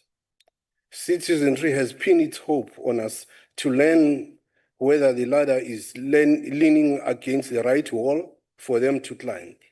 Positional politics, character assassination, display of rudeness, and the capability of insult. It's not what our people are looking for. That will be just undermining their value judgment for who truly stands on to deal with their aspirations. Honorable House Chair, having critically analyzed the plans as the MK Party, we upfront indicate that we reject this budget vote for the reasons enunciated below. Due to the time constraint, we'll just select few critical and important issues. Firstly, it is worth mentioning that the APP is budgeted, costed, and approved by relevant authorities for the implementation of department programs. It is crucial for transparency, accountability, and oversight for performance management and resource allocation. The APP ought to inform us about the commitment which the department is going to deliver and encapsulate dichotomous variables, evincing whether the department has achieved or not achieved its target, the impact. Understanding the preceding contextual perspective, we submit that the plans before this August House are wrongly couched. For an example, they carry a statement to the effect like feasibility study to be conducted, and another one, environmental impact assessment process. That on its own is a situation like that of a grade 12 learner, expected to show whether he or she has passed the exam, not to tell us about the preparation for exam. We want to know the outcome. The plans must be concerned about the impact, not the preparatory process. Secondly, most of the output indicators in the plans do not follow the SMART principle and are too vague to realize the key priorities. Hence, we reject the budget vote. Thirdly, despite the repeated AXA qualification findings on the non-compliance with legislative imperative and prescript over the period, the plans have not introduced new or effective interventions. Another example, the plans do not provide intervention that may aid the PMTE to prevent further qualified audit. Evidently, from this weakness, it is either the accounting monitoring report submitted could not be unpacked to the level whether the department and the entity were achieving the targets, and alternatively, it shows that the targets were not realistic and not relevant, but a malicious compliance. Hence, the failure to achieve the desired outcome. This scenario is likely to repeat itself because the plans before us do not concern themselves with causal factors and proper interventions. Plans are maliciously developed so to secure funding. Fourthly, the plans do not present any new intervention in dealing with unauthorized expenditure not per the purpose, and irregular expenditure despite the AXA findings. The evidence, this evidences the weaknesses that is carried through these plans. The scenario will lead to monthly and quarterly financial accounting monitoring reports that shall not produce the desired outcome of a clean financials. Fifthly, on lease and accruals, notwithstanding the implementation of SAGE and Archipos, the department was unable to present the current overpayment, to prevent the current overpayment of 8.5 million on leases. Accordingly, as shown above, the plans do not present any new intervention in dealing with overpayments and preventing further accruals. Convincingly, the dichotomous variables were and are not going to be effectively monitored and thus shall not lead to desired impactful outcomes. This issue of overpayment proves laxity in control and monitoring system, and you cannot relate overpayment reduction. This should be to tell the department that its intervention was not effective as far as it did not prevent such occurrences. What are monthly quarterly reports for if the department could not detect the early warning signs? Sixth, the plans do not provide clear cooperative strategies with the user department to comply with OHS and to mitigate possible litigation. Notwithstanding this omission, the budget cut shall worsen the situation on property management program, thus hindering maintenance efforts against the backdrop that almost buildings used by the user department are dilapidated and non-compliant with OHS standard. Priding yourself that you have developed the state-owned property maintenance policy, respectfully, it is just an uninformed intervention for the causal factor for non-maintenance of the building is not based on the non-existence of the policy, but unrealistic, not achievable targets and inadequate funding. Furthermore, reduction of the budget of the property and construction industry policy and research program from a previous 5 billion to a current 4.5 billion shall affect the department's ability to deliver on property management, and this budget cut affects the client department, and so as the reduction of goods and service budget will hamper the delivery as expected from the department. Clearly, the state of government buildings shall never be improved. The admission by the department that the budget marks significant shortfall, then it is obvious that the plans are not informed by previous performance. Therefore, it cannot be argued that the planning is need-based. The reduction of budget includes the scaling of EPWP budget, which then affects directly the department's ability to meet its key priority. In this regard, targets in the plans are not going to create 5 million work opportunities by 2030 as envisioned by NDP. The admission by the department through the deputy minister in the APP that they are being informed by budget and not by the needs serves as a further motivation for us not to support the budget. Emphatically, the budget must address the needs and it will be the only way to address the needs of citizens previously disadvantaged. Once again, it is worth mentioning that the plans, including the funding, are largely not informed by previous audited performance information. Failure to quantify previous performance leads to poor planning and inadequate budgeting, with the resultant, among others, what you see, your accruals and irregular expenditure. Because of time, on the delay and cancel project, that the minister only committed to investigate the reasons attached to the cancelled and delayed project. It shows that the response of the plans to this situation is without knowing the true causal factor. How do you develop preventative measures if you don't know the causal factor? Though the idea of government precinct is correct, but revamping and repurposing the current building that were built in terms of the old apartheid spatial planning will not assist our people who are earning 350. Still, those individuals will have to travel a long distance and with no money. It doesn't help them. It assists those that were previously advantaged. Lastly, Chair, because ngiyabona uyaxaxa. Kubalulekile ngikusho lokhu ukuthi most buildings that are being hijacked by foreigners, that has happened in front and under the watchful eye of this government. Now, the ubiquitous question is whether we have government of the people by the people, On that point, or we have criminal state in the form of dunk. Your time is expired. Or it is okay. Yeah. Hayi, sicela engadinwa umfoka mkhwana zakababophe. Siyabonga.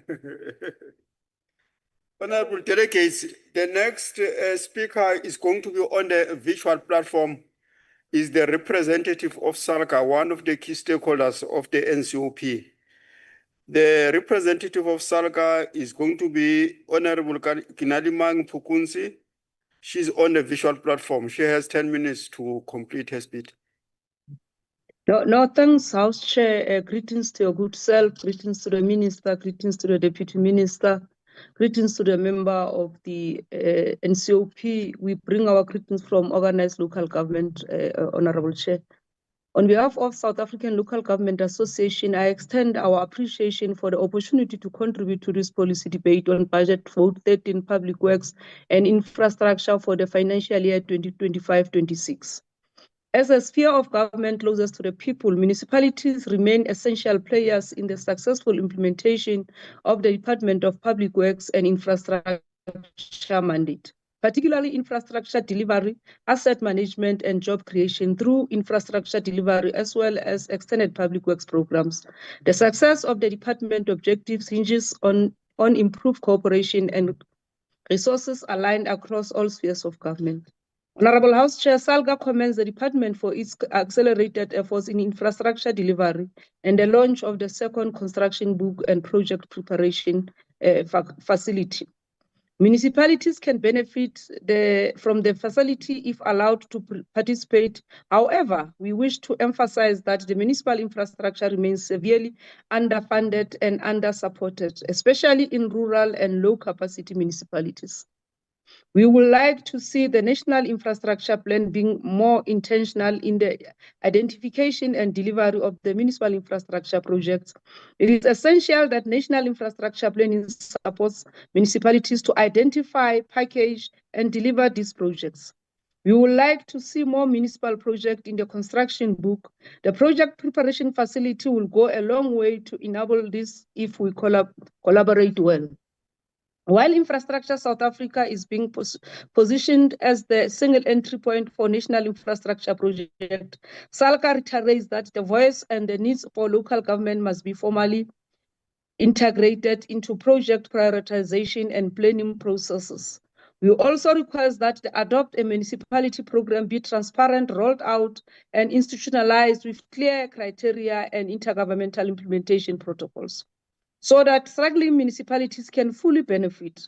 SALGA further proposed that the Adopt a Municipality program be integrated with the efforts by the Municipal Infrastructure Support Agency under the Department of Cooperative Governance. They are both efforts to assist municipalities but are not coordinated and integrated. Further, many municipalities face challenges accessing technical expertise and project preparation support.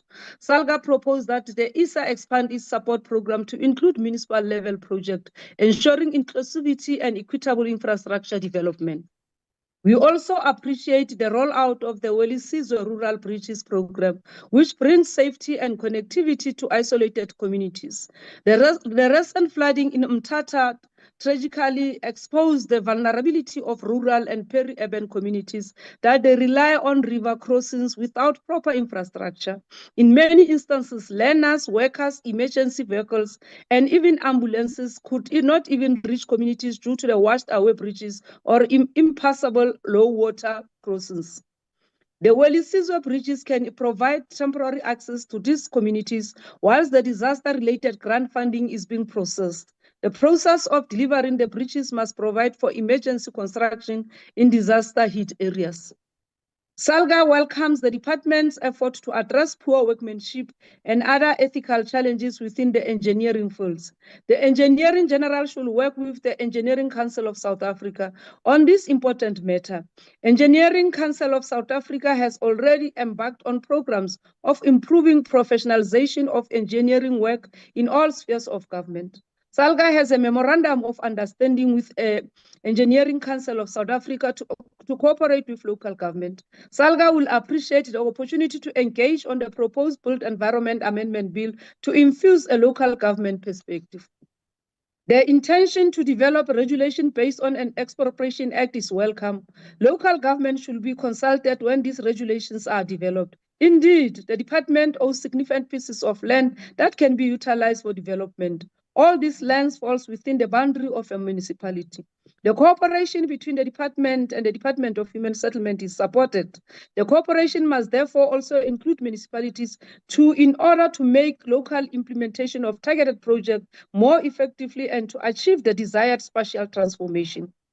Furthermore, SALGA supports the responsible development that seeks to undermine the effects of apartheid, including the spatial form that has adverse impact on travel distance, time, and cost for ordinary South Africans. The apartheid spatial form must not be perpetuated but undermined. Honorable House Chair, the redesign of EPWP, particularly its shift to transparency, skills development, and post-program employment opportunities is welcome. However, many municipalities continue to experience delays in the disbursement of EPWP incentives, as well as inadequate training support and inconsistent implementation guidelines.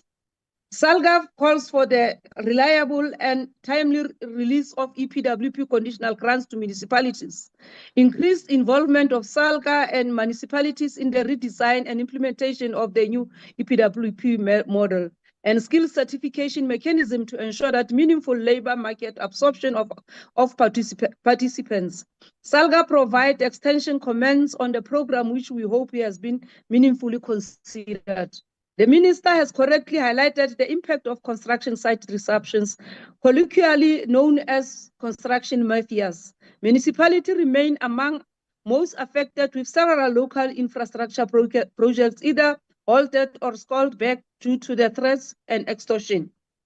SALGA welcomes the integrated social facilitation framework and urges that its rollout prioritize municipality capacity building in stakeholder engagement, local security coordination, and community mobilization. Municipality must also be integrated in the early planning stages of all major infrastructure projects to prevent alienation and promote local ownership.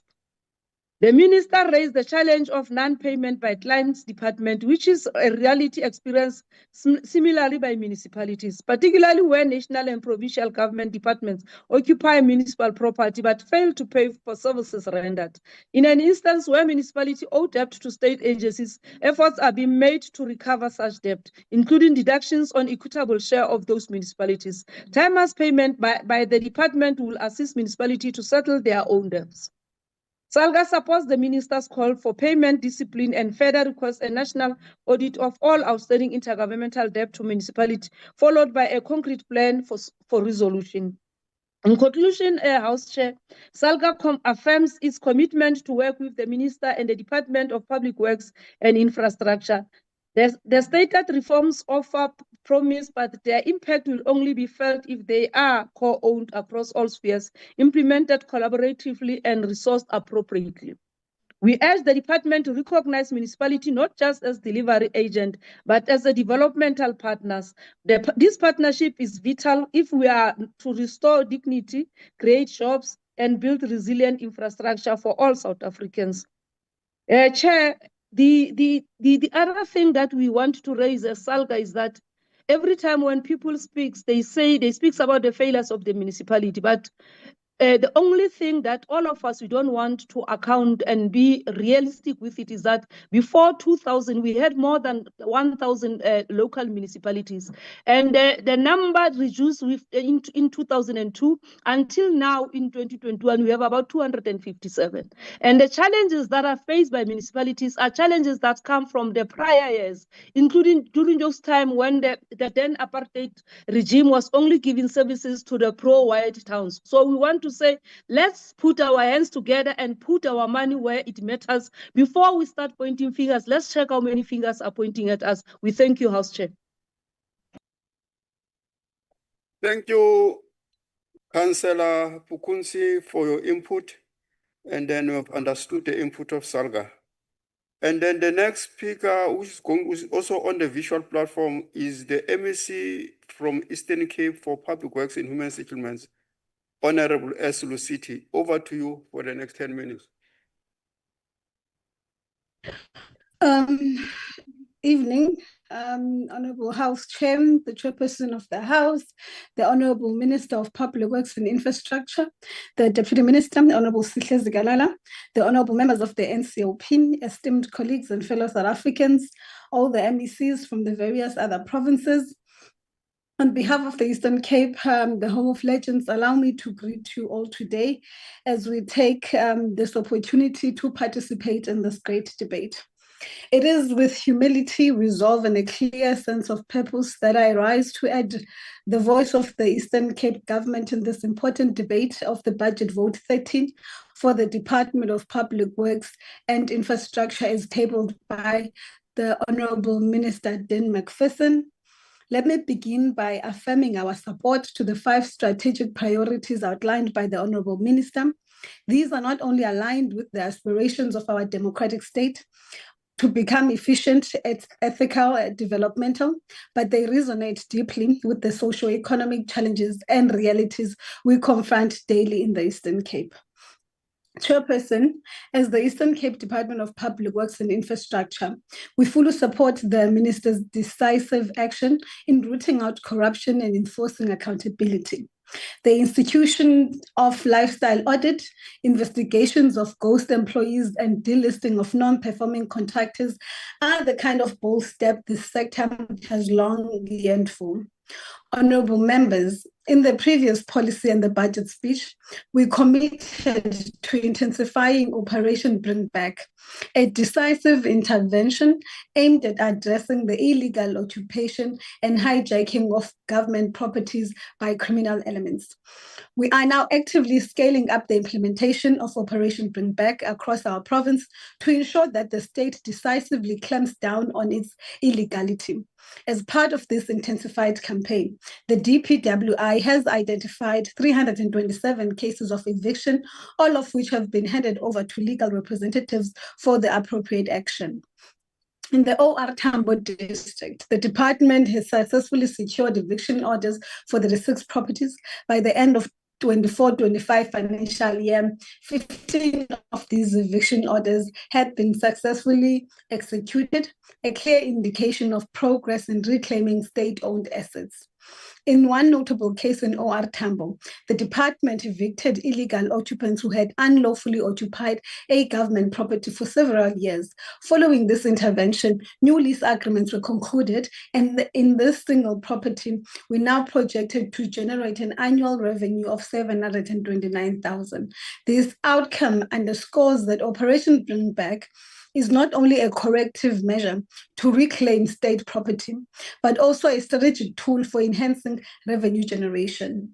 As we continue processing the remaining eviction orders, we will ensure that the meticulous execution of each case and deepen collaboration with the relevant departments and entities. Of particular importance is our partnership with the Department of Human Settlements, now operating under one ministry, to assess and provide alternative accommodation for destitute families illegally occupying residential properties. This integrated approach ensures that our interventions are not only lawful, but also compassionate and socially responsive. Honorable Chairperson, infrastructure remains a key enabler of development. The tabling of the construction book listing 250 infrastructure projects worth 268 billion is a landmark achievement. In the Eastern Cape, we welcome the opportunity to work with Infrastructure South Africa to package, scope and roll out investment-grade projects that can transform our rural and urban spaces. During the 2025 State of the Nation address, the President Cyril Ramaphosa emphasized the strategic importance of infrastructure in shaping a thriving and inclusive economy. He stated, and I quote, "To achieve higher levels of economic growth, we are undertaking massive investment in new infrastructure while upgrading and maintaining the infrastructure we have." The President further affirmed in our open quote, "We will ensure public ownership of strategic infrastructure for public benefit while finding innovative ways to attract private investment to improve services and ensure public revenue can be focused on the provisioning of public services," close quote. These assertions by the President provide a clear direction for our work. Infrastructure is not just about bricks and mortar. It is about laying the foundation for economic opportunity, social justice, and human dignity. It is about roads that connect people to jobs, schools that empower the next generation, hospitals that provide life-saving care, and government buildings that serve communities with efficiency and integrity.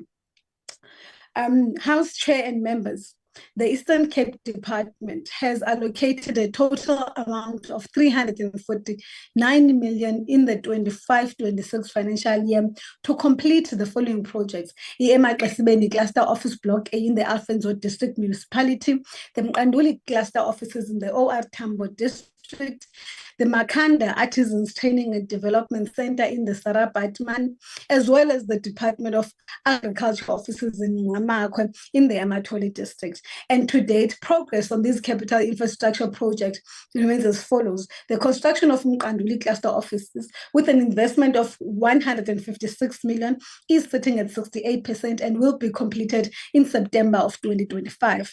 The overall progress at the Makanda Artisans Training and Development Center with an investment of 27.3 million is at 90%, and the project is scheduled to be completed in this month. Upgrades and additions of the Department of Agriculture Service Office in Ngamakwe with an investment of 21.8 million is sitting at 79%, and the project is scheduled to be completed in this financial year. The Emaxesibeni Cluster Offices, which has been split in two phases for construction, phase 1 being civil works with an investment of 49 million, and the progress there is sitting at 85%. In the phase 2, which is the construction of Block A with an investment of 95 million, is sitting at 70%, and that project is scheduled to be completed in March 2026. Honorable members, the construction of the Emaxesibeni Block A, the Makanda Artisans Training and Development Center, and the Mqanduli Cluster Offices resulted in the participation of 39 MSMEs with an investment of 50 million, yielding to a creation of 256 jobs. Moreover, the construction of this high-impact project has unlocked opportunities for 18 built environment graduates, 22 artisans benefiting from their respective districts. A total number of 46 women, 107 young people, 3 people living with disabilities have benefited from the construction of these high-impact projects. The department has accelerated the construction of the cluster offices to reduce leasing and centralize the provision of services. The construction of these projects will drive the transformation of the Eastern Cape, foster small town revitalization, unlock new economic opportunities, and pave the way for modern cities that will reshape the province's landscape. Indeed, the Eastern Cape's time to thrive is now. In the 25-26 financial year, The department was tasked with the responsibility of accommodating the expansion of the legislature with regards to residential accommodation, as well as the office accommodation, as the numbers of members had increased from 63 to 72 members in the 7th administration. In the preceding financial year, the department undertook various projects for the prestige portfolio, which included the reconfiguration of the Eastern Cape Provincial Legislature, which entailed renovating, upgrading of the chambers, providing of the kitchenette, and the project is now sitting at 98%. The innovations and the upgrading of the existing ministerial complex for members of the legislature in East London, Konga and Bishop. The following projects are also under construction, which is the conversion of the ministerial houses to prestige apartments, thereby increasing residential accommodation space for the members. Honorable members, the department continues to respond to energy insecurity by deploying solar and energy saving initiatives, and as such the department has installed solar panels in the following offices: the Old Fort House in Gqeberha, Albertina Sisulu building, the FNB building in Bishop, Old Disaster Center, the Mount Fresh Social Cluster building in the Maluti offices in Matatiel. The installation of solar panel will enable business continuity so as to avert the challenges posed by power cuts and the theft of electrical cable. We have submitted several proposals for the consideration and a project preparation facility to unlock the catalytic infrastructure projects, from rural bridges to precinct developments in our secondary cities like Mthatha, Ekomani, and Sequa. The minister's emphasis on formalizing the ISA as a single entry point for infrastructure is overdue and necessary. Infrastructure fragmentation has delayed development for too long. We also welcome the adopted municipality program. In the Eastern Cape, many municipalities lack engineering, planning, and project management Honorable capacity. Minister. We see this program. Honorable MEC, it's very unfortunate that your Yes, time House has Chair. expired, but you gave a good presentation for the Eastern Cape. And then the next speaker on the podium is going to be Honorable Brett from the Free State, representing the Freedom Fund Plus. Over to you, ma'am.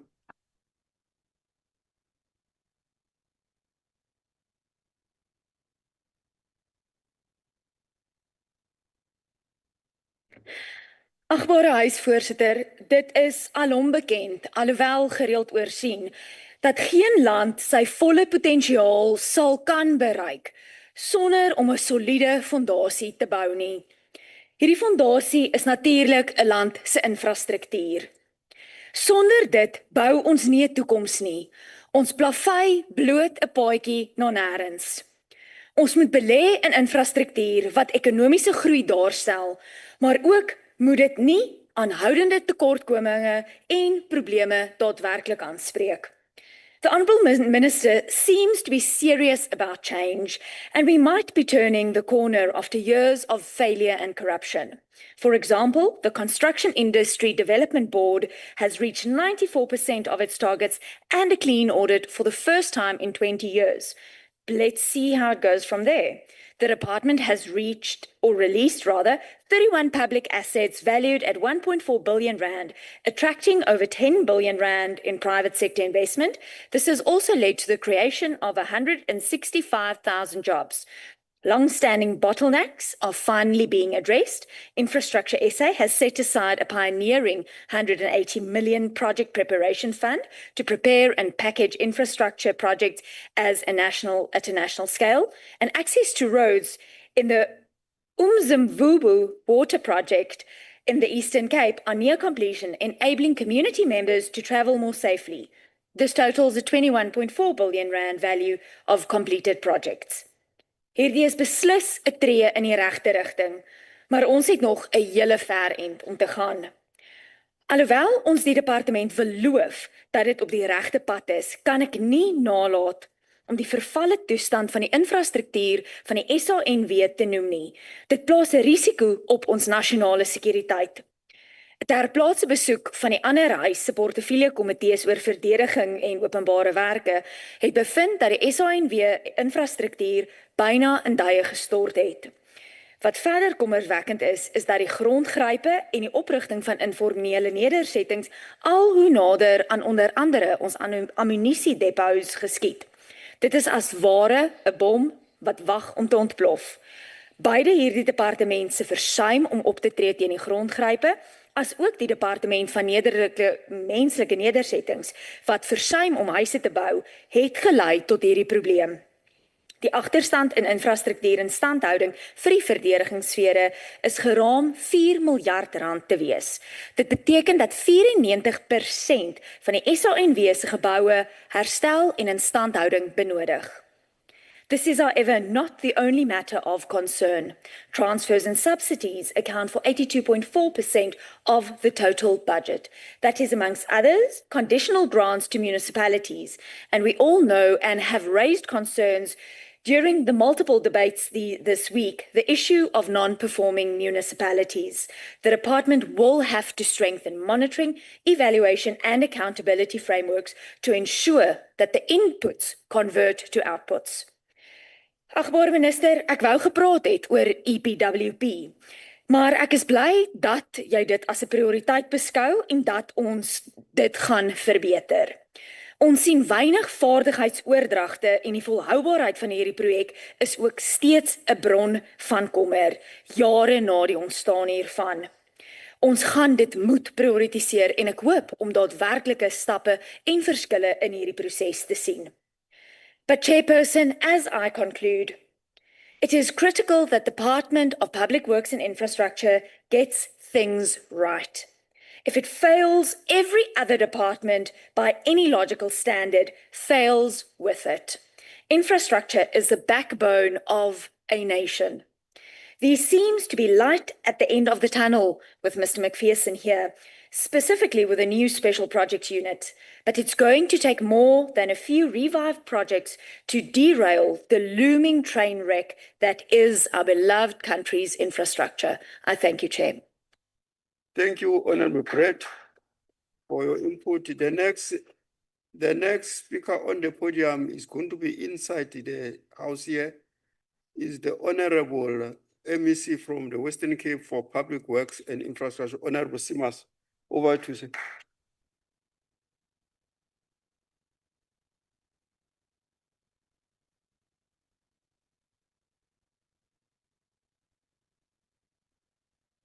Thank you very much, Honourable House Chairperson, Honourable Minister and Deputy Minister of Public Works and Infrastructure, fellow members of the Executive Council who are online, Select Committee Chairperson, Honourable members of the NCOP, ladies and gentlemen. Thank you for the opportunity to engage this House on a matter fundamental to our country's future, public infrastructure and the strategic use of land for public good. Chairperson, much has been said prior to today, rightfully, about the need to release well-located public-owned land. And Minister, let me be clear, in the Western Cape, we are not waiting. We are actually already delivering in support of your priorities. We are already utilizing our own strategically located, provincially owned land to advance spatial justice and opportunity. Right in the heart of Cape Town, not too far from here, major integrated housing and mixed-use projects are to commence this year.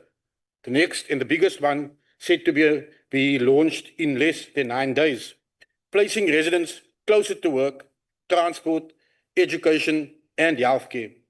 These developments are not theory. They are visible proof that in our province, integration is not a slogan. It is a structured plan in action in support of your priorities and vision. Our approach is anchored in long-term planning.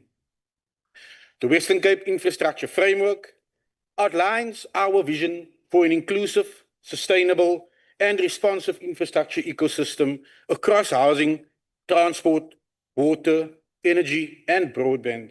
The Western Cape Infrastructure Strategy 2050 translates that vision into practical, implementable actions, and our Western Cape Infrastructure Implementation Plan 2050 tracks every project from planning to completion, ensuring transparency, delivery, and proper accountability. This ecosystem allows us in the Western Cape to move decisively. We are currently evaluating 23 provincial-owned land parcels to the value of just under 400 million rand, covering 85 hectares for future development. These sites have been selected based on proximity to public transport, economic nodes, and social infrastructure because reallocated land must enable opportunity, not just hold title deeds. Chairperson, strategic partnerships are also key to delivery. And 2 weeks ago, the Western Cape and the KwaZulu-Natal signed a landmark intergovernmental cooperation agreement between our respective provincial infrastructure departments. This partnership will promote knowledge exchange, joint innovation, and shared expertise in infrastructure planning, digital tools, financing, and delivery models. We recognize that while our contexts may differ, our challenges are shared, and collaboration is a catalyst for scalable cross-provincial solutions. It is our view that effective partnerships, not duplicating efforts, is a mark of a mature developmental state. We are also embracing technology to accelerate delivery and improve efficiency. Our virtual twinning program, digital models, major infrastructure projects, allowing us to detect risks early, improve design accuracy, and avoid costly delays. By integrating AI-driven analytics, we can already forecast infrastructure needs for our province, optimize resource deployment, and make evidence-based decisions. This is not innovation for its own sake. It is innovation in service of the people, cutting costs, saving time, and stretching every public rand. Honourable Chairperson, we know that no infrastructure program will be sustainable without financial innovation. And that is why our provincial treasury has adopted the alternative and blended financing framework, enabling us to attract private capital and reduce dependence on national grants. We currently, as a province, have over 200 billion rands worth of infrastructure projects under review within this framework, from catalytic mixed-use precincts to bulk infrastructure and roads. Talking of roads, Honourable Chairperson, they cannot be overlooked in our province. Our economy and our people move on roads. When roads collapse, so too does access to opportunity, health services, and food security. And that is why we have launched a new provincial roads delivery model, focused on accelerating upgrades and the maintenance across urban and rural networks in our province. Some of our key road projects currently underway include the Malmesbury Bypass, a catalytic route that will divert freight from the town centre. It will improve safety, but also unlock economic flow along the N7 corridor. There's also the Louis Fourie Road upgrade in Mossel Bay, a vital project in the Garden Route region that will expand capacity, reduce congestion, and link our residents there with areas of economic zones. But looking ahead, we are planning for the Wingfield Southern Upgrade Scheme, the R300 extension, and a phased program to upgrade at least 50% of our province's gravel road network over the next decade. Our road network, Honourable Chairperson, is more than tar and asphalt. It is the infrastructure of economic resilience, connecting people to jobs, services, but most importantly, dignity. In the Western Cape, infrastructure, therefore, and its delivery is not ad hoc or reactionary. It is driven by our Western Cape Infrastructure Framework 2050. It is executed through our Western Cape Infrastructure Strategy 2050, but we are keeping track of it via the Western Cape Infrastructure Implementation Plan 2050, ensuring that our province's development is planned, financed, and delivered in a transparent and accountable manner on time.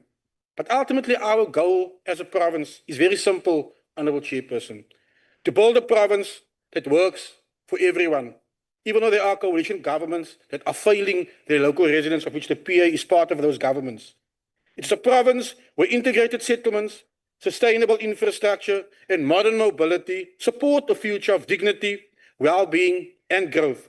And as Peter Drucker once said, the best way to predict the future is to create it. And that is what we are doing in the Western Cape, building the Western Cape of the future today through infrastructure that connects, infrastructure that empowers, and ultimately, infrastructure that restores dignity for all who call our province home, even those who do not want to see what we are doing because they are blinded by their own failures where they govern in coalition in this province. Thank you, Chairperson.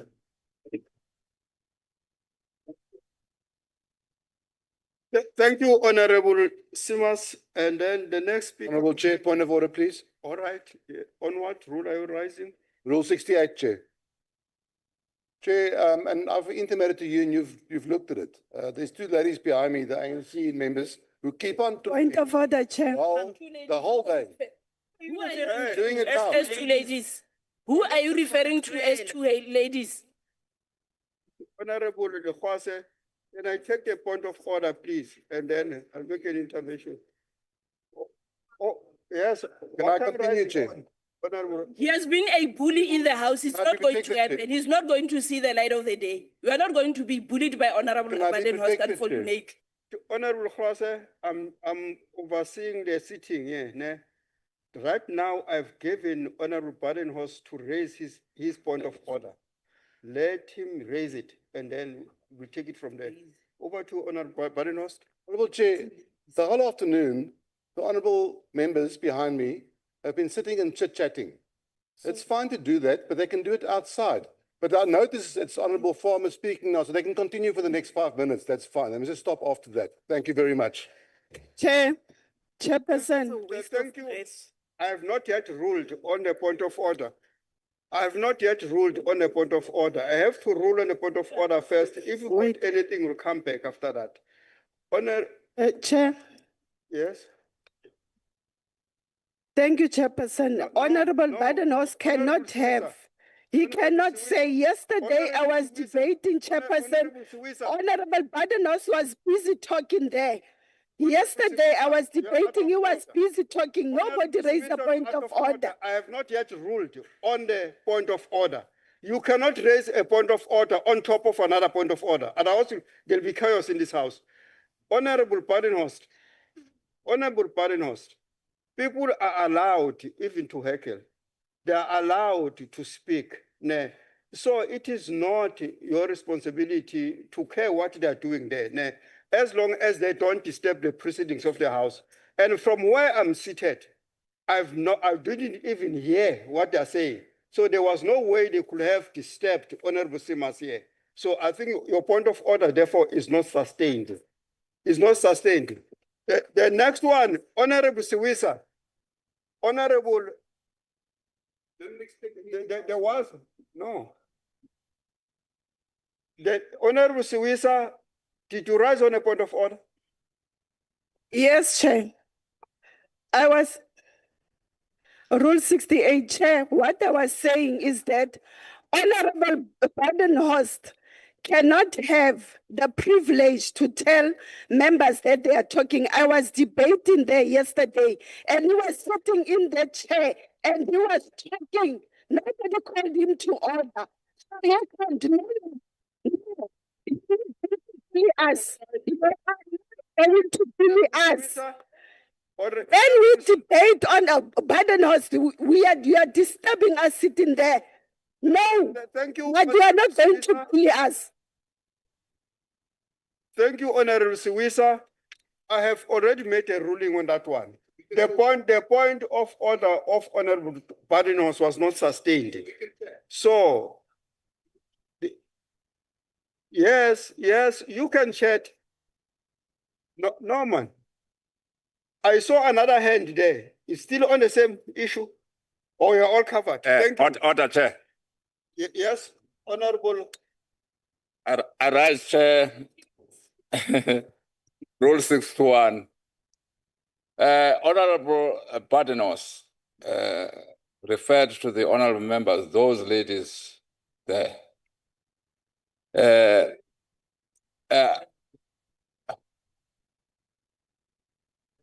Can you give Honorable Nonkonyana a chance to speak, to raise his point of order?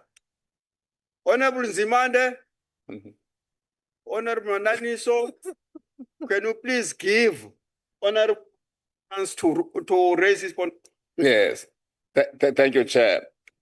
The Honorable Badenhorst referred to the honorable members of this House as those ladies there.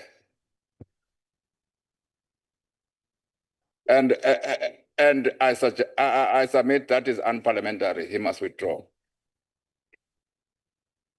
All right, thank you, Honorable Nonkonyana. That point of order is not going to be sustained because there are definitely ladies. You can see how cute they are. There are definitely ladies left. Over to you, Honorable Farmer. They will only you can participate in it.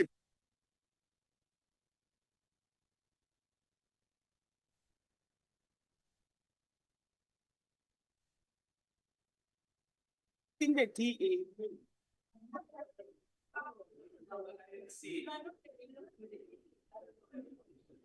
No, can you give Honorable Farmer a chance to articulate his policy positions? Over to you, Honorable Farmer. Can the House be in order, please? Honorable Chairperson, there's definitely ladies here that's speaking. Honorable Chairperson, honorable members, fellow South Africans, again I greet you in the name of Jesus Christ, our Lord and Savior, who died for us on Calvary. Today, on behalf of the Patriotic Alliance, we lend our full support to Budget Vote 13, Public Works and Infrastructure, because we understand that this is not just a line item in the budget, but a direct investment in our people's livelihoods, dignity, and economic future. Chairperson, public works and infrastructure should be the backbone of job creation, skills development, and local economic growth. But for too long, our people have watched incomplete roads, abandoned buildings, and corruption-riddled tenders rob them of hope. The question we must ask is simple. Will this budget deliver bricks and mortar, or once again deliver excuses and empty promises? Honorable members, our country does not suffer from a shortage of plans. We suffer from a shortage of action and accountability. This year must be different. This budget must rebuild trust. First, we need a laser focus on completing projects on time and within budget. No more ghost schools. No more half-built clinics. No more excuses. Every rand wasted is an opportunity stolen from a young person who could have earned a wage building that road or maintaining that school. Second, we must prioritize local procurement and community participation. When we say infrastructure must create jobs, we do not mean for fly-by-night contractors and politically connected middlemen. We mean for our local small businesses, our emerging builders, our unemployed youth who need skills and income. Third, this department must clamp down decisively on maladministration and corruption. From inflated invoices to cash for tenders, the roast must end. Oversight must be a formality. It must bite. Chairperson. A little bit, Honorable Farmer. Can you hold it a little bit? Definitely, Honorable Simas, I can hear you from here. It means that you're basically disturbing Honorable Farmer. No. I didn't hear those members who are at the back. They could not be heard here.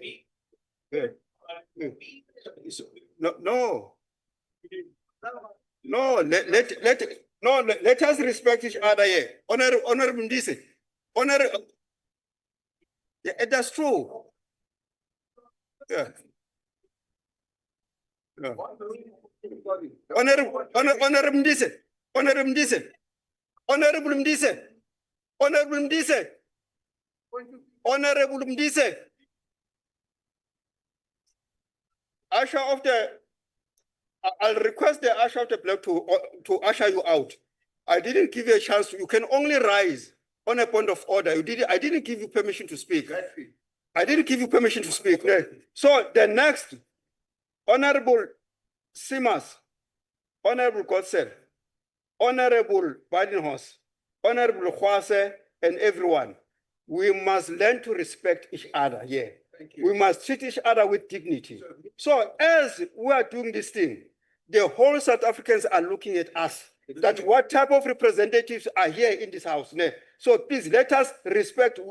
You might not like Badenhorst, Honorable Badenhorst, you might not like Simas, but not like Mudise. But they are voters who voted for these people into this house. So you must respect those voters. Please. Over to you, Honorable Farm.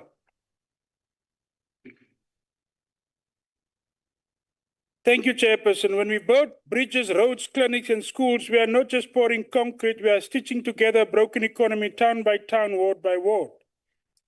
That is why the Patriotic Alliance supports this budget vote. But let me be clear, we do so because we believe in using this budget to deliver real impact on the ground, not photo opportunities. We expect the EPWP to be strengthened but not abused as a temporary PR stunt. It must become a genuine pathway for people to gain skills, earn an honest living, and step into permanent jobs. Chairperson, we want to break the back of poverty. Let us start by building the foundations right. Let us demand project managers who are competent, contractors who are honest, and communities who feel the direct benefit of every public works project. As the PA, we will monitor this department's progress relentlessly. We will knock on doors, visit sites, and ask questions, not because we are here to disrupt, but because we are here to make sure that people get what they were promised. When we talk about infrastructure, we talk about the future. Let this budget vote 13 be the building block for that future, brick by brick, job by job, community by community. We support this budget because we trust that together we will build a South Africa where every project completed stands as proof that public money can truly serve the public good. Honourable Chairperson, the poor state of the decorum of this House is mainly due to one person. And that person's name is Honourable Frederik Jacobus Badenhorst. And you should, as presiding officers, you should act against this thing. The decorum of the House is lying in tatters because of one person. Salute.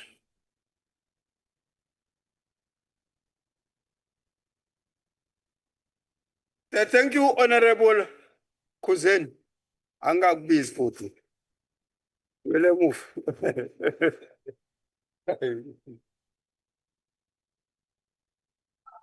Thank you, Honorable Farmer, for your input and for representing your constituency.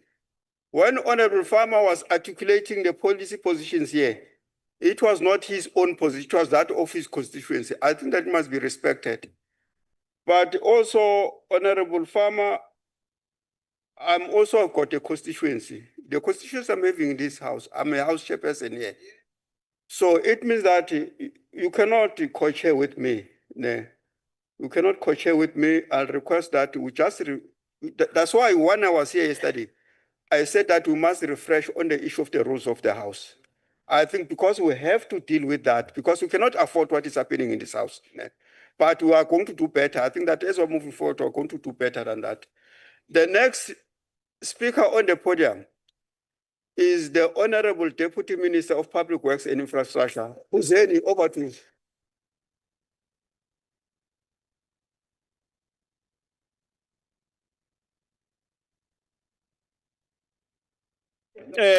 Honorable Chair, may I take this opportunity to extend my greetings to you, Honorable Chair, the Minister of Public Works and Infrastructure, Honorable Dean McPherson, the members of the NCOP, may I humbly greet all MECs who are connected, but more importantly, the MECs who are with us here, MEC Simas, as well as MEC from Northern Cape, MEC Fufe, Makatong. We are grateful to have you here. May I extend my greetings to the DG and the head of ISA. Honorable members, on Friday, the 18th of July, our country and the world will commemorate the founding President Nelson Mandela's birthday by at least spending 67 minutes in the effort of building those who are less fortunate. We will do this year's commemoration under the theme, as I quote, "It's still in our hands to combat poverty and inequality," close quote. We call on South Africans to join the Department of Public Works and Infrastructure and all other public representatives across the country as we work with communities to make difference in the people's life. Working together and in solidarity with the needy communities of our country. Let us build a human-centered society, which Madiba envisaged in his inaugural State of the Nation's address on the 24th May 1994. Honorable Chair, it is with that understanding that we send our deepest condolences to the family and the entire Christian fraternity on the passing of Pastor Gumbi, Dr. Gumbi, one of the eminent South Africans who have spearheaded and encouraged social cohesion.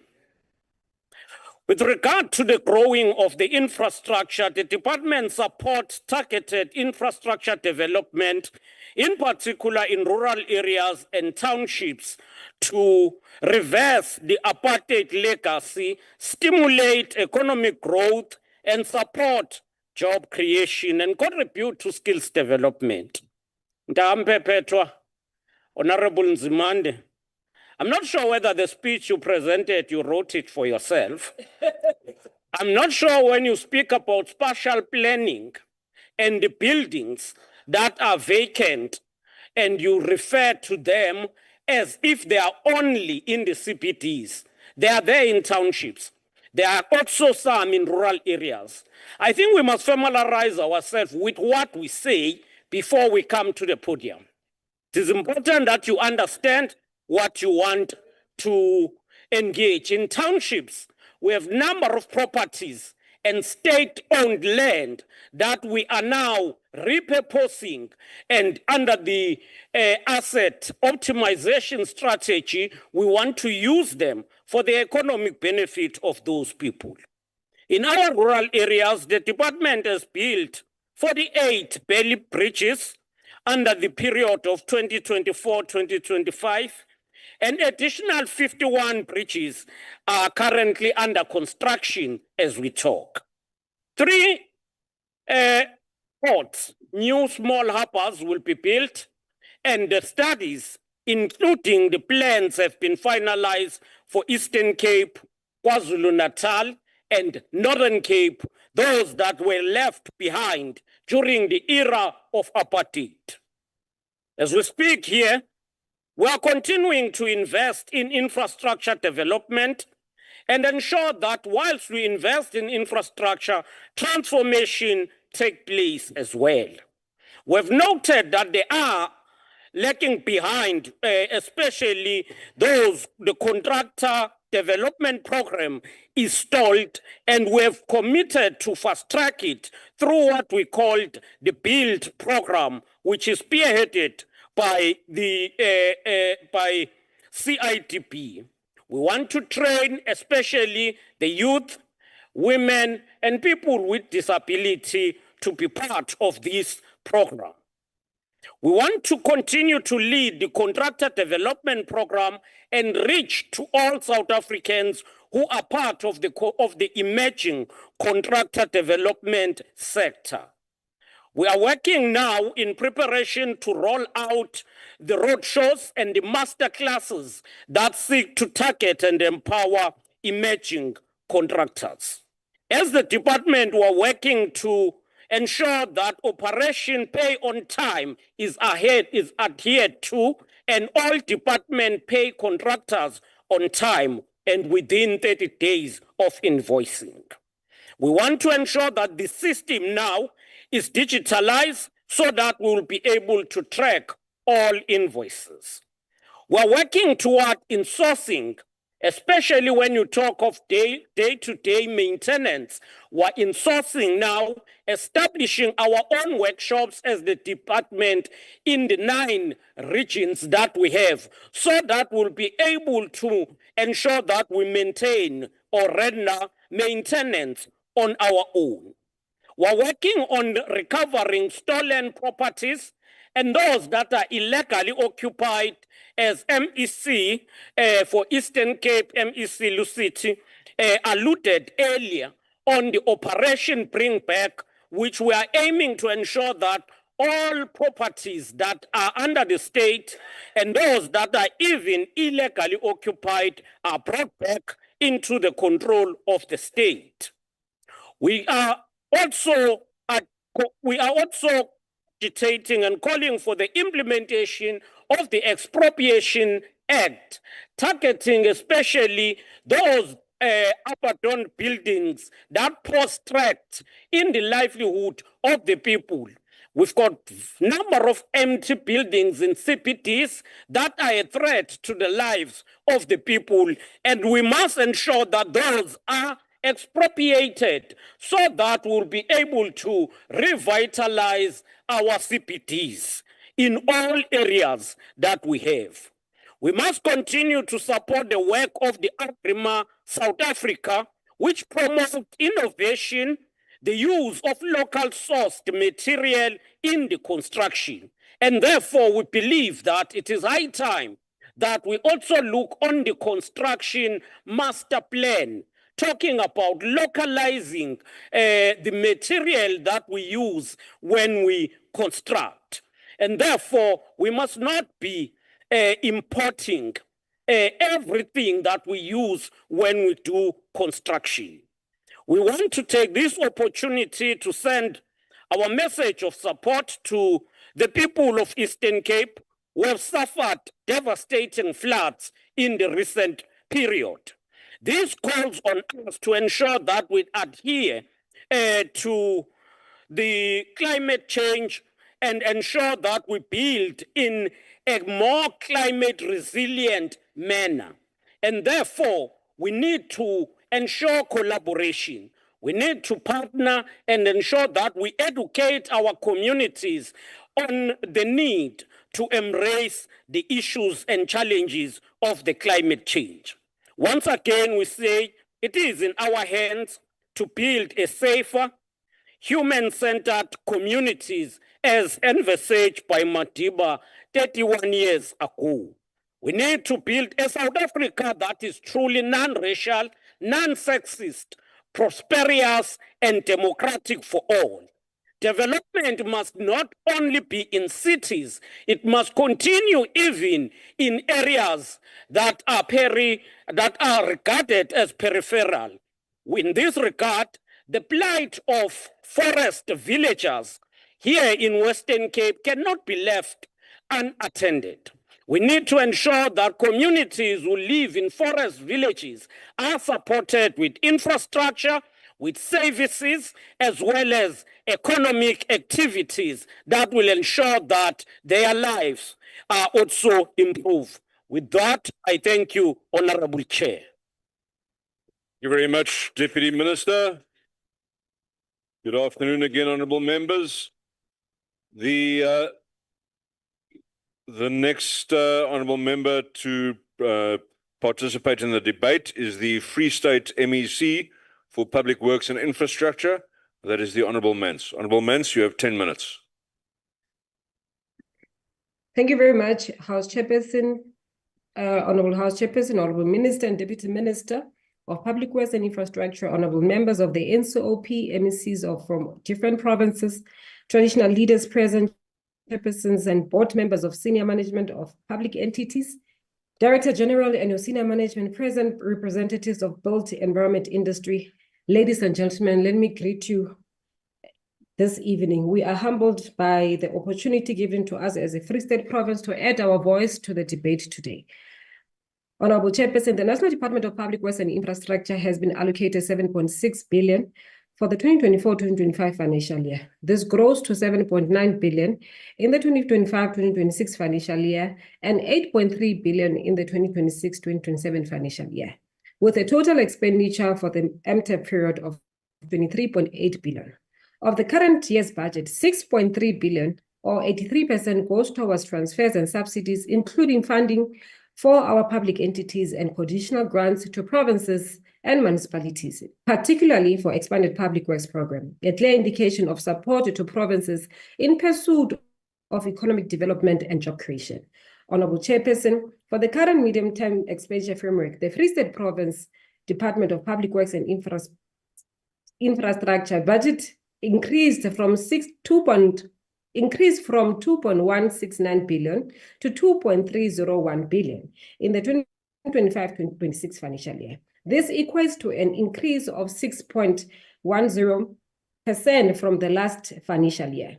The provincial department's work is informed by the 7th administration priorities, which find expression in the MTEF development plan, which is MDDP. The priorities are as follows: drive inclusive growth and job creation, reduce poverty and tackle high cost of living, build a capable, ethical and developmental state. The department is contributing to priority number 1, which is inclusive growth and job creation, whilst also integrating the public works sector priorities, which focuses on increased employment and work opportunities, increased infrastructure investment, access and efficiency and economic transformation, and equitable inclusion of women, youth, persons with disability, skills for the economy, ethical and professional public service. Honorable Chairperson, the fundamental question that this budget seeks to address is whether we are providing sufficient resources for job creation and maintenance of our government buildings. Initiatives need to be well-funded and effectively implemented in order to create real opportunities for our citizens. Honorable Chairperson, in the case of the Free State Province, our pledge as political leaders is clear. Every rand allocated must serve the people of the Free State, drive tangible outcomes, and break the cycle of empty promises. Honorable Chair, as at the end of 2024-2025 financial year, the province created 26,372 validated work opportunities, of which 69% of those were for women, 35% went for young people, 1% went for people with disability. Of course, we still need to do more in that particular space. As a department, we will contribute 2,000 work opportunities in the current financial year with a total EPWP budget of 40.267 million, including our grant allocation of 4.2 million from the National Department of Public Works and Infrastructure. Honorable Chairperson, the department has partnered with sector education training authorities in ensuring adequate funding support towards our quest to create more jobs opportunities. I'm pleased to announce to this House that to date, we have received a commitment from Construction Education Training Authority, CETA, to the value of 9.9 million for training and development of our participants. We also encourage other funding institutions to open their doors for collaboration in ensuring alignment of government resources. Honorable Chairperson, last year in October, we launched EPWP Phase 5, which is about providing unemployed poor with meaningful work opportunities through delivery of community assets and services, as well as actively build economic inclusion mechanism that empower sustainable livelihood and contribute to the country's developmental agenda.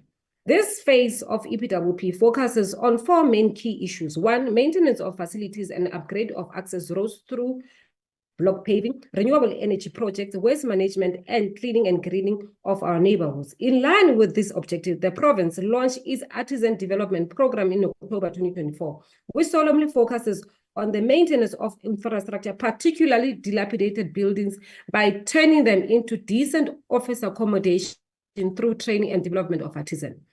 An intake of 292 learners have been placed in the departmental regional offices to support our maintenance teams under the stewardship and supervision of qualified and experienced chief artisans, with dedicated focus on painting, plumbing, electrical, bricklaying, carpentry, and plastering. Some of the newly trained artisans will be placed in the existing projects of installing rooftop solar PV plants and backup batteries in some of our buildings. Honorable Chairperson, South Africa is a water-scarce country.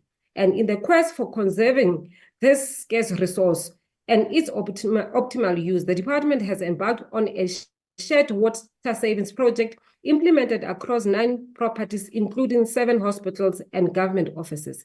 It is worth mentioning that the department has been able to save 7 billion liters of water in the past 5 years to the value of 350 million. Honorable Chairperson, since the commencement of the 7th administration, we have completed the construction of Oranjekrag School Hostel in Garibdam, as well as Dr. Sillo in Fuljohnskrol. In 2025-2026 financial year, we'll be completing and handing over to client department the following projects or following facilities. Mpumelelo School in Amelia, which is standing at 94%. We are also going to hand over Lebuneng Special Schools Hostel in Tabong Velkom, designated to accommodate 300 school children, 150 boys and 150 girls, currently standing at 97% progress. Tusanon Building, which is a state-owned building in Mangaung, will host traditional leaders on behalf of Department of Cooperative Governance and Traditional Affairs is currently standing at 72% completion. The department has completed and handed over the second phase of Sierra Leone Children's Home Center to the Department of Social Development, whereby bringing services closer to the people. Honorable Chairperson, Klibing Library and webinar will be handed over on the 18th of July 2025 as part of commemoration to Tata Nelson Mandela's contribution to our nation. We remain committed to delivering projects and ensuring that successful completion, and in instances where projects have delayed with no progress, as in the case of the construction of Tieso Primary School in Bothaville, the department will undertake a forensic investigation to put control on the processes, promote accountability, and ensuring that delivery of much needed social infrastructure is the way to go. Honorable Chairperson, the department has repurposed and refurbished 17 buildings for office accommodation in the past 5 years. This was an attempt to reduce payment of operating leases. Furthermore, the department has identified and budgeted for refurbishment of 5 state-owned buildings during the MTEF period.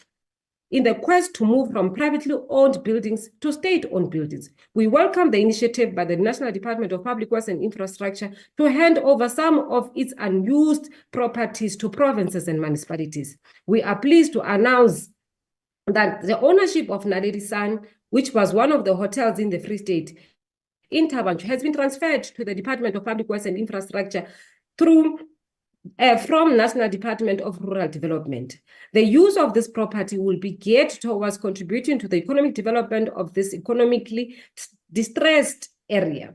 The Free State Department of Public Works and Infrastructure plans to convene a property investment summit engagement with property experts, infrastructure, South African landlords, and other stakeholders to provide solutions and proposals for the unused and redundant properties. The department will test and adopt various models such as BOTs and ROTs based on the current financial reforms as adopted by National Treasury.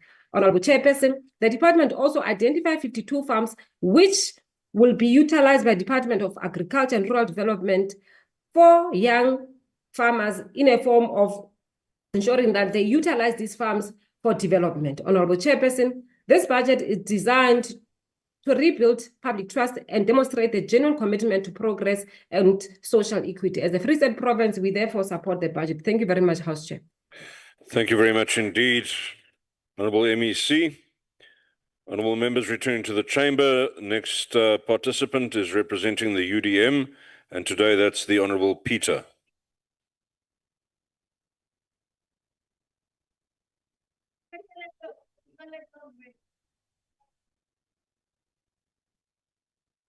Mhlali ngaphambili mandikhahlele kuwe nakubaphathiswa belisebe nakwingqangangqanga zale ndlu ezihloniphekile nakubemi belilizwe abanike i-UDM ithuba mandithezele ngasegoqweni kuhlwile. The United Democratic Movement rises to express its disappointment at the state of affairs within the Department of Public Works and Infrastructure. This department holds a critical mandate in managing public assets, leading infrastructure development, and expanding economic participation.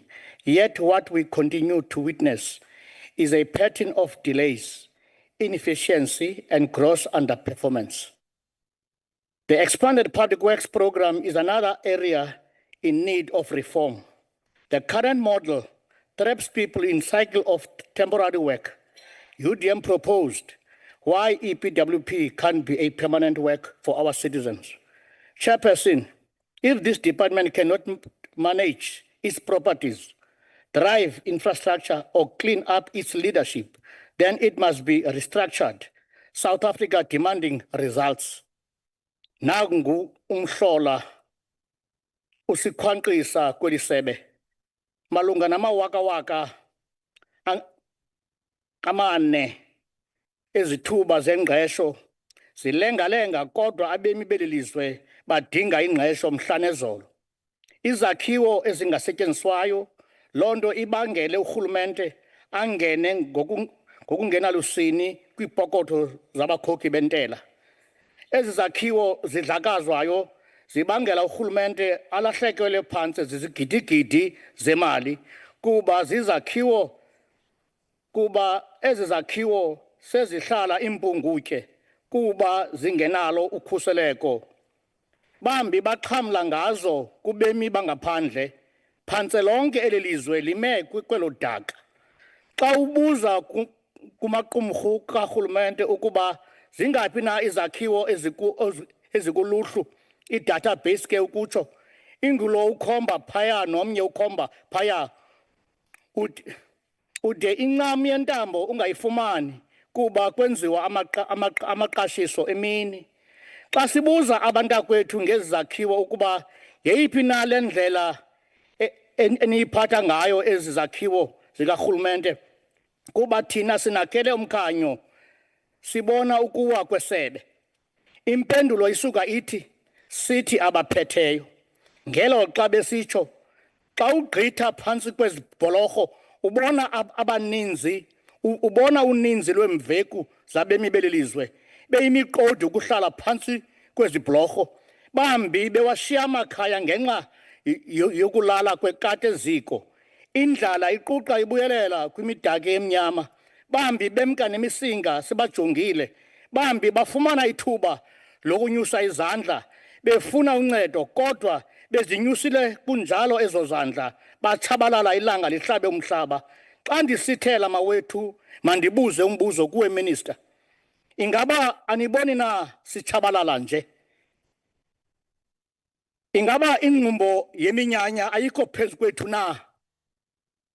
This deliberation of today, Honorable Chair, reminds me when Big Brother of the National Party stood up on a national TV, pointing to the ANC then, that this country won't be governed by terrorists. The question, who governed this country yesterday? Who governed this country today? Who shall govern this country tomorrow? Yiyo loo nto ndisitsho, sukumbulala ngelinye ilanga uza kumdinga. Nkosi. UDM, support the budget.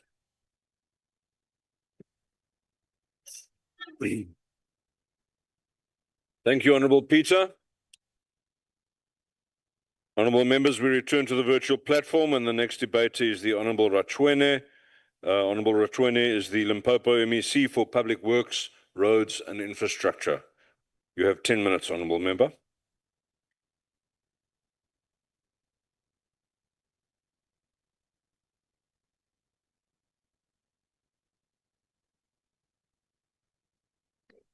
Honourable Ratshwene, we can see you, but you need to unmute yourself, please. Honourable Chairperson and Deputy Chairperson of the NCOP, Honourable Minister McPherson and Deputy Minister Zikalala, the Chairperson of the Select Committee, Premiers of our province, my colleagues, members of various provincial executives, all protocol observed.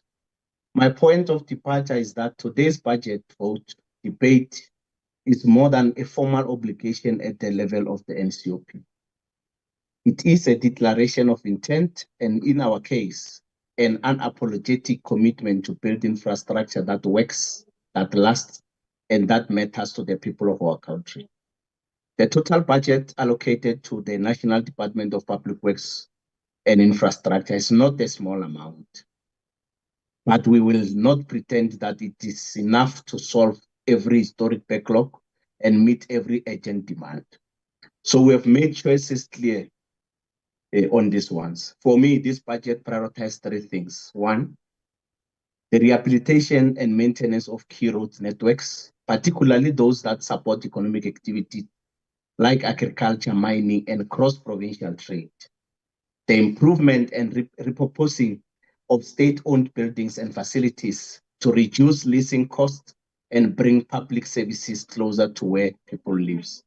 Honorable members, what is also critical here is fixing what we control. Too often, infrastructure delays are not about money, but about indecisive, outdated system and poor accountability. And we are going to change that. A province-wide audit of stalled and underperforming projects have already begun. We are identifying projects that have been in limbo for years, stuck between contractors, consultants, and compliance loopholes. Just last week, we saw our Honorable Premier Dr. Fopira Matua launching a province-wide program to unlock stalled projects, starting with the Moriven Road projects in the Greater Letaba municipality. This is a vigorous program aimed at ensuring we unlock all these projects that impede development. In Limpopo, any contractor who works off-site without resolutions gets disqualified from future provincial work. We are not rewarding failure here. In fact, we have taken zero tolerance towards poor performing contractors. We terminate them without hesitation, of course, after following all due processes. As the Minister of Public Works and Infrastructure said in his address, and I quote, "The era of accountability has begun," close quotes. In Limpopo, that era is already visible on the ground, not just in speeches. Honorable Chairperson, indeed, we cannot continue using the EPWP simply as a form of short-term relief. It must be a vehicle for economic mobility. As government, we have been ensuring that when participants exit the program, they do so with a path forward. As this is done, it must be done in a manner that fits unique context of provinces. The reduction of EPWP funding by 7.7% will have direct effect on our people, particularly those that are from poor communities. We are all alive to the fact that EPWP is not a substitution for job creation. The department and all state entities nationwide must create jobs to directly strengthen internal state capacity. Listening to the Honorable Minister's opening of the debate today, we must all be honest that the work of this department is not just about roads and buildings. It is about the dignity of public services. Infrastructure that makes everything else possible: healthcare, education, safety, and jobs. In closing, Honorable Chair, this 7.6 billion budget is not perfect, but it is focused. And for once, we are backing our priorities with systems that can deliver, not just more projects, but better ones. We are committed to a public works department that does not just manage the status quo, but drives change, block by block, road by road, side by side. We support the national agenda for reform, but in Limpopo, that agenda must be made visible through outcomes, not announcements. We are not here to explain away underperformance. We are here to fix it. Thanks very much, Kialebo. Thank you very much, MEC. Honourable members, there has been a slight change to the speaking order. The next debate at the platform will be the Democratic Alliance's Honourable Billy from KwaZulu-Natal. Honourable Billy.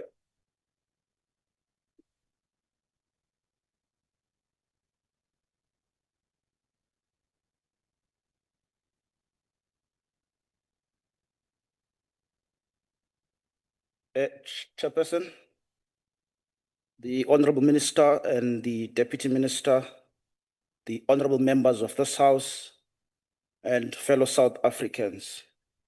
Maybe, Chairperson, let me start by commending the Minister and the Deputy Minister for showing a very united front in this debate. I think a lot of people, especially the breakers, would not be impressed with what you have showcased in this debate today. Chairperson, for many years, the phrase turning South Africa into a construction site was just that, a phrase. Today, that vision is materializing.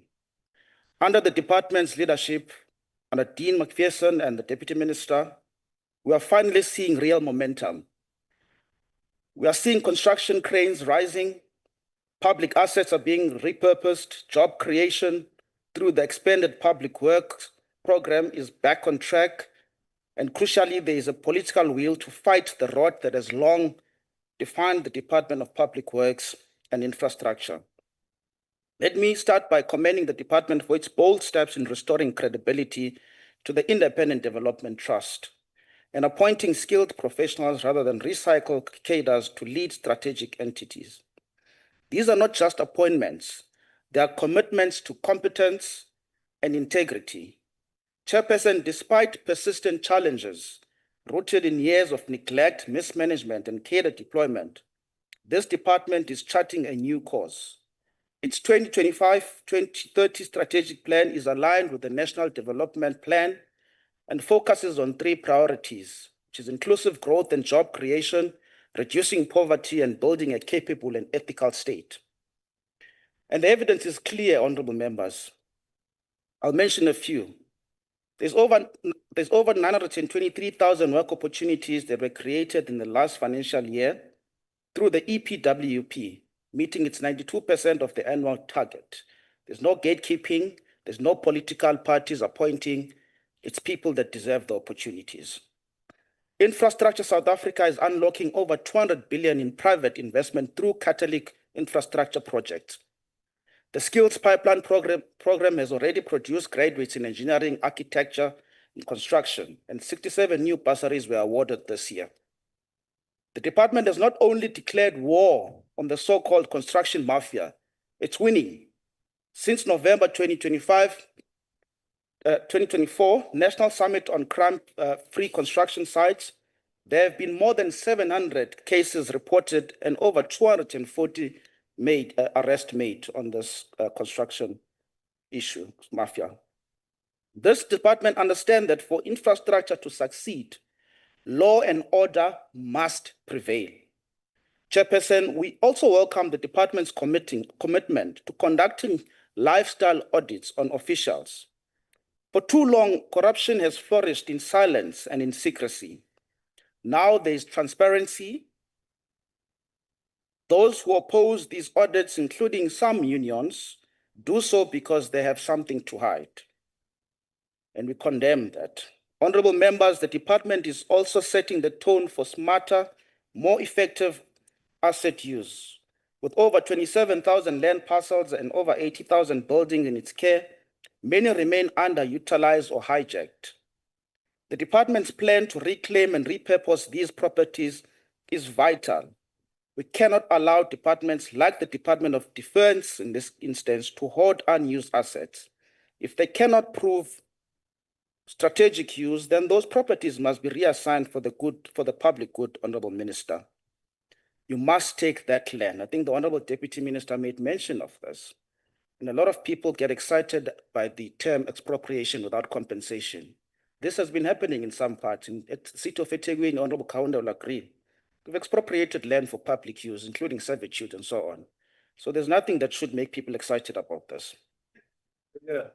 Honorable Minister, Chairperson, a notable innovation is the move toward commercializing state spaces through parking, conferencing, and advertising. This will generate non-tax revenue while keeping the state asset register functional. The appointment of 15 advertising service providers is a welcome first step, Honorable Minister. Welcome the progress toward a single, credible, integrated, immovable asset register, which will improve decisions around maintenance, leasing, or disposal of public property. While national security remains a concern, transparency remains non-negotiable.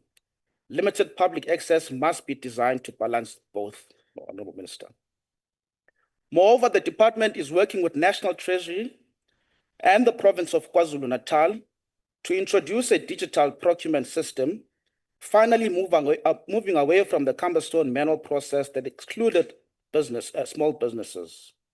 This is a significant stride in eliminating corruption, reducing red tape, strengthening project management, and professionalizing public procurement.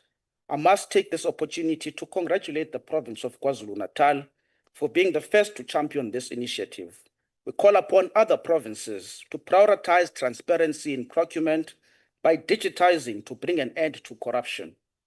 Chairperson, in every one of these reforms, we see a department no longer satisfied with issuing lofty promises, but one acting decisively.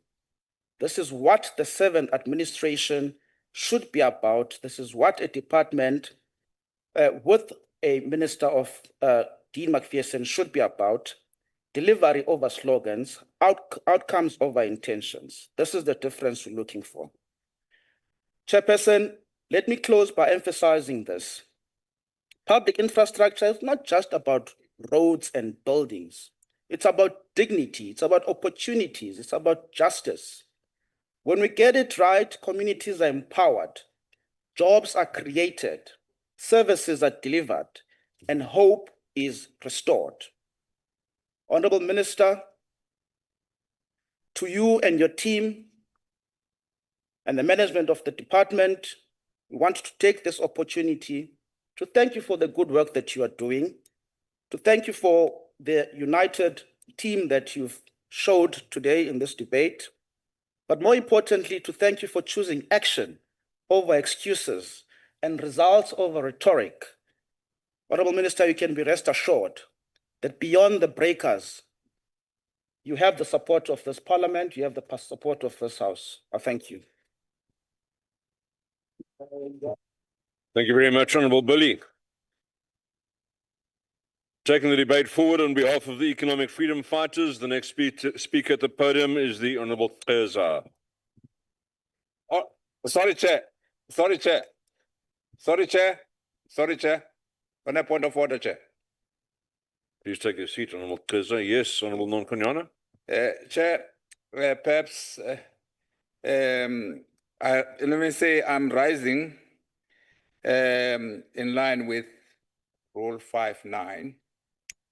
The list of the speakers are set out by the Chief Whip in consultation with the chair of the committee. In this case, it was done.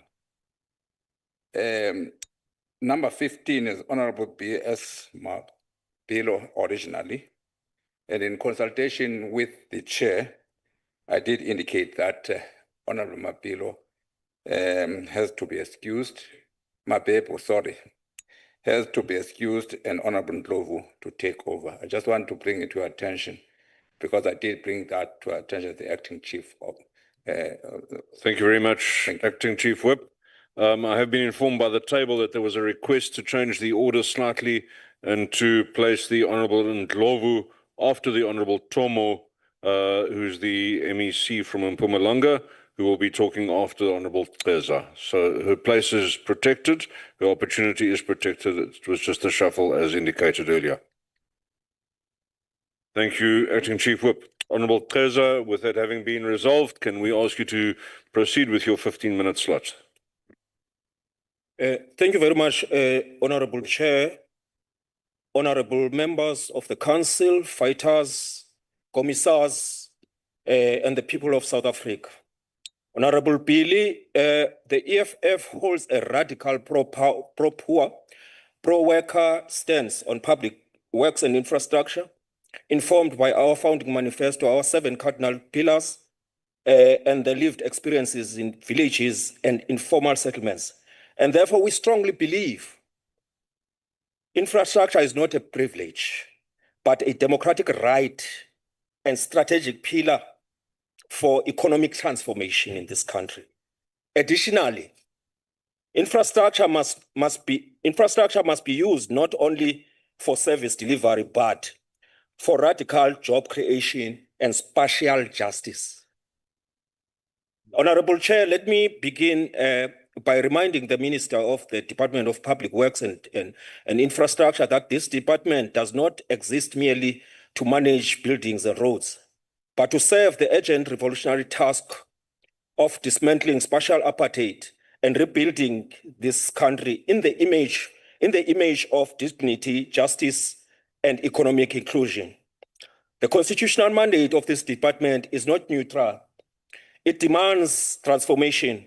It demands the land and infrastructure of this country to benefit the majority, not a small elite, not multinational property syndicates, not corrupt tenderpreneurs.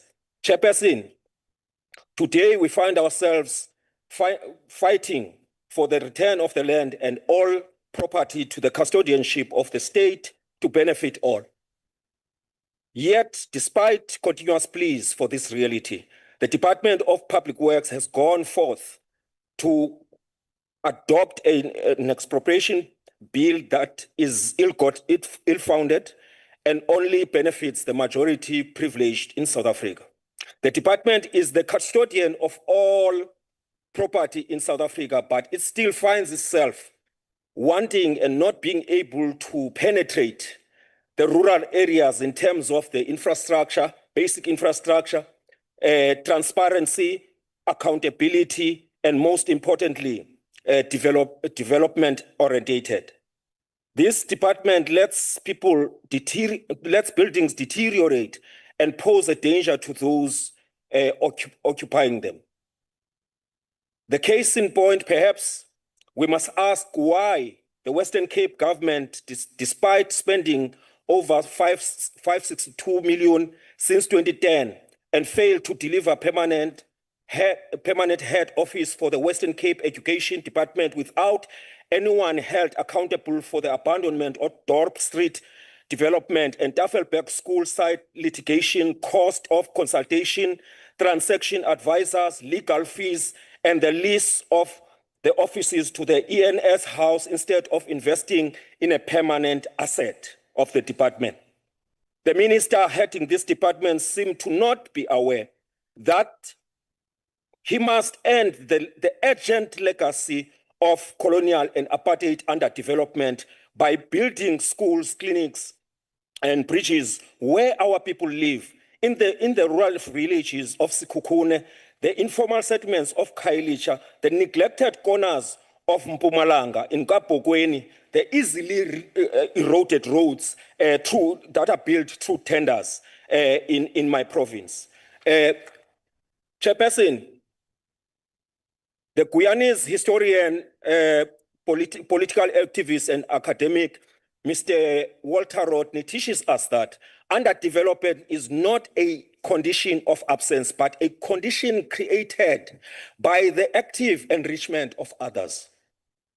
With no real infrastructure built in these areas, because their function was not to nurture development, but to reproduce cheap labor.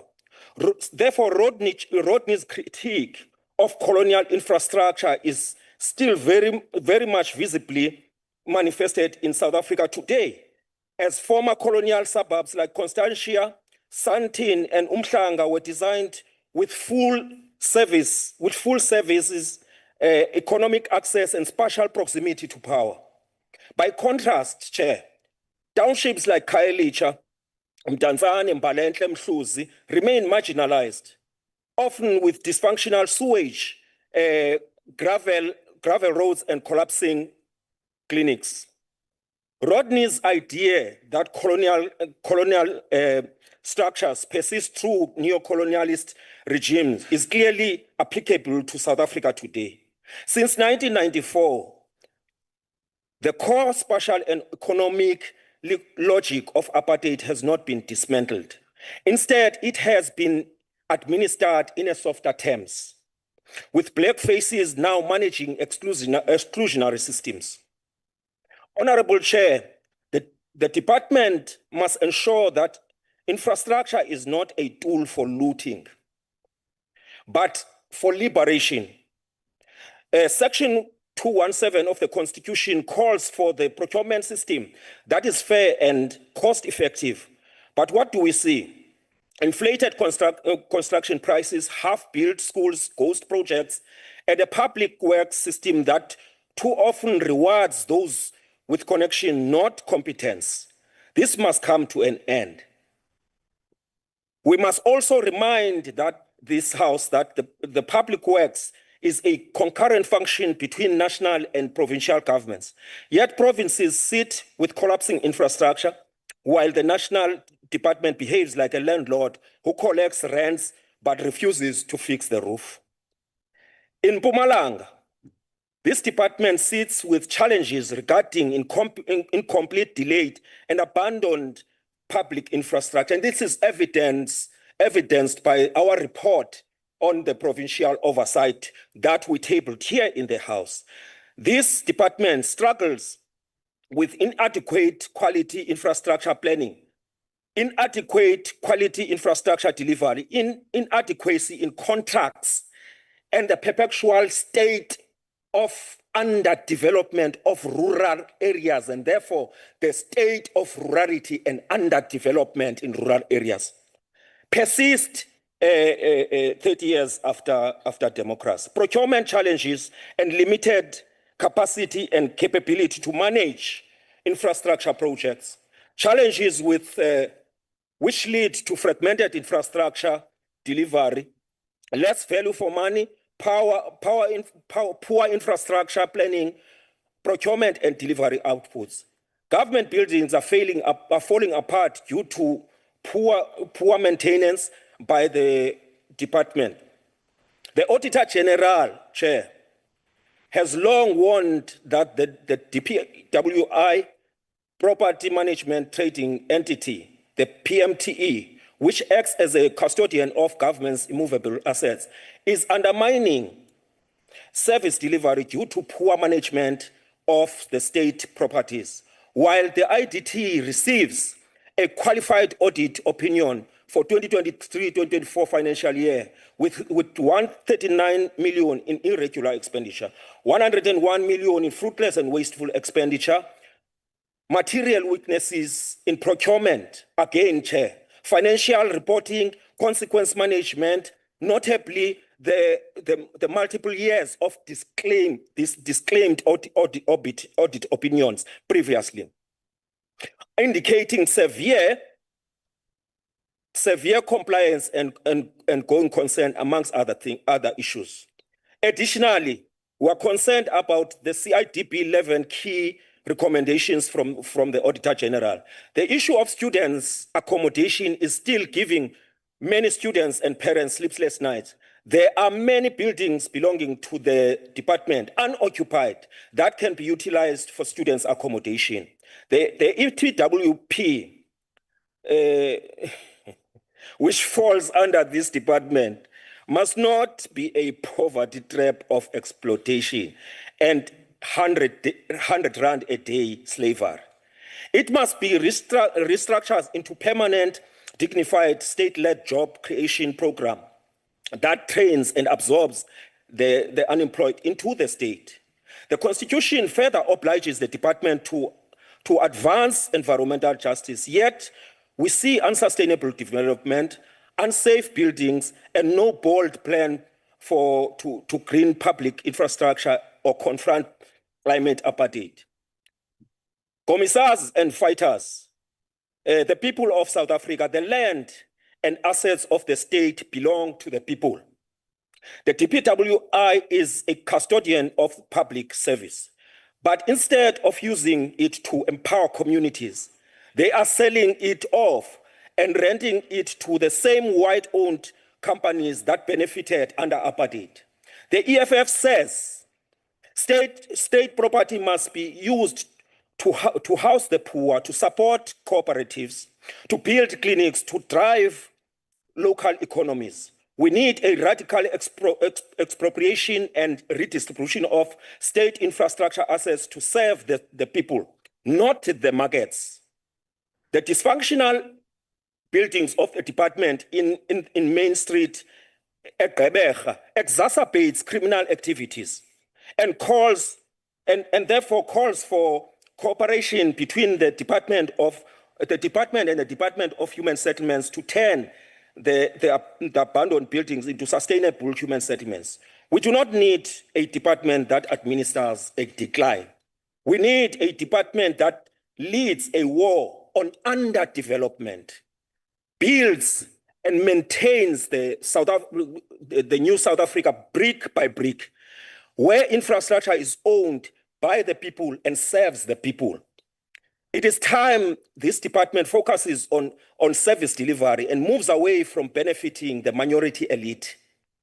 The time has arrived that the establishment of the construction company, which will bring all under one roof, in the name of economic freedom in our lifetime. Let us radicalize the mandate of this department. Let us take back the land, take back the infrastructure, and take back control of the greedy and corrupt. The budget vote is rejected by the EFF. Thank you very much. Thank you very much, Honourable Peza. Honourable members, we continue with the debate. And the next to take their turn will be the Mpumalanga MEC for Public Works, Roads and Transport, and that is the Honourable T.S. Tomo. Honorable Tomo, you have 10 minutes. Thank you very much. Thank you very much, House Chair. Let me take this opportunity to extend my greetings to the Minister, the Deputy Minister, honorable delegates to the NCOP, MECs who are part of this session, and also SALGA representatives who are here. Honorable members, this budget debates take place at a time when South African people expect more from government, and rightfully so. They expect actions and implementation over intentions and results over excuses. The public mandate is clear: deliver infrastructure that works, create jobs that matter, and manage public assets with discipline and purpose. We have taken note of the budget vote as presented by the Honorable Minister of Public Works and Infrastructure, Mr. Dean McPherson. The detail is appreciated, and we are hopeful that the priorities outlined will contribute meaningfully to the national goal of infrastructure-led growth. We reaffirm that infrastructure remains a powerful catalyst for economic development, job creation, and spatial transformation. From the province of Mpumalanga, I wish to affirm our unwavering commitment to building a capable, accountable, and responsive infrastructure state, one that works in line with national priorities and in the best interest of our people. Our focus remains on delivery, impact, and sustainable delivery reform. Our task at its core remains to deliver infrastructure that enables the dignity, economic activity, mobility, and access to government services. In Mpumalanga, we are guided by the principle that every bridge built, every kilometer surfaced, and every contractor trained must reflect our commitment to inclusive development and fiscal discipline. The National Department of Public Works and Infrastructure announcement that Infrastructure South Africa has launched the second edition of the construction book with 250 pipeline projects with 268 billion rand marks an important shift in how government plans and packages infrastructure.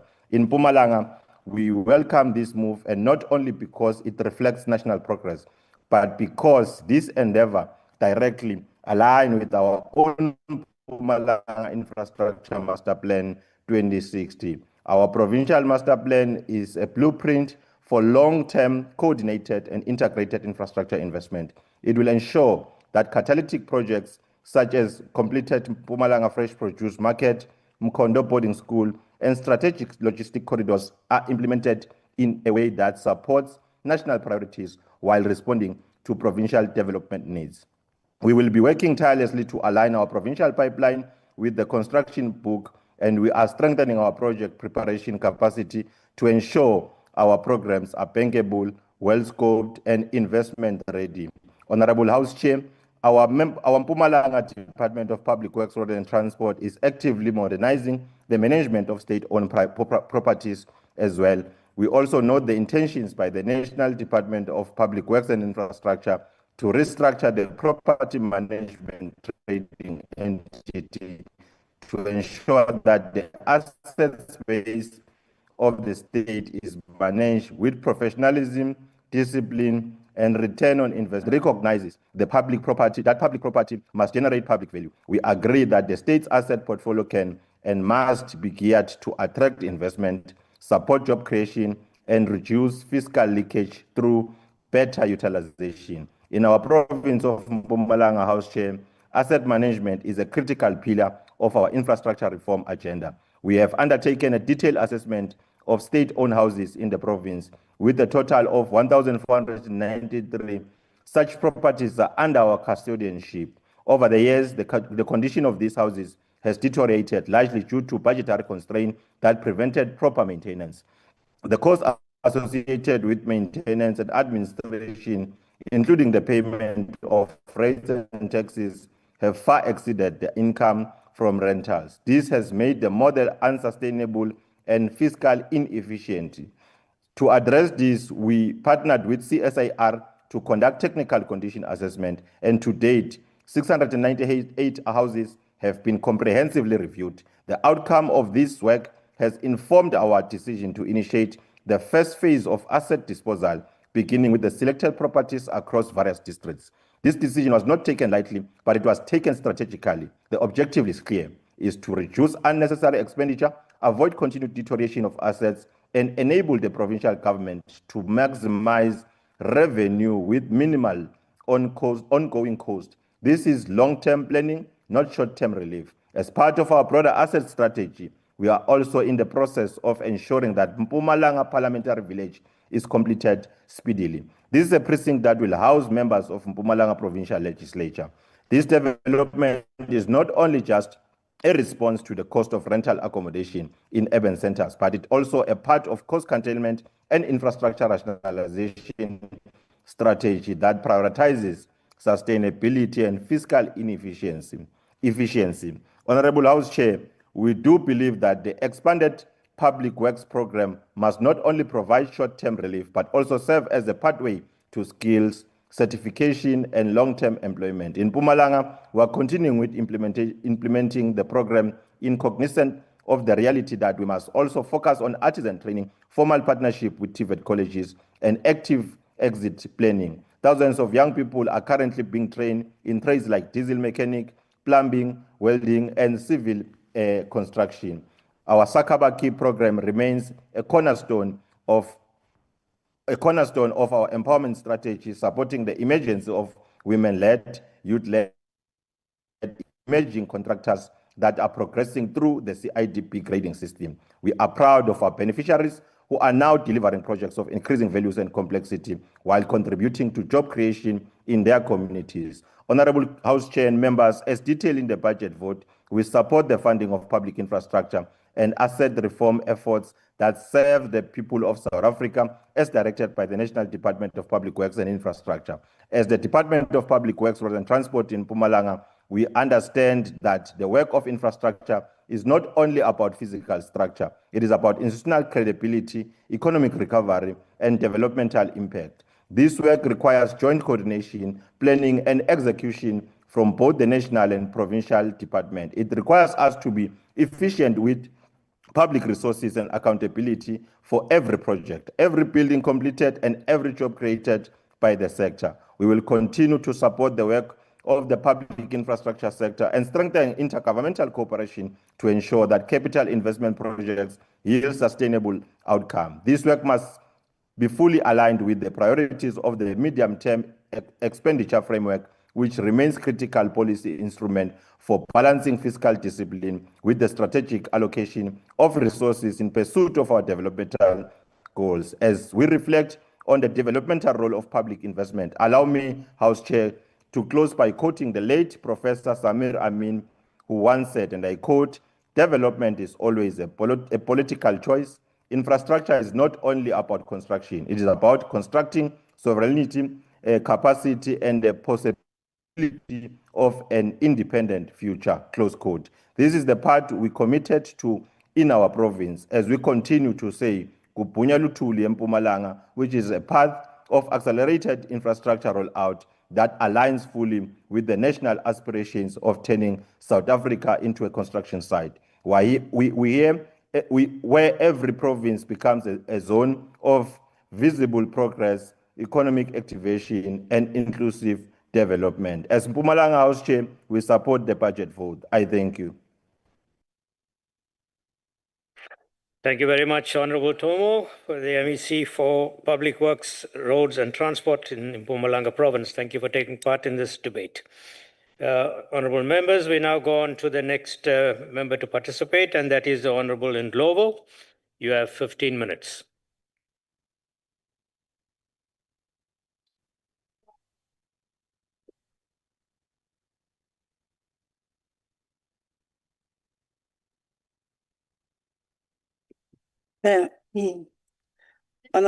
Honorable Deputy Chair, Minister of Public Works, Honorable Macpherson, Deputy Minister Zikalala, our acting Chief Whip, Wozi Ngwanyana, House Chairpersons in absentia, our MECs present in the House and also on the platform. Honorable Delegate, good evening. As the African National Congress, we support this budget, vote 13, Public Works and Infrastructure. We do so because we believe it will help address the challenges faced by our people at the grassroots level. Some of us, we're coming from the rural provinces. Hence, it is important for us to support this budget. Because if we don't, Honorable House Chair, we're not going to get any services. Honorable Chairperson, the responsibility of public works and infrastructure includes overseeing government-owned real estate, creating and implementing regulation for the built environment, and assisting in the development of the construction sectors. This includes managing the planning, construction, and coordination of infrastructure, as well as the supply of public works such as workspaces, medical facilities, and educational institutions. Honorable Chairperson, several challenges facing our provinces in our country, such as insufficient funding, poor planning and management, and shortage of qualified staff, and the legacy of apartheid, make it difficult for the country's provinces to improve their infrastructure. Across the nation, these issues hinder economic growth and the delivery of services. It is for this reason that the Council for the Built Environment, which was established to promote public interest in built environment issues, maintain a sustainable environment, develops human resources, ensures sound governance of professions, and facilitate participation by built environment professionals in integrated development aligned with national goals. Honorable Deputy Chairperson, the Council aims to strengthen relationships and collaborations with a focus on women and young graduates. The board seeks to establish an educational and professional development pathways for individuals interested in the built environment, promoting high standards of knowledge, talent, and creativity throughout their careers. In the medium term, the Council aims to prioritize coordinating and facilitating the development of skills in the built environment.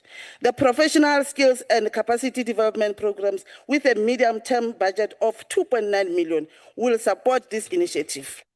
The Council will monitor the implementation of the built environment structured candidacy program in 9 districts annually over the medium-term expenditure framework period. The program will prioritize districts that are prepared and dedicated to professionalizing their built environment. Expenditure is projected to increase by 5.7% annually, from 57.5 million in 2014 to 67.9 million in 2027.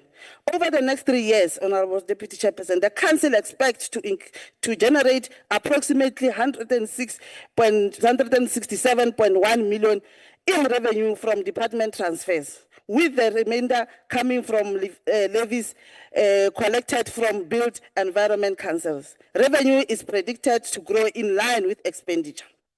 The development of industries to promote an inclusive economy remains our primary objective under priority 2 of the ANC manifesto. We aim to transform our economy. The government should support industrial growth, innovation, and job creation within the microeconomic through industrial park and agro-processing. Targeted strategies developed by the government seek to revamp and diversify the manufacturing sector, strengthen both the national and African markets, upskill and reskill individuals, and address the global challenges of climate change. We are also open to transition towards a cleaner, greener future, which will generate jobs and sustain export competitiveness in the global market. South Africa's Independent Development Trust, IDT, faces several challenges, including unstable finances, delayed projects, and issues with supervision and governance. The IDT's capacity to fulfill its duty of overseeing and implementing social infrastructure projects is hindered by these challenges. The Trust's medium-term goal is to empower underprivileged communities by providing project management services for the construction and renovation of social infrastructure, primarily in rural areas, including schools, clinics, and community centers. It anticipates creating 43,000 jobs opportunities annually over the next several years, primarily through the expanded public works program, as well as 8.63 jobs opportunities across other programs portfolios. The program management program, with a medium-term budget of 681.6 million, will carry out these tasks. Employees' compensation is expected to account for 935.3 million of the total expenditure during the next period, with costs increasing at an average annual rate of 7.4% from 529.2 million in 2024-2025 financial year to 655.3 million in 2027-2028. Management fee paid to the Department of Public Works and Infrastructure, along with other client agencies, comprise the majority of the trust income, projected to total approximately 2 billion over the medium-term period. Revenue is expected to grow at an average annual rate of 12%, increasing from 520.2 million in 2024 to 731.5 million by 2027. The IDT must be supported to facilitate the department construction projects. Honorable Deputy Chair, we also need to focus on green technologies, energy efficiencies, waste management, climate-smart agriculture, infrastructure, and eco-friendly production methods to ensure long-term sustainability. This involves creating and implementing a plan to become a global leader in green hydrogen, battery, and electric car production. South Africa's property management trading entity, PMTE, faces various challenges, including asset management, financial sustainability, and operational efficiency.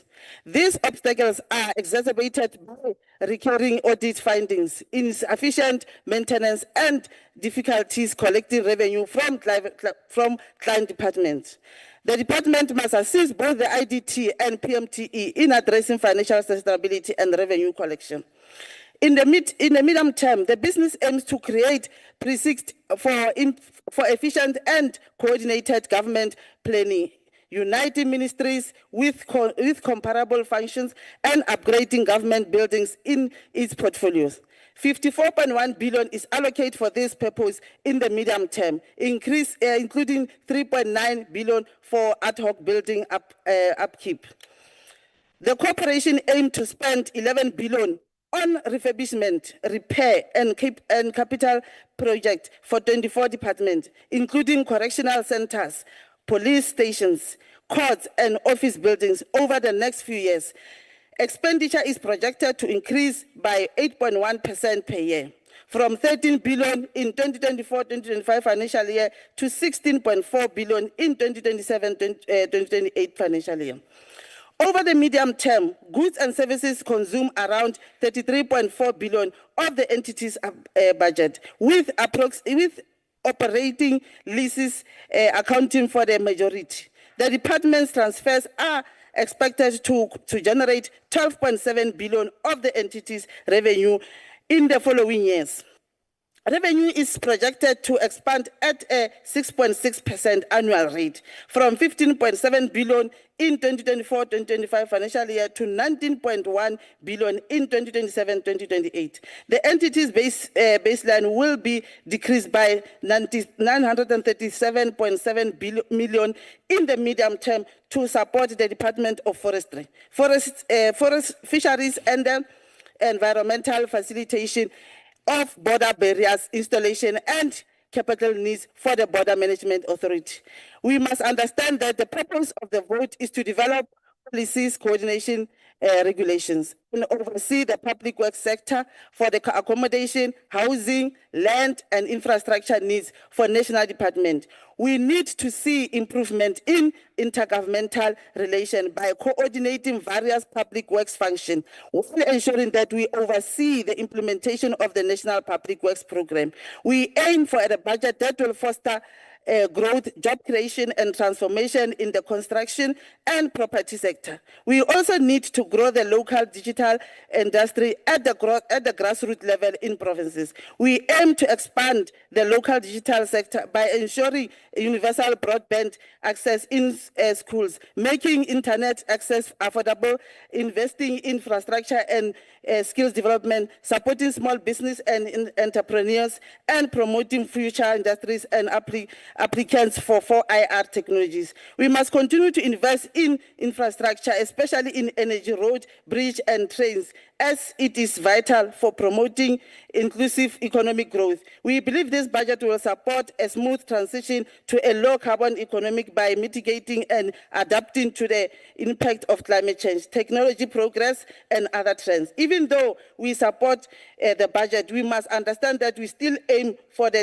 decentralization of government at the national, provincial, and municipal level, as well as further power fragmentation and contestation within the local government and construction sectors, offering role players at a defragmented field in which to manage infrastructure projects. We must ensure that in this administration, we do not expect underspending in employees' compensation and delays, which are primarily caused by filling vacancies. We expect no underspending in our provinces when it comes to machinery and equipment, given the robust procurement processes and supply chain regulations in place. Let us continue to support to improve our economic and social infrastructure, including roads, bridges, dams, and fiber networks, to support small businesses and industrialization. Honorable House Chair, the ANC support the budget policy vote for the Department of Public Works and Infrastructure under the leadership of the Minister McPherson and Deputy Minister Zikalala. There's nothing like there is an individual, and we don't have to play games here. All of them, they work as a collective. Thanks very much.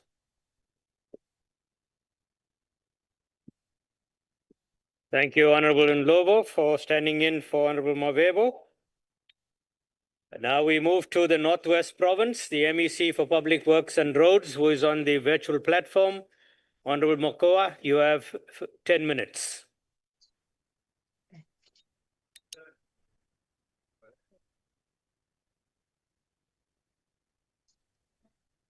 Honorable MEC, Northwest Province, you have 10 minutes. Thank you very much, Chair. Let me also from Northwest pass our greetings to the Minister and the Deputy Minister, the leadership of SALGA, and all the members of the NCOP. Let me start by thanking you for this opportunity, Chairman. The Honorable Minister's speech comes barely Honorable a few MEC, weeks. can you switch on your camera so that we can see you, even if it's for a few minutes? My camera is on, Chair. I don't know if you can see that side. We can only see the background. We can't see you, Honorable MEC. What is it that I must do?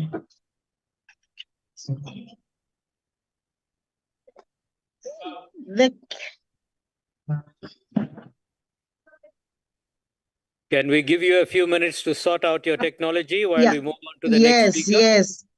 Thank All you right. very much, Chair. Thank Okay, you. we'll come back to you after 6 minutes. All right. I therefore call upon the Honorable Godsell, who has 6 minutes.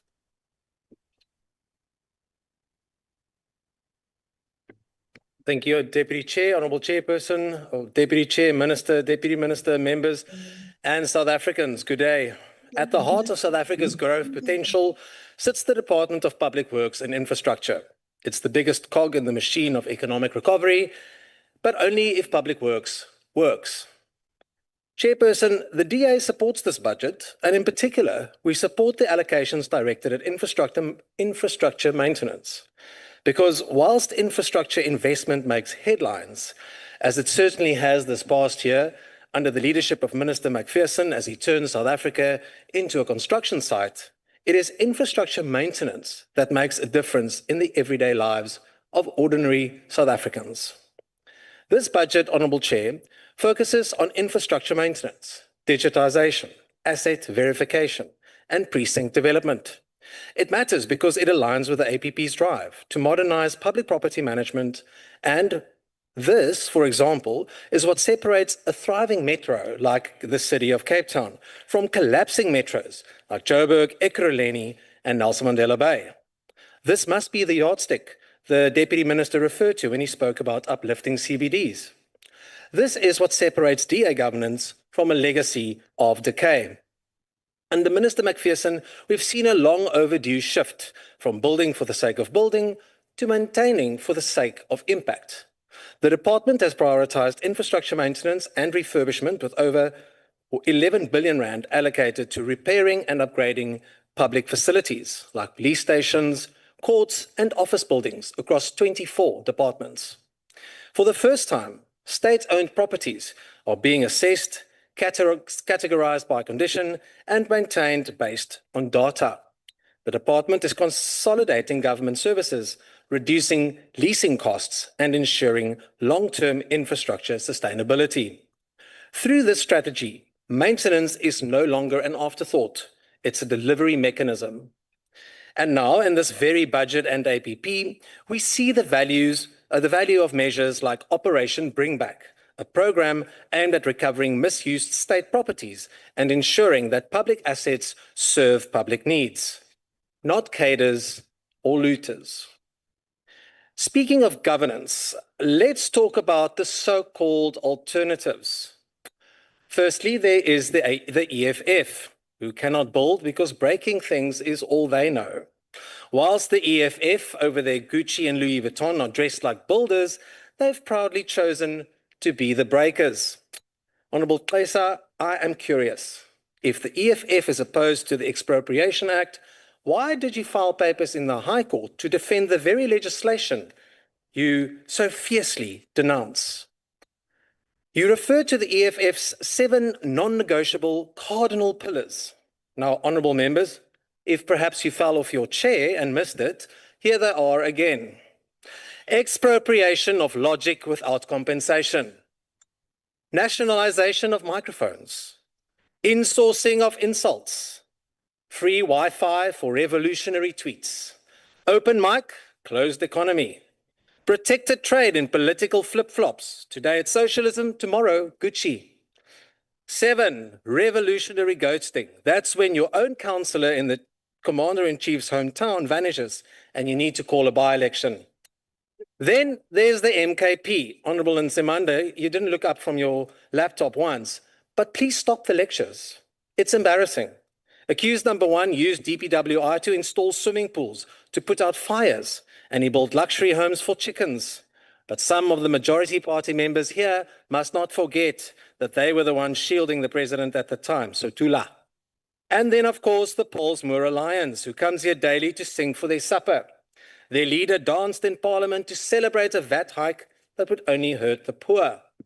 Honourable Farmer bashes the DA to big applause of the ANC. Why does the Pollsmoor Alliance not rather come and tell us how they promised to buy in the Karoo and raised funds for it in Sandton? Funds never to be seen in the Karoo, not a cent. But then their president's son bought a football team for 50 million rand. The PA doesn't govern. It performs for their masters to enable looting. Honourable Farmer, you asked about a photo op. Remember the story I told you earlier about the bikes. Agbare breed, ja, SANW infrastruktuur is inderdaad 'n bom wat wag om te ontplof, soos die hele SANW, maar moenie worry nie, hierdie minister het 'n plan. Honourable Kaunda, you said that it was fitting that this debate follows the social development debate because we should be moving people from social wages into jobs. I'm curious, when you spent all those millions on VIP protection for yourself and as the mayor of eThekwini, was this the kind of job creation you had in mind? You also referred to progress you made since 1994. Perhaps, but whilst you are learning from the enemy right here in this department, go and do the maths and see how much progress you've actually made when you spent all that money on the VIP protection. And if you and your RET friends, Honourable Mabibo and Honourable Ndlovu, still think you've made progress, why don't you go look at last year's election results? Chairperson, we have seen the cost of decay, the cost of neglect. Therefore, we support the DPWI's renewed focus on digitization, infrastructure precincts, and maintenance of state facilities. This budget is not just about roads and buildings. It's about the builders and the future we are building. The DA supports this budget.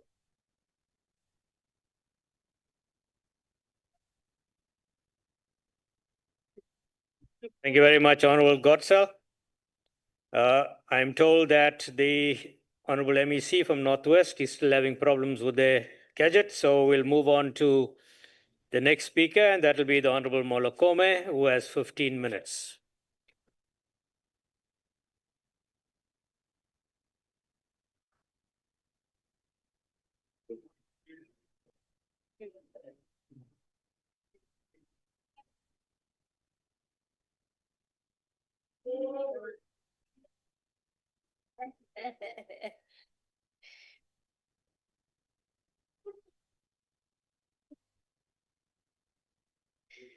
Thank you, Deputy Chair, and good evening to the Minister, the Deputy Minister, Tate Zikalala, the honorable members and members, fellow South Africans.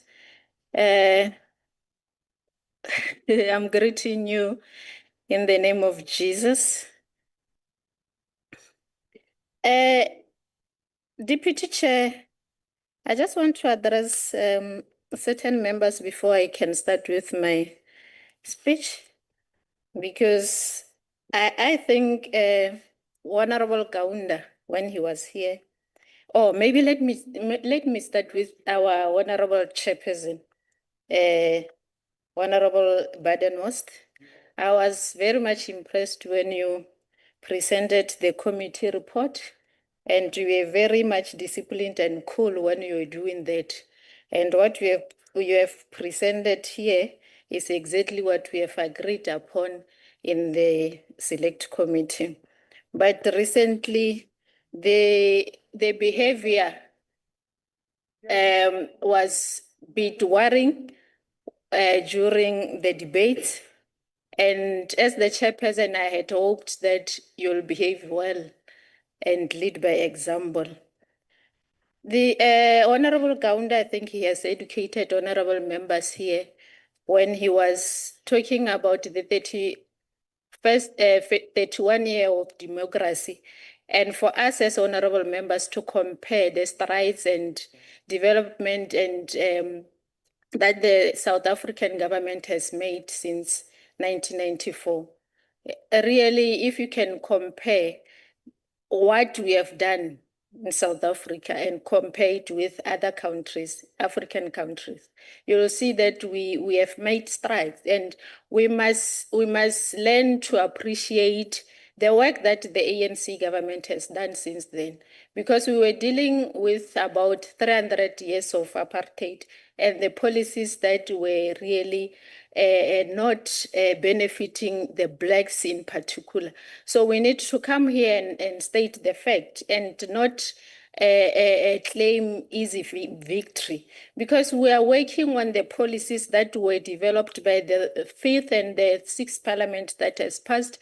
And as the GNU government working hand in hand, we should celebrate and make sure that we really take this country forward. It doesn't help us to come here and claim easy victory and point fingers to each other, because South Africans are looking for us to give them, they are really looking at us to provide them with services. And we know the struggle that they are faced with. They are looking for employment, they are looking for skills development, they are looking for so many things that we have to provide them with. So the issue of the EPWP, of which the reduction in the budget is worrisome, and we know that this program is for skills development and to help those people who are disadvantaged, and we need to embrace this thing. And when we deal with this issue of the EPWP in various provinces, we need to consider all races, and also the way we must consider that we are the government of the GNU, and reconsider especially youth and women and also people with a disability. So I think this program ke program e loring ito develop batho ba rena ko mahaeng. And the issues of the bridges, you know, re na le ma bridge ya mantši ko di province e loring a nyaka or a rebuildiwe. Because, for example, in Limpopo, where I come from, in Lepala, Unalima Bridge, I or anytime I collapse. And as the department, we need to look into that. And also, honorable members has touched on the issues of the buildings, but occupy illegally. So we need to look into that, honorable minister and deputy minister, so that we can give our people madulo they are decent, and also so that as the government tšhelete ka di-buildings tšeo, so that next time when we talk about budget ra tseba gore re na le mo e le goreng re khumana tšhelete ona. So I don't want to dwell much with EFF and MK party, because we know, but the issues that they are raising is genuine, and I think honorable minister and deputy minister, they should look into that.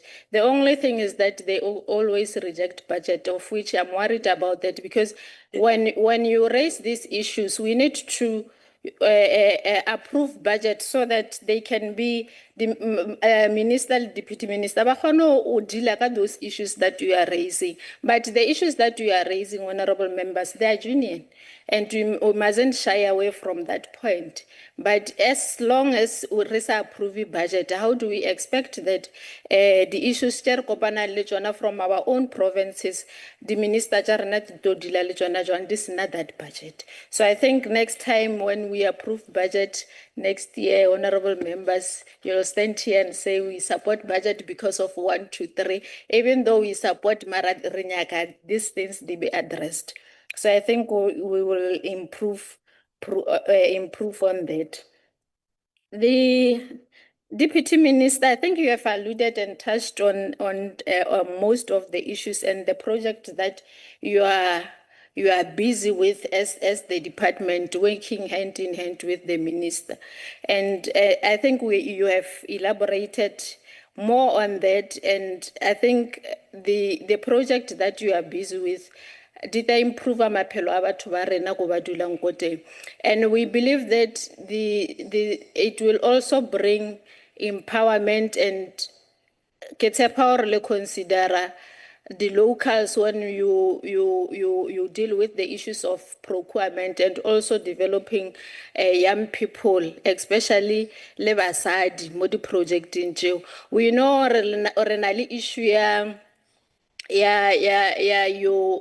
mafia tse loreng ba loreng construction mafias ba loreng ba disturb the project tša rena every time when government tisha development go to province tša rena. And we think or you'll work hand in hand with the communities and lead department tša go tshwana le tša maphodisa, so that you deal with those kind of issues, or disketša direla the development ye releng mmušo re nyakang go itliša mo bathong ba rena. Honorable Bill, I think we must be excited about this thing, this issue, land expropriation, because I think as blacks and the old apartheid, the issue of land is an obvious issue. And we are saying we need land so that we can develop, because land is here from Batwaborain. And when we deal with this kind of issues, we need to consider this issue. It affects Lemahoshiarin. We must be conscious when we speak about these issues as members of parliament, because they touch to the core, because batho ba tšetše mafase ya bona forcefully. So when we raise these issues, we must be mindful of what we are saying, because we represent people and we are from the rural villages. We know some of us, the relative we know this issue land affect batho, and we are saying this land so that le mmušo wa rena o kgone ho develop next to the towns, next to, so that the re empower batho re nyaka this development when we na le land. So we must be excited re khumana this land so that we can empower our own people. So and let me appreciate the good job that the the minister is doing. And always when we call you in the select committee, you always come and deal with the issues that honorable members are raising. We need to applaud you, and the deputy minister and your team, that we believe that the good job that you are doing to empower our own people and deal with the issues of roads infrastructure and also the issue of buildings. We know that we have raised the issues, also the buildings, public works. If you can check in all these provinces, the state where our buildings, public works, they are not good. They are not maintained. Some but they don't even pay rent. So we need to look into that part so that maintain and we follow up into but ba patela rent na, so that as the department re kgona o accumulate tšhelete le rena e tla re thusa, so that budget ya fase ba re khathela budget, but lena as the department we are able to collect so that le thibe the issues or the EPWP budget ya fase le kgone the raise, because you'll be able to collect rates from those consumers. So Chair, I think when I come to the conclusion or the end of my presentation, I want to emphasize that as the ANC, we really support this budget vote because we know that it deals with matters and issues that are raised and faced by our honorable, our communities where we come from. Thank you very much. Thank you very much, Honorable Molokome. I am now advised that the Honorable MEC from Northwest is now able to talk to us, and I'll call upon the Honorable MEC. Mokua, you have 10 minutes. Thank you very much, Chair, and for the opportunity that I was granted to deal with the glitches of the technology. And also let me greet the Minister and the Deputy Minister. Let me also pass the greetings to Salga and all the members of the NCOP. And let me just summarily say all protocol is observed. Let me start first by thanking you for this opportunity, Chairperson. The Honorable Minister's speech comes barely a few weeks after commemorating one of the most significant documents to be produced in the history of our country.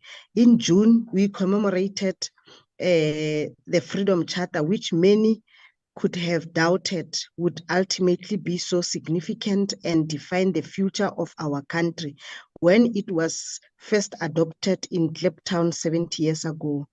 This strategic document went on to serve as a guiding document and a source of influence in the formulation of the constitution of the country. Our constitution now reflects the rights and the freedoms of everyone as outlined in the Freedom Charter.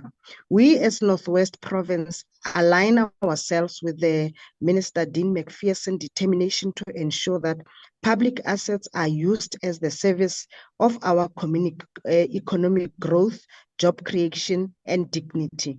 The Minister alluded that we need to embed social facilitation in our delivery of projects. As a department in the province, we have long started implementing the introduction of during the introduction of contractors to the communities where projects are implemented. This is meant to ensure the buy-in of the very same communities and promote transparent public participation and strengthen stakeholder relations within our communities. Honorable Chair, we are working towards improving our immovable asset register management. This system will assist us to effectively and efficiently manage the total portfolio of our 4,305 pieces of land in our immovable asset. We strongly agree that we have to work towards significantly reducing over-reliance on the private rentals of the office accommodation for our client departments. To date, progress has been registered or been made for an acquisition of a suitable multi-tenancy office complex for now in Mafikeng in the capital city, which will serve as serves as the legislature and administrative capital of the province. We are also working towards construction of a new office complex in Dr. RSM region, Vryburg town district, in the Dr. RSM district. This facility will be a multi-tenant office park that will accommodate both departments and community safety, transport management, as well as the Department of Public Works and Roads. This project is ready to invite contractors for tender. We are indeed humbled that our province was considered as one of the beneficiaries to reap the fruits of the massive intervention from the People's Republic of China to receive a donation of 8 industrial generators and 12 solar systems. I am pleased to report that all 8 generators have been commissioned at various identified rural schools and health facilities across our province. We are in the process of installing the solar panels as they require specialized infrastructure to ensure their safety and optimal use. We are equally committed as the Northwest Province to the release of land parcels to other organs of state for socio-economic objectives such as land reform, integrated human settlement, and alternative energy initiatives. In addition, we are in a process of conducting physical verification of farms owned by the provincial government and aim to advertise these farms strictly for agricultural purpose with the intention of lease also to lease them out to emerging.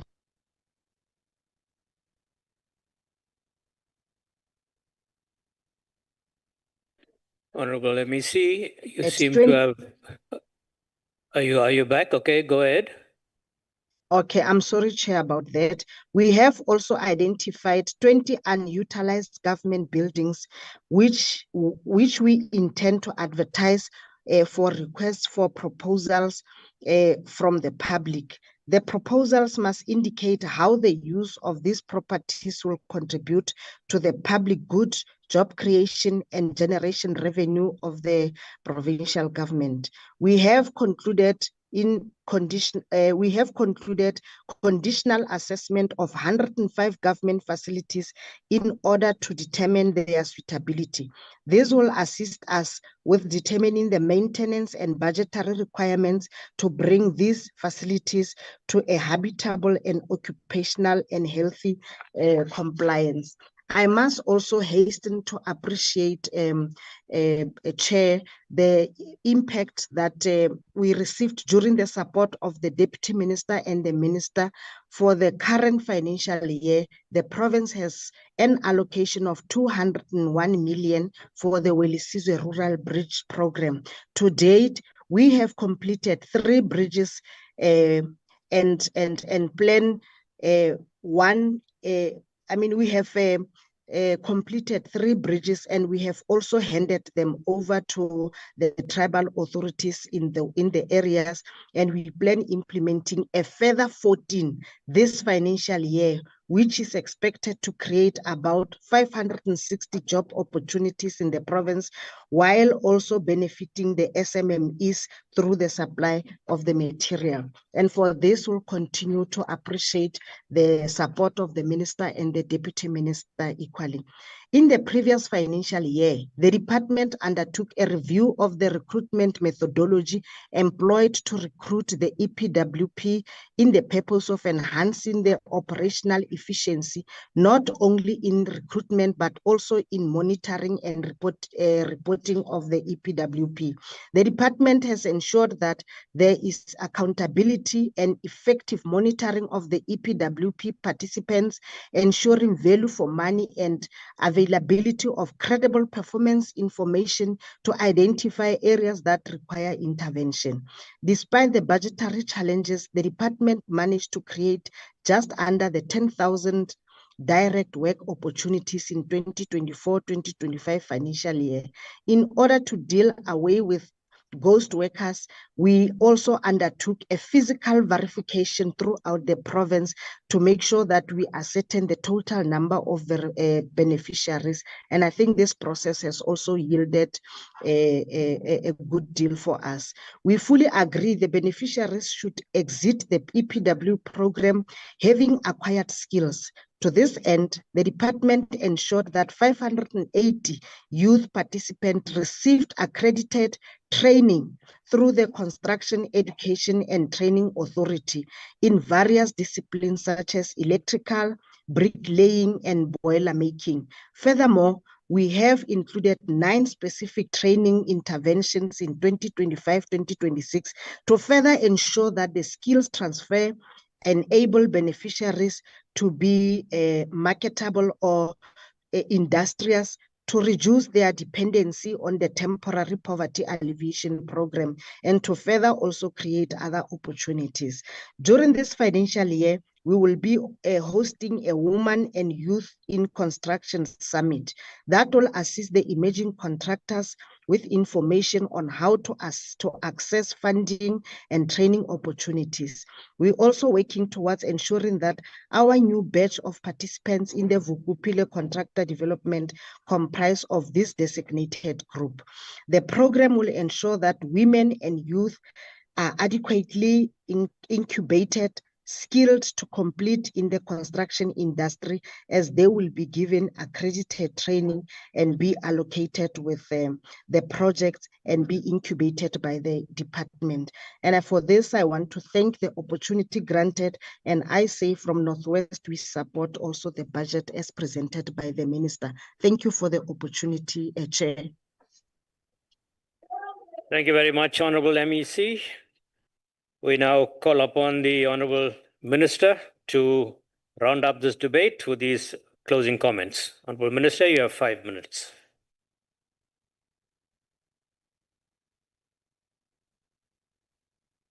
Thank you very much, Deputy Chairperson. Let me first of all thank the Deputy Minister for his support and inputs into this budget to turn this department into an economic delivery unit, as well as the progress that he is making specifically on our contractor development program that he is leading across the country. Let me also thank all of our MECs, who I think are a fantastic team across the country, who have roundly, enthusiastically adopted our reform agenda and who are solutions-based and are driving change in their provinces in conjunction with us. I'm very grateful for their support today. Let me say that today's debate is fascinating because from the MK, you would have seen the other day, House Chairperson, yesterday it was in KwaZulu-Natal, that when it came to the Dora vote, half of them voted for it and then half of them didn't vote for it in the same sitting. And the Speaker had to try and understand who was who in that zoo. And I do hope, House Chair, that when it comes to this vote, that maybe some of them in their caucus will also support the budget going forward. I want to say, with regard to the comments from Salga, that indeed we take the crisis of infrastructure delivery in municipalities seriously, and that's why through the work of our adopted municipality, we must be able to do so in a methodical and clinical way so that we're able to show that our work and our support in local government can be scaled up, but it must be done at a pace and scale that will show results. I also want to particularly pay attention to the MEC from the Eastern Cape, who spoke passionately about social facilitation and how really some of the work that she's done to deal with the construction mafia and include communities there has been at the forefront of our social facilitation framework that we have gazetted and we will be bringing to Cabinet for adoption. So not only do we expect provinces to learn from us, but we are also learning from them. Honourable Breed, let me say with regards to the comments regarding the SANDF, we cannot be expected to maintain their infrastructure when they do not pay us. They owe us 5 billion rand, and my simple message to them is that they must pay up.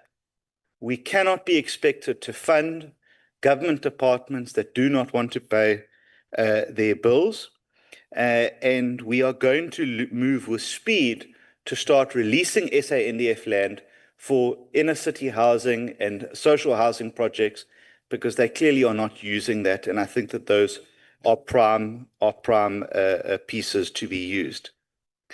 With MEC Simmers, let me say that I agree with your views on long-term planning. That is absolutely key, and I think that we should emulate the work that is being done in that regard.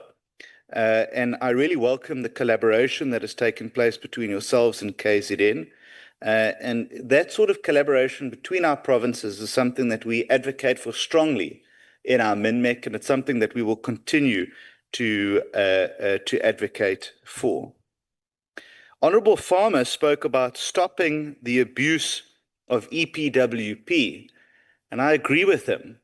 And that's why I would ask for him to speak to his members in Nelson Mandela Bay and ask them to stop abusing EPWP while wearing PA T-shirts, because that's exactly what they've been doing in that municipality. Even to some extent, where some of their members have been earning 30,000 rand by siphoning EPWP opportunities from one another. But let me save my last response for the EFF, because they said something fascinating. They said infrastructure must not be a tool for looting. I agree with them on that statement. And I asked then, how does he say that with a straight face when it was his commander-in-chief that looted money from the Limpopo provincial government through on-point engineering to the tune of 50 million rand? They couldn't build a school after they promised the community. They couldn't build a house after they promised the community that. So this budget is absolutely focused towards building, towards restoring, and to making South Africa a vibrant and thorough construction site. Thank you so much. Thank you very much.